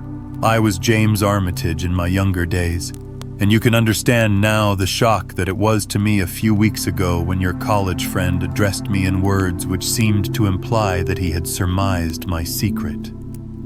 As Armitage it was that I entered a London banking house, and as Armitage I was convicted of breaking my country's laws and was sentenced to transportation. Do not think very harshly of me, laddie. It was a debt of honor, so-called, which I had to pay, and I used money which was not my own to do it, in the certainty that I could replace it before there could be any possibility of its being missed. But the most dreadful ill luck pursued me. The money which I had reckoned upon never came to hand, and a premature examination of accounts exposed my deficit. The case might have been dealt leniently with, but the laws were more harshly administered 30 years ago than now, and on my 23rd birthday, I found myself chained as a felon with 37 other convicts in 'tween decks of the bark Gloria Scott, bound for Australia. It was the year 55 when the Crimean War was at its height, and the old convict ships had been largely used as transports in the Black Sea. The government was compelled, therefore, to use smaller and less suitable vessels for sending out their prisoners. The Gloria Scott had been in the Chinese tea trade, but she was an old-fashioned, heavy-bowed, broad-beamed craft, and the new clippers had cut her out. She was a 500-ton boat, and besides her 38 jailbirds, she carried 26 of a crew, 18 soldiers, a captain, 3 mates, a doctor, a chaplain, and 4 warders. Nearly 100 souls were in her, all told, when we set sail from Falmouth. The partitions between the cells of the convicts, instead of being of thick oak as is usual in convict ships, were quite thin and frail. The man next to me, upon the aft side, was one whom I had particularly noticed when we were led down the quay. He was a young man with a clear, hairless face, a long, thin nose, and rather nutcracker jaws. He carried his head very jauntily in the air, had a swaggering style of walking, and was, above all else, remarkable for his extraordinary height. I don't think any of our heads would have come up to his shoulder, and I am sure that he could not have measured less than 6.5 feet. It was strange among so many sad and weary faces to see one which was full of energy and resolution. The sight of it was to me like a fire in a snowstorm. I was glad then to find that he was my neighbor, and gladder still when, in the dead of the night, I heard a whisper close to my ear, and found that he had managed to cut an opening in the board which separated us. "Hallo, chummy," said he. "What's your name, and what are you here for?" I answered him and asked in turn who I was talking with. "I'm Jack Prendergast," said he, "and by God, you'll learn to bless my name before you've done with me." I remembered hearing of his case, for it was one which had made an immense sensation throughout the country some time before my own arrest. He was a man of good family and of great ability, but of incurably vicious habits, who had, by an ingenious system of fraud, obtained huge sums of money from the leading London merchants. "Ha ha! You remember my case," said he proudly. "Very well indeed. Then maybe you remember something queer about it." "What was that then?" "I'd had nearly $250,000, hadn't I?" "So it was said." "But none was recovered, eh?" "No." "Well, where do you suppose the balance is?" he asked. "I have no idea," said I. "Right between my finger and thumb," he cried. "By God, I've got more pounds to my name than you've hairs on your head. And if you've money, my son, and know how to handle it and spread it, you can do anything. Now, you don't think it likely that a man who could do anything is going to wear his breeches out, sitting in the stinking hold of a rat-gutted, beetle-ridden, moldy old coffin of a China coaster. No, sir. Such a man will look after himself and will look after his chums. You may lay to that. You hold on to him, and you may kiss the book that he'll haul you through." That was his style of talk, and at first I thought it meant nothing. But after a while, when he had tested me and sworn me in with all possible solemnity, he let me understand that there really was a plot to gain command of the vessel. 12 of the prisoners had hatched it before they came aboard. Prendergast was the leader, and his money was the motive power. "I'd a partner," said he, "a rare good man, as true as a stock to a barrel. He's got the dibs, he has, and where do you think he is at this moment? Why, he's the chaplain of this ship. The chaplain, no less. He came aboard with a black coat, and his papers right, and money enough in his box to buy the thing right up from keel to main truck. The crew are his, body and soul. He could buy 'em at so much a gross with a cash discount, and he did it before ever they signed on. He's got 2 of the warders and Mercer, the second mate, and he'd get the captain himself if he thought him worth it." "What are we to do then?" I asked. "What do you think?" said he. "We'll make the coats of some of these soldiers redder than ever the tailor did." "But they are armed," said I. "And so shall we be, my boy. There's a brace of pistols for every mother's son of us, and if we can't carry this ship with the crew at our back, it's time we were all sent to a young Mrs. boarding school. You speak to your mate upon the left tonight, and see if he is to be trusted." I did so, and found my other neighbor to be a young fellow in much the same position as myself, whose crime had been forgery. His name was Evans, but he afterwards changed it, like myself, and he is now a rich and prosperous man in the south of England. He was ready enough to join the conspiracy as the only means of saving ourselves, and before we had crossed the bay, there were only 2 of the prisoners who were not in the secret. One of these was of weak mind, and we did not dare to trust him, and the other was suffering from jaundice and could not be of any use to us. From the beginning, there was really nothing to prevent us from taking possession of the ship. The crew were a set of ruffians, specially picked for the job. The sham chaplain came into our cells to exhort us, carrying a black bag, supposed to be full of tracts, and so often did he come that by the third day we had each stowed away at the foot of our beds a file, a brace of pistols, a pound of powder, and 20 slugs. 2 of the warders were agents of Prendergast, and the second mate was his right-hand man. The captain, the 2 mates, 2 warders, Lieutenant Martin, his 18 soldiers, and the doctor were all that we had against us. Yet, safe as it was, we determined to neglect no precaution and to make our attack suddenly by night. It came, however, more quickly than we expected, and in this way. One evening, about the 3rd week after our start, the doctor had come down to see one of the prisoners who was ill, and putting his hand down on the bottom of his bunk, he felt the outline of the pistols. If he had been silent, he might have blown the whole thing, but he was a nervous little chap, so he gave a cry of surprise and turned so pale that the man knew what was up in an instant and seized him. He was gagged before he could give the alarm and tied down upon the bed. He had unlocked the door that led to the deck, and we were through it in a rush. The 2 sentries were shot down, and so was a corporal who came running to see what was the matter.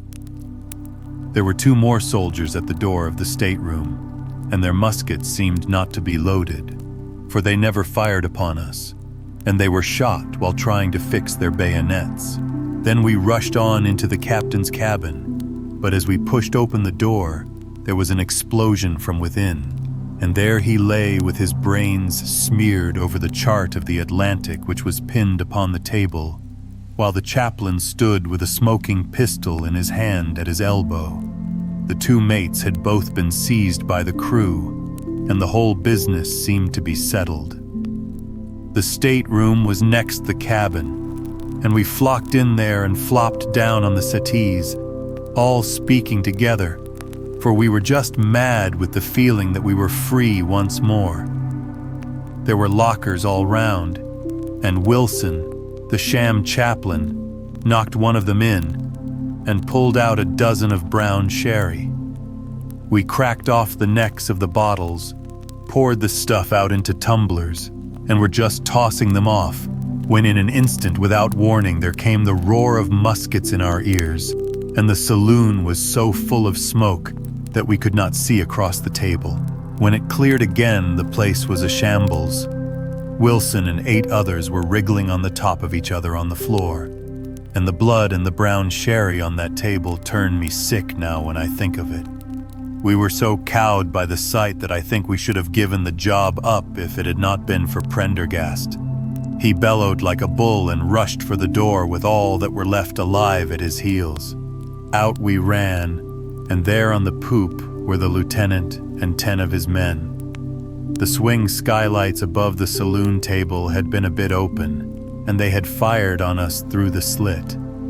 We got on them before they could load, and they stood to it like men. But we had the upper hand of them, and in 5 minutes it was all over. My God, was there ever a slaughterhouse like that ship?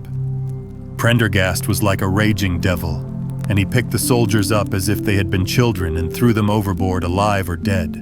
There was one sergeant that was horribly wounded and yet kept on swimming for a surprising time, until someone in mercy blew out his brains. When the fighting was over, there was no one left of our enemies except just the warders, the mates, and the doctor. It was over them that the great quarrel arose. There were many of us who were glad enough to win back our freedom, and yet who had no wish to have murder on our souls. It was one thing to knock the soldiers over with their muskets in their hands, and it was another to stand by while men were being killed in cold blood. 8 of us, 5 convicts and 3 sailors, said that we would not see it done. But there was no moving Prendergast and those who were with him. Our only chance of safety lay in making a clean job of it, said he, and he would not leave a tongue with power to wag in a witness box. It nearly came to our sharing the fate of the prisoners. But at last he said that if we wished, we might take a boat and go. We jumped at the offer, for we were already sick of these bloodthirsty doings, and we saw that there would be worse before it was done. We were given a suit of sailors' togs each, a barrel of water, 2 casks, one of junk and one of biscuits, and a compass. Prendergast threw us over a chart, told us that we were shipwrecked mariners whose ship had foundered in Lat. 1502 N and long 25 W, and then cut the painter and let us go. And now I come to the most surprising part of my story, my dear son. The seamen had hauled the foreyard aback during the rising, but now as we left them they brought it square again, and as there was a light wind from the north and east, the bark began to draw slowly away from us. Our boat lay, rising and falling, upon the long, smooth rollers, and Evans and I, who were the most educated of the party, were sitting in the sheets working out our position and planning what coast we should make for. It was a nice question, for the Cape de Verds were about 500 miles to the north of us, and the African coast about 700 to the east. On the whole, as the wind was coming round to the north, we thought that Sierra Leone might be best, and turned our head in that direction, the bark being at that time nearly hull down on our starboard quarter. Suddenly, as we looked at her, we saw a dense black cloud of smoke shoot up from her, which hung like a monstrous tree upon the skyline. A few seconds later, a roar like thunder burst upon our ears, and as the smoke thinned away, there was no sign left of the Gloria Scott. In an instant we swept the boat's head round again and pulled with all our strength for the place where the haze still trailing over the water marked the scene of this catastrophe. It was a long hour before we reached it, and at first we feared that we had come too late to save anyone. A splintered boat and a number of crates and fragments of spars rising and falling on the waves showed us where the vessel had foundered, but there was no sign of life, and we had turned away in despair when we heard a cry for help and saw at some distance a piece of wreckage with a man lying stretched across it. When we pulled him aboard the boat, he proved to be a young seaman of the name of Hudson, who was so burned and exhausted that he could give us no account of what had happened until the following morning. It seemed that after we had left, Prendergast and his gang had proceeded to put to death the 5 remaining prisoners. The 2 warders had been shot and thrown overboard, and so also had the 3rd mate. Prendergast then descended into the 'tween decks and with his own hands cut the throat of the unfortunate surgeon. There only remained the 1st mate, who was a bold and active man. When he saw the convict approaching him with the bloody knife in his hand, he kicked off his bonds, which he had somehow contrived to loosen, and rushing down the deck, he plunged into the afterhold. A dozen convicts, who descended with their pistols in search of him, found him with a matchbox in his hand seated beside an open powder barrel, which was one of 100 carried on board, and swearing that he would blow all hands up if he were in any way molested. An instant later, the explosion occurred, though Hudson thought it was caused by the misdirected bullet of one of the convicts rather than the mate's match. Be the cause what it may, it was the end of the Gloria Scott and of the rabble who held command of her. Such, in a few words, my dear boy, is the history of this terrible business in which I was involved. Next day, we were picked up by the brig Hotspur, bound for Australia, whose captain found no difficulty in believing that we were the survivors of a passenger ship which had foundered. The transport ship, Gloria Scott, was set down by the Admiralty as being lost at sea, and no word has ever leaked out as to her true fate. After an excellent voyage, the Hotspur landed us at Sydney, where Evans and I changed our names and made our way to the diggings, where, among the crowds who were gathered from all nations, we had no difficulty in losing our former identities. The rest I need not relate.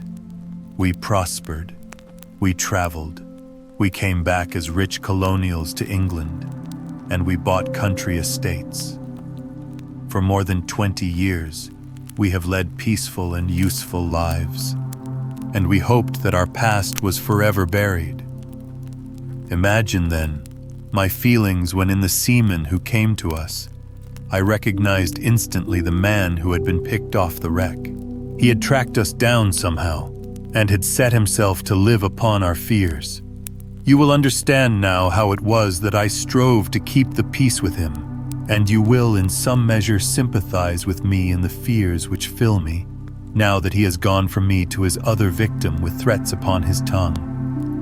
Underneath is written in a hand so shaky as to be hardly legible. Beddoes writes in cipher to say, H has told all. Sweet Lord, have mercy on our souls. That was the narrative which I read that night to young Trevor, and I think, Watson, that under the circumstances it was a dramatic one. The good fellow was heartbroken at it, and went out to the Terai tea planting, where I hear that he is doing well. As to the sailor and Beddoes, neither of them was ever heard of again after that day on which the letter of warning was written. They both disappeared utterly and completely. No complaint had been lodged with the police, so that Beddoes had mistaken a threat for a deed. Hudson had been seen lurking about, and it was believed by the police that he had done away with Beddoes and had fled. For myself, I believe that the truth was exactly the opposite. I think that it is most probable that Beddoes, pushed to desperation and believing himself to have been already betrayed, had revenged himself upon Hudson and had fled from the country with as much money as he could lay his hands on. Those are the facts of the case, Doctor, and if they are of any use to your collection, I am sure that they are very heartily at your service. Chapter 6. The Musgrave Ritual. An anomaly which often struck me in the character of my friend Sherlock Holmes was that although in his methods of thought he was the neatest and most methodical of mankind, and although also he affected a certain quiet primness of dress, he was nonetheless in his personal habits one of the most untidy men that ever drove a fellow lodger to distraction. Not that I am in the least conventional in that respect myself. The rough-and-tumble work in Afghanistan, coming on the top of a natural bohemianism of disposition, has made me rather more lax than befits a medical man. But with me, there is a limit, and when I find a man who keeps his cigars in the coal scuttle, his tobacco in the toe end of a Persian slipper, and his unanswered correspondence transfixed by a jackknife into the very center of his wooden mantelpiece, then I begin to give myself virtuous airs. I have always held, too, that pistol practice should be distinctly an open-air pastime, and when Holmes, in one of his queer humors, would sit in an armchair with his hair trigger and 100 boxer cartridges, and proceed to adorn the opposite wall with a patriotic VR done in bullet pocks, I felt strongly that neither the atmosphere nor the appearance of our room was improved by it.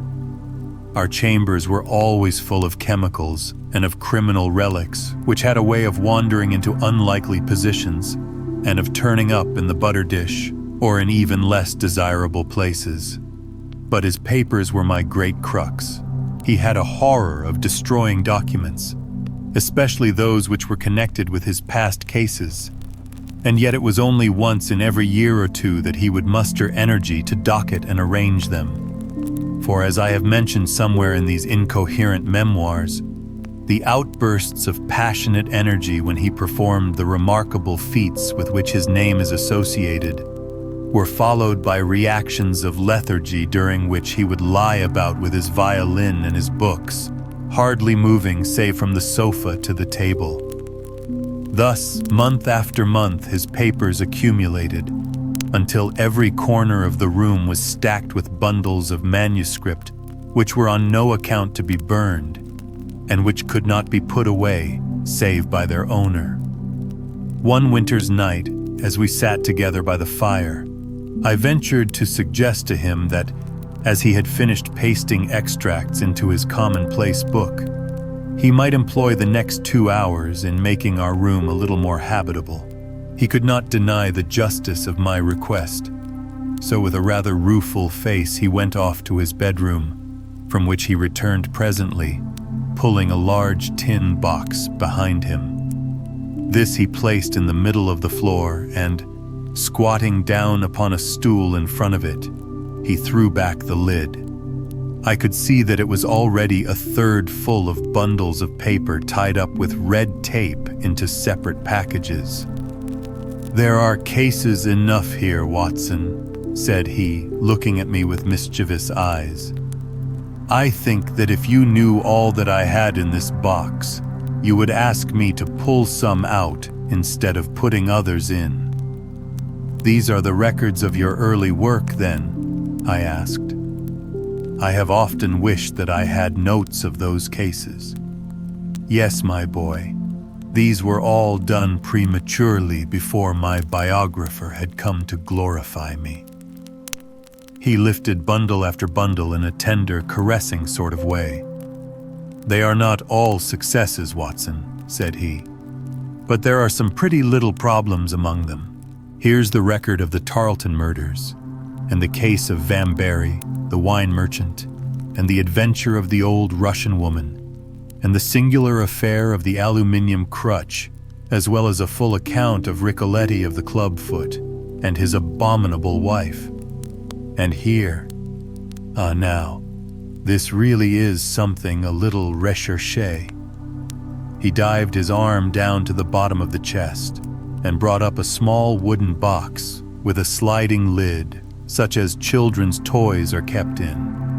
From within he produced a crumpled piece of paper, an old-fashioned brass key, a peg of wood with a ball of string attached to it, and 3 rusty old discs of metal.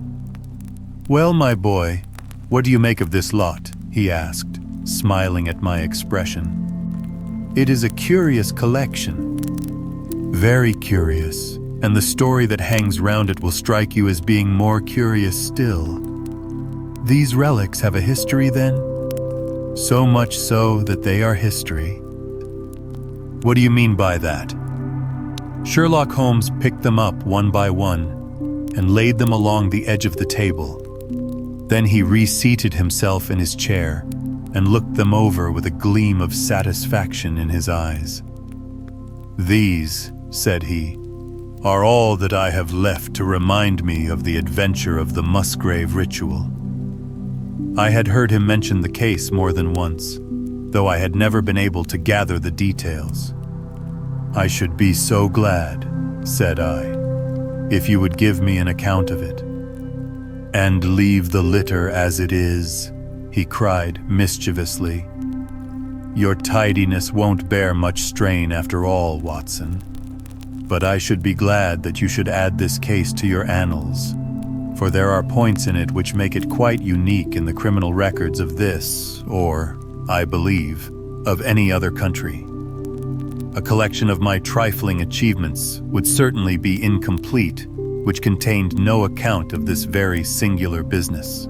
You may remember how the affair of the Gloria Scott and my conversation with the unhappy man whose fate I told you of first turned my attention in the direction of the profession which has become my life's work. You see me now when my name has become known far and wide, and when I am generally recognized both by the public and by the official force as being a final court of appeal in doubtful cases. Even when you knew me first, at the time of the affair which you have commemorated in a study in scarlet, I had already established a considerable, though not a very lucrative, connection. You can hardly realize then how difficult I found it at first, and how long I had to wait before I succeeded in making any headway.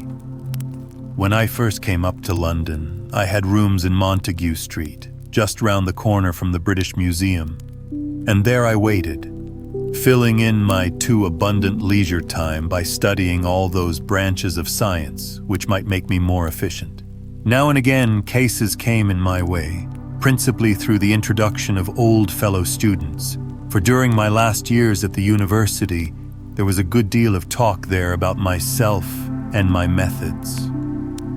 The third of these cases was that of the Musgrave Ritual, and it is to the interest which was aroused by that singular chain of events and the large issues which proved to be at stake that I trace my first stride towards the position which I now hold. Reginald Musgrave had been in the same college as myself, and I had some slight acquaintance with him. He was not generally popular among the undergraduates, though it always seemed to me that what was set down as pride was really an attempt to cover extreme natural diffidence. In appearance, he was a man of exceedingly aristocratic type, thin, high-nosed, and large-eyed, with languid and yet courtly manners. He was indeed a scion of one of the very oldest families in the kingdom, though his branch was a cadet one which had separated from the northern Musgraves some time in the 16th century and had established itself in western Sussex, where the manor house of Hurlstone is perhaps the oldest inhabited building in the county.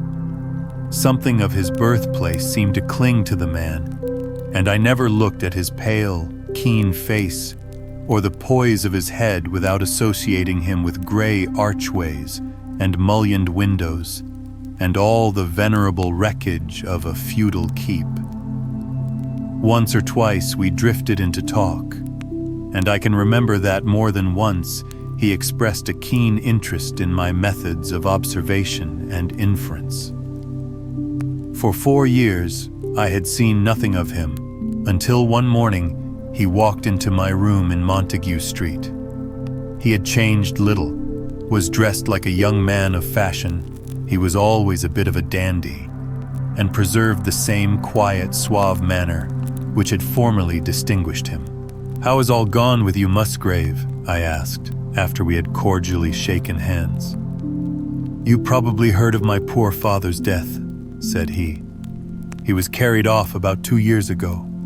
Since then I have of course had the Hurlstone estates to manage, and as I am member for my district as well, my life has been a busy one. But I understand, Holmes, that you are turning to practical ends those powers with which you used to amaze us." "Yes," said I have taken to living by my wits." "I am delighted to hear it, for your advice at present would be exceedingly valuable to me. We have had some very strange doings at Hurlstone, and the police have been able to throw no light upon the matter. It is really the most extraordinary and inexplicable business." You can imagine with what eagerness I listened to him, Watson, for the very chance for which I had been panting during all those months of inaction seemed to have come within my reach. In my inmost heart I believed that I could succeed where others failed, and now I had the opportunity to test myself. "Pray let me have the details," I cried. Reginald Musgrave sat down opposite to me and lit the cigarette which I had pushed towards him. "You must know," said he, "that though I am a bachelor, I have to keep up a considerable staff of servants at Hurlstone, for it is a rambling old place and takes a good deal of looking after. I preserve too, and in the pheasant months I usually have a house party, so that it would not do to be short-handed. Altogether there are 8 maids, the cook, the butler, 2 footmen, and a boy. The garden and the stables, of course, have a separate staff. Of these servants, the one who had been longest in our service was Brunton the butler. He was a young schoolmaster out of place when he was first taken up by my father, but he was a man of great energy and character, and he soon became quite invaluable in the household. He was a well-grown, handsome man, with a splendid forehead, and though he has been with us for 20 years, he cannot be more than 40 now. With his personal advantages and his extraordinary gifts, for he can speak several languages and play nearly every musical instrument. It is wonderful that he should have been satisfied so long in such a position, but I suppose that he was comfortable and lacked energy to make any change. The butler of Hurlstone is always a thing that is remembered by all who visit us. But this paragon has one fault. He is a bit of a Don Juan, and you can imagine that for a man like him, it is not a very difficult part to play in a quiet country district. When he was married, it was all right. But since he has been a widower, we have had no end of trouble with him. A few months ago, we were in hopes that he was about to settle down again, for he became engaged to Rachel Howells, our second housemaid. But he has thrown her over since then and taken up with Janet Tregellis, the daughter of the head gamekeeper. Rachel, who is a very good girl, but of an excitable Welsh temperament, had a sharp touch of brain fever and goes about the house now, or did until yesterday, like a black-eyed shadow of her former self. That was our first drama at Hurlstone, but a second one came to drive it from our minds, and it was prefaced by the disgrace and dismissal of Butler Brunton. This was how it came about. I have said that the man was intelligent, and this very intelligence has caused his ruin, for it seems to have led to an insatiable curiosity about things which did not in the least concern him. I had no idea of the lengths to which this would carry him, until the merest accident opened my eyes to it. I have said that the house is a rambling one. One day last week, on Thursday night, to be more exact, I found that I could not sleep, having foolishly taken a cup of strong café noir after my dinner. After struggling against it until 2 a.m, I felt that it was quite hopeless. So I rose and lit the candle with the intention of continuing a novel which I was reading. The book, however, had been left in the billiard room, so I pulled on my dressing gown and started off to get it. In order to reach the billiard room, I had to descend a flight of stairs and then to cross the head of a passage which led to the library and the gun room. You can imagine my surprise when, as I looked down this corridor, I saw a glimmer of light coming from the open door of the library. I had myself extinguished the lamp and closed the door before coming to bed. Naturally, my first thought was of burglars. The corridors at Hurlstone have their walls largely decorated with trophies of old weapons. From one of these I picked a battle axe, and then, leaving my candle behind me, I crept on tiptoe down the passage and peeped in at the open door. Brunton, the butler, was in the library. He was sitting fully dressed in an easy chair, with a slip of paper which looked like a map upon his knee, and his forehead sunk forward upon his hand in deep thought. I stood dumb with astonishment, watching him from the darkness. A small taper on the edge of the table shed a feeble light which sufficed to show me that he was fully dressed. Suddenly, as I looked, he rose from his chair and, walking over to a bureau at the side, he unlocked it and drew out one of the drawers. From this he took a paper, and returning to his seat, he flattened it out beside the taper on the edge of the table and began to study it with minute attention. My indignation at this calm examination of our family documents overcame me so far that I took a step forward, and Brunton, looking up, saw me standing in the doorway.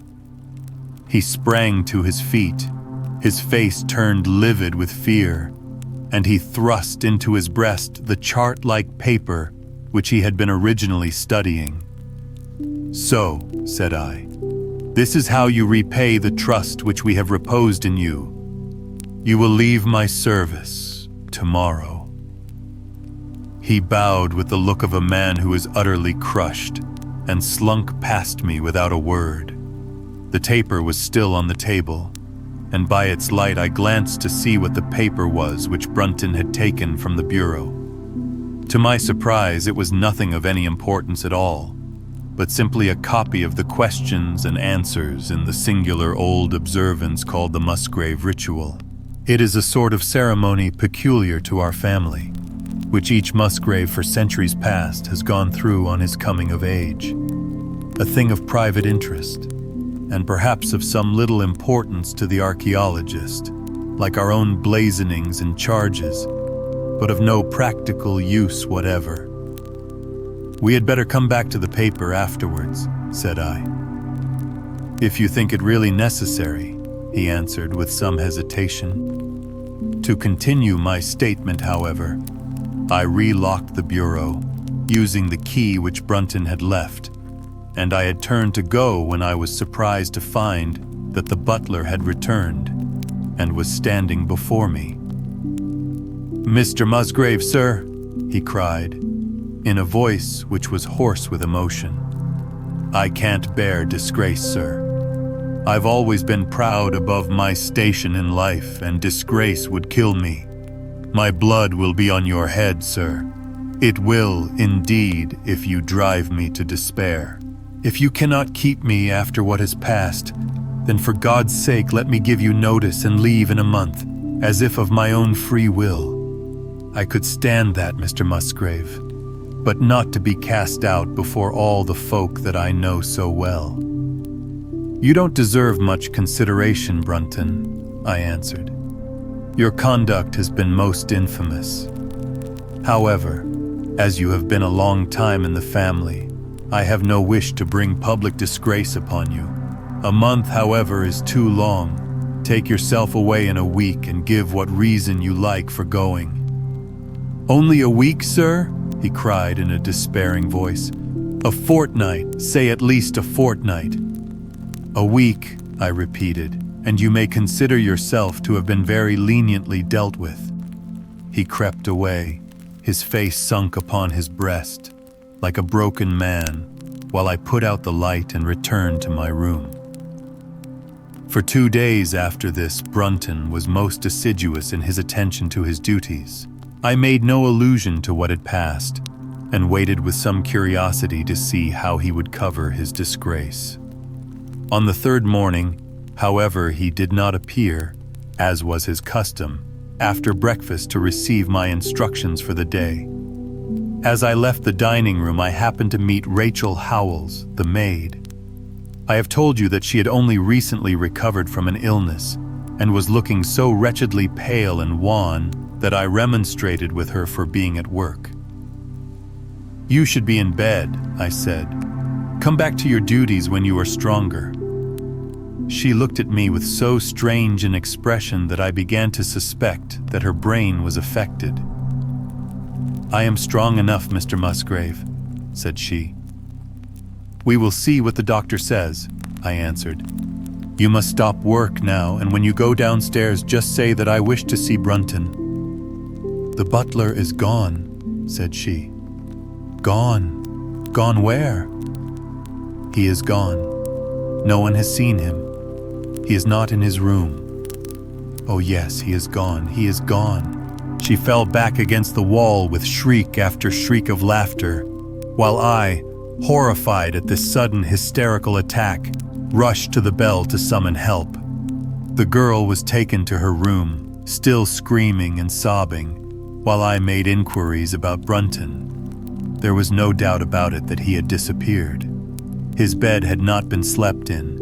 He had been seen by no one since he had retired to his room the night before. And yet it was difficult to see how he could have left the house, as both windows and doors were found to be fastened in the morning. His clothes, his watch, and even his money were in his room, but the black suit which he usually wore was missing. His slippers too were gone, but his boots were left behind. Where then could Butler Brunton have gone in the night? And what could have become of him now?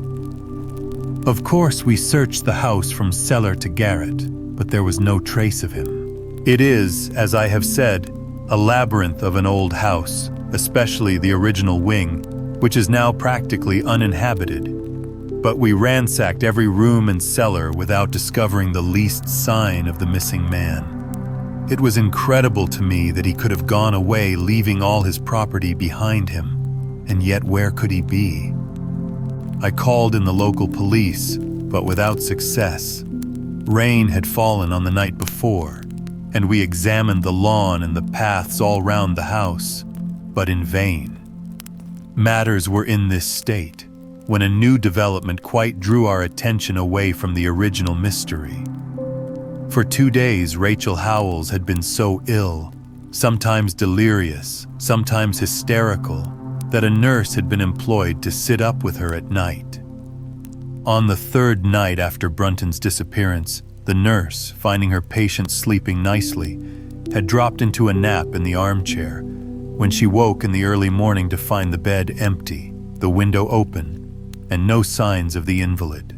I was instantly aroused, and with the 2 footmen, started off at once in search of the missing girl. It was not difficult to tell the direction which she had taken, for, starting from under her window, we could follow her footmarks easily across the lawn to the edge of the mere, where they vanished close to the gravel path which leads out of the grounds. The lake there is 8 feet deep, and you can imagine our feelings when we saw that the trail of the poor, demented girl came to an end at the edge of it.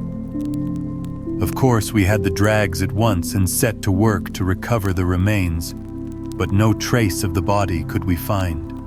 On the other hand, we brought to the surface an object of a most unexpected kind. It was a linen bag, which contained within it a mass of old rusted and discolored metal, and several dull-colored pieces of pebble or glass.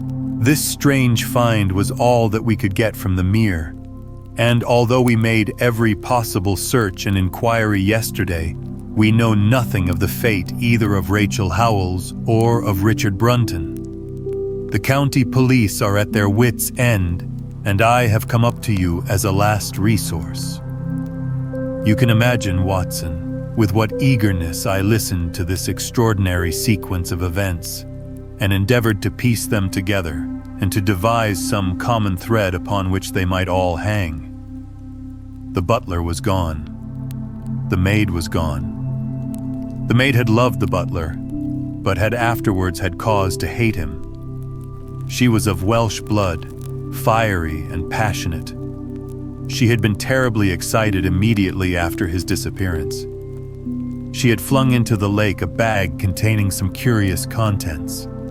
These were all factors which had to be taken into consideration, and yet none of them got quite to the heart of the matter. What was the starting point of this chain of events? There lay the end of this tangled line. "I must see that paper, Musgrave," said I, "which this butler of yours thought it worth his while to consult, even at the risk of the loss of his place." "It is rather an absurd business, this ritual of ours," he answered, "but it has at least the saving grace of antiquity to excuse it. I have a copy of the questions and answers here if you care to run your eye over them." He handed me the very paper which I have here, Watson, and this is the strange catechism to which each Musgrave had to submit when he came to man's estate. I will read you the questions and answers as they stand. Whose was it? His who is gone. Who shall have it? He who will come. Where was the sun? Over the oak. Where was the shadow? Under the elm. How was it stepped?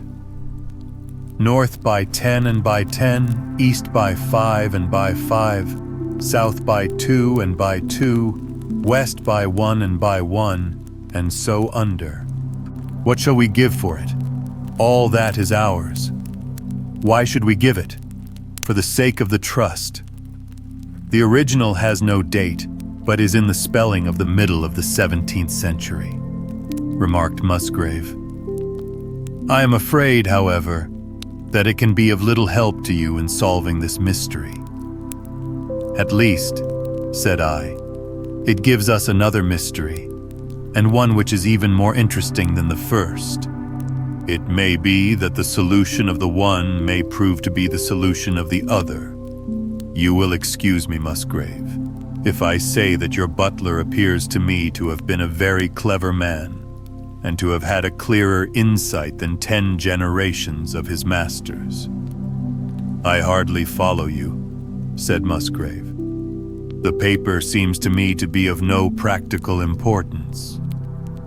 But to me it seems immensely practical, and I fancy that Brunton took the same view. He had probably seen it before that night on which you caught him. It is very possible. We took no pains to hide it. He simply wished, I should imagine, to refresh his memory upon that last occasion. He had, as I understand, some sort of map or chart which he was comparing with the manuscript, and which he thrust into his pocket when you appeared. That is true. But what could he have to do with this old family custom of ours? And what does this rigmarole mean? I don't think that we should have much difficulty in determining that, said I. With your permission, we will take the first train down to Sussex and go a little more deeply into the matter upon the spot. The same afternoon saw us both at Hurlstone.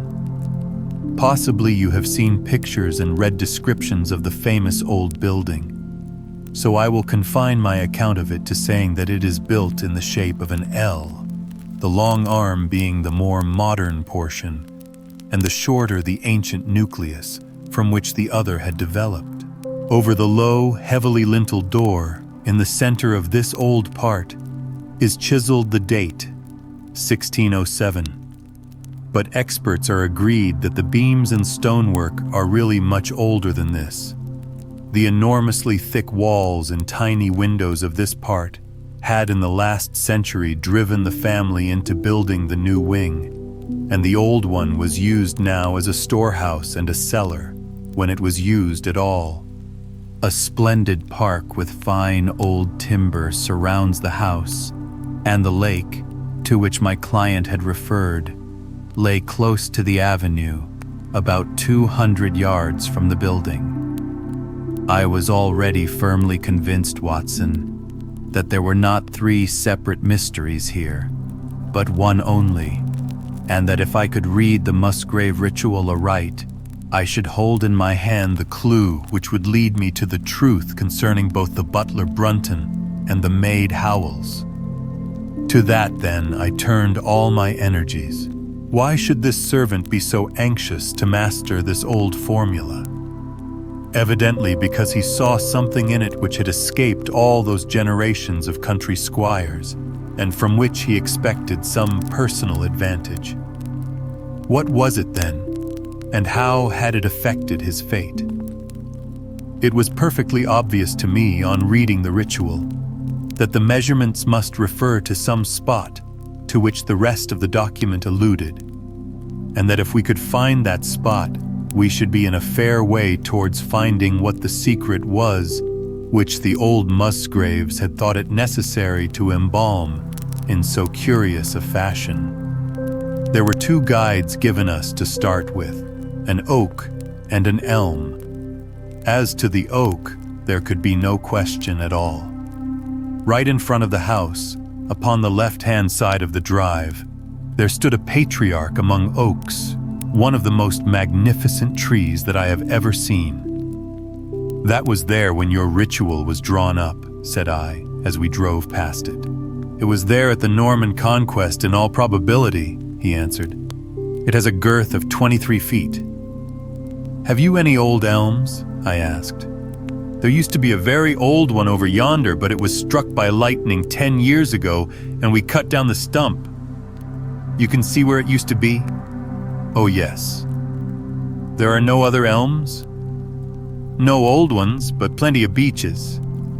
I should like to see where it grew. We had driven up in a dog cart, and my client led me away at once, without our entering the house, to the scar on the lawn where the elm had stood. It was nearly midway between the oak and the house. My investigation seemed to be progressing. I suppose it is impossible to find out how high the elm was, I asked. I can give you it at once. It was 64 feet. How do you come to know it? I asked in surprise. When my old tutor used to give me an exercise in trigonometry, it always took the shape of measuring heights. When I was a lad, I worked out every tree and building in the estate. This was an unexpected piece of luck. My data were coming more quickly than I could have reasonably hoped. Tell me, I asked, did your butler ever ask you such a question? Reginald Musgrave looked at me in astonishment. Now that you call it to my mind, he answered, Brunton did ask me about the height of the tree some months ago, in connection with some little argument with the groom. This was excellent news, Watson, for it showed me that I was on the right road. I looked up at the sun. It was low in the heavens, and I calculated that in less than an hour, it would lie just above the topmost branches of the old oak. One condition mentioned in the ritual would then be fulfilled, and the shadow of the elm must mean the farther end of the shadow, otherwise the trunk would have been chosen as the guide. I had then to find where the far end of the shadow would fall when the sun was just clear of the oak. That must have been difficult, Holmes, when the elm was no longer there. Well, at least I knew that if Brunton could do it, I could also. Besides, there was no real difficulty. I went with Musgrave to his study and whittled myself this peg, to which I tied this long string with a knot at each yard. Then I took 2 lengths of a fishing rod, which came to just 6 feet, and I went back with my client to where the elm had been. The sun was just grazing the top of the oak. I fastened the rod on end, marked out the direction of the shadow, and measured it. It was 9 feet in length. Of course, the calculation now was a simple one. If a rod of 6 feet threw a shadow of 9, a tree of 64 feet would throw one of 96, and the line of the one would of course be the line of the other. I measured out the distance, which brought me almost to the wall of the house, and I thrust a peg into the spot. You can imagine my exultation, Watson, when within 2 inches of my peg, I saw a conical depression in the ground. I knew that it was the mark made by Brunton in his measurements, and that I was still upon his trail. From this starting point, I proceeded to step, having first taken the cardinal points by my pocket compass. 10 steps with each foot took me along parallel with the wall of the house, and again I marked my spot with a peg. Then I carefully paced off 5 to the east and 2 to the south. It brought me to the very threshold of the old door. 2 steps to the west meant now that I was to go 2 paces down the stone-flagged passage, and this was the place indicated by the ritual. Never have I felt such a cold chill of disappointment, Watson. For a moment it seemed to me that there must be some radical mistake in my calculations. The setting sun shone full upon the passage floor, and I could see that the old, foot-worn gray stones with which it was paved were firmly cemented together, and had certainly not been moved for many a long year. Brunton had not been at work here. I tapped upon the floor, but it sounded the same all over, and there was no sign of any crack or crevice. But fortunately, Musgrave, who had begun to appreciate the meaning of my proceedings, and who was now as excited as myself, took out his manuscript to check my calculation. "And under," he cried. "You have omitted the and under." I had thought that it meant that we were to dig, but now, of course, I saw at once that I was wrong. "There is a cellar under this, then?" I cried. "Yes, and as old as the house. Down here, through this door." We went down a winding stone stair, and my companion, striking a match, lit a large lantern which stood on a barrel in the corner. In an instant, it was obvious that we had at last come upon the true place, and that we had not been the only people to visit the spot recently. It had been used for the storage of wood, but the billets, which had evidently been littered over the floor, were now piled at the sides so as to leave a clear space in the middle. In this space lay a large and heavy flagstone with a rusted iron ring in the center, to which a thick shepherd's check muffler was attached. "By Jove!" cried my client. "That's Brunton's muffler. I have seen it on him and could swear to it. What has the villain been doing here?" At my suggestion, a couple of the county police were summoned to be present, and I then endeavored to raise the stone by pulling on the cravat. I could only move it slightly, and it was with the aid of one of the constables that I succeeded at last in carrying it to one side. A black hole yawned beneath, into which we all peered, while Musgrave, kneeling at the side, pushed down the lantern. A small chamber about 7 feet deep and 4 feet square lay open to us. At one side of this was a squat, brass-bound wooden box, the lid of which was hinged upwards, with this curious old-fashioned key projecting from the lock. It was furred outside by a thick layer of dust, and damp and worms had eaten through the wood, so that a crop of livid fungi was growing on the inside of it. Several discs of metal, old coins apparently, such as I hold here, were scattered over the bottom of the box, but it contained nothing else. At the moment, however, we had no thought for the old chest, for our eyes were riveted upon that which crouched beside it. It was the figure of a man, clad in a suit of black, who squatted down upon his hams with his forehead sunk upon the edge of the box and his 2 arms thrown out on each side of it. The attitude had drawn all the stagnant blood to the face, and no man could have recognized that distorted, liver-colored countenance, but his height, his dress, and his hair were all sufficient to show my client, when we had drawn the body up, that it was indeed his missing butler. He had been dead some days, but there was no wound or bruise upon his person to show how he had met his dreadful end. When his body had been carried from the cellar, we found ourselves still confronted with a problem which was almost as formidable as that with which we had started. I confess that so far, Watson, I had been disappointed in my investigation.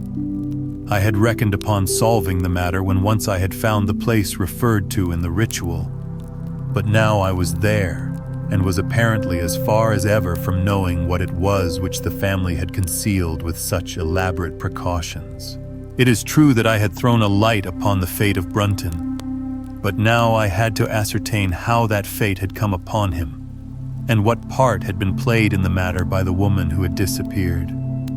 I sat down upon a keg in the corner and thought the whole matter carefully over.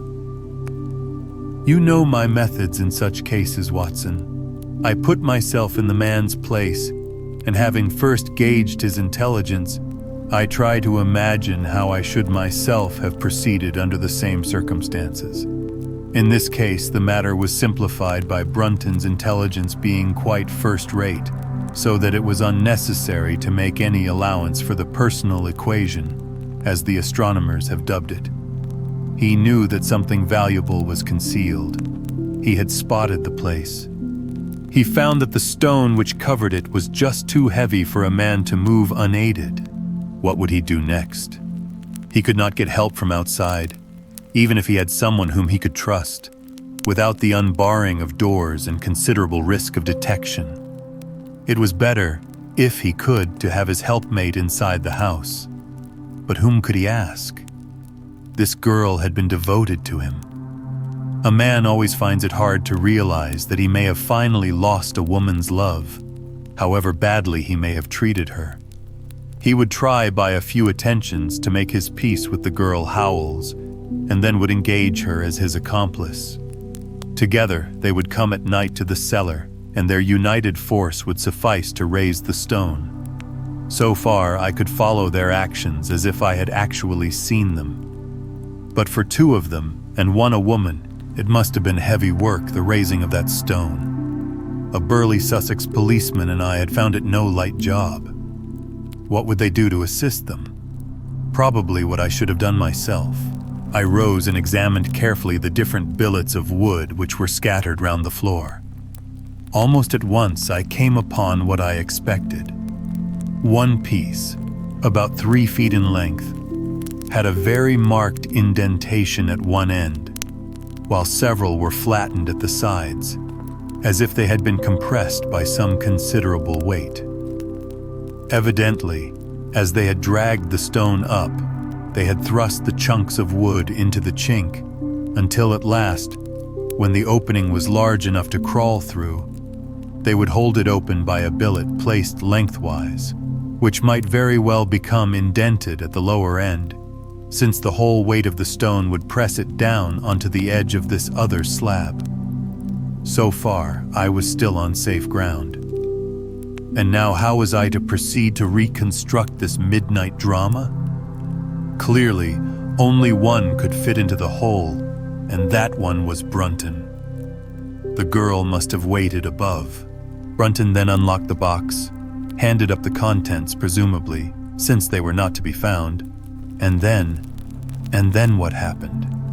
What smoldering fire of vengeance had suddenly sprung into flame in this passionate Celtic woman's soul when she saw the man who had wronged her perhaps, far more than we suspected, in her power?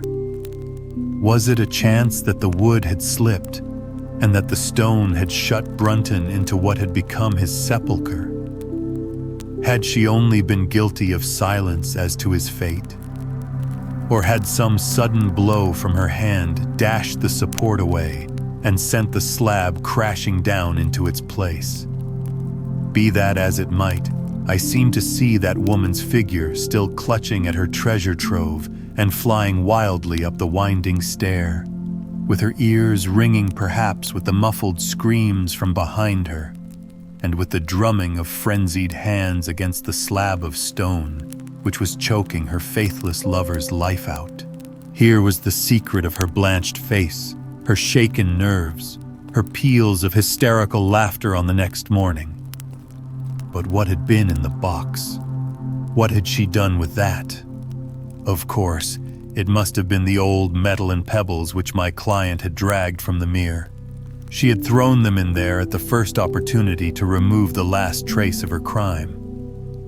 For 20 minutes I had sat motionless, thinking the matter out. Musgrave still stood with a very pale face, swinging his lantern and peering down into the hole. "These are coins of Charles I," said he, holding out the few which had been in the box. "You see, we were right in fixing our date for the ritual." "We may find something else of Charles I," I cried, as the probable meaning of the first 2 questions of the ritual broke suddenly upon me. "Let me see the contents of the bag which you fished from the mere." We ascended to his study, and he laid the debris before me. I could understand his regarding it as of small importance when I looked at it, for the metal was almost black, and the stones lusterless and dull. I rubbed one of them on my sleeve, however, and it glowed afterwards like a spark in the dark hollow of my hand. The metalwork was in the form of a double ring, but it had been bent and twisted out of its original shape. "You must bear in mind," said I, "that the royal party made head in England even after the death of the king, and that when they at last fled, they probably left many of their most precious possessions buried behind them, with the intention of returning for them in more peaceful times. My ancestor, Sir Ralph Musgrave, was a prominent cavalier and the right-hand man of Charles II in his wanderings," said my friend. "Ah, indeed," I answered. "Well now, I think that really should give us the last link that we wanted. I must congratulate you on coming into the possession, though in rather a tragic manner, of a relic which is of great intrinsic value, but of even greater importance as an historical curiosity." "What is it then?" he gasped in astonishment. "It is nothing less than the ancient crown of the kings of England." "The crown?" "Precisely. Consider what the ritual says. How does it run? Whose was it? His who is gone. That was after the execution of Charles. Then, who shall have it?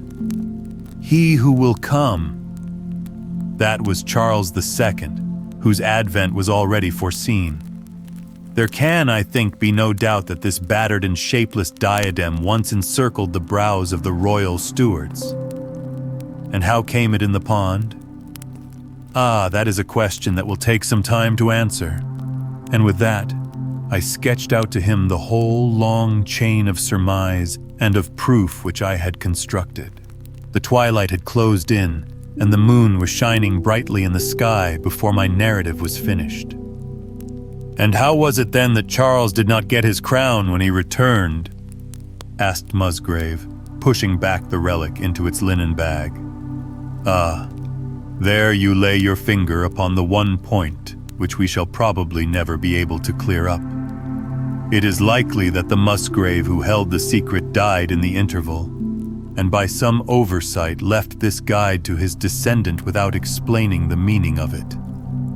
From that day to this, it has been handed down from father to son, until at last it came within reach of a man who tore its secret out of it and lost his life in the venture. And that's the story of the Musgrave Ritual, Watson. They have the crown down at Hurlstone, though they had some legal bother and a considerable sum to pay before they were allowed to retain it. I am sure that if you mentioned my name, they would be happy to show it to you. Of the woman nothing was ever heard, and the probability is that she got away out of England and carried herself and the memory of her crime to some land beyond the seas.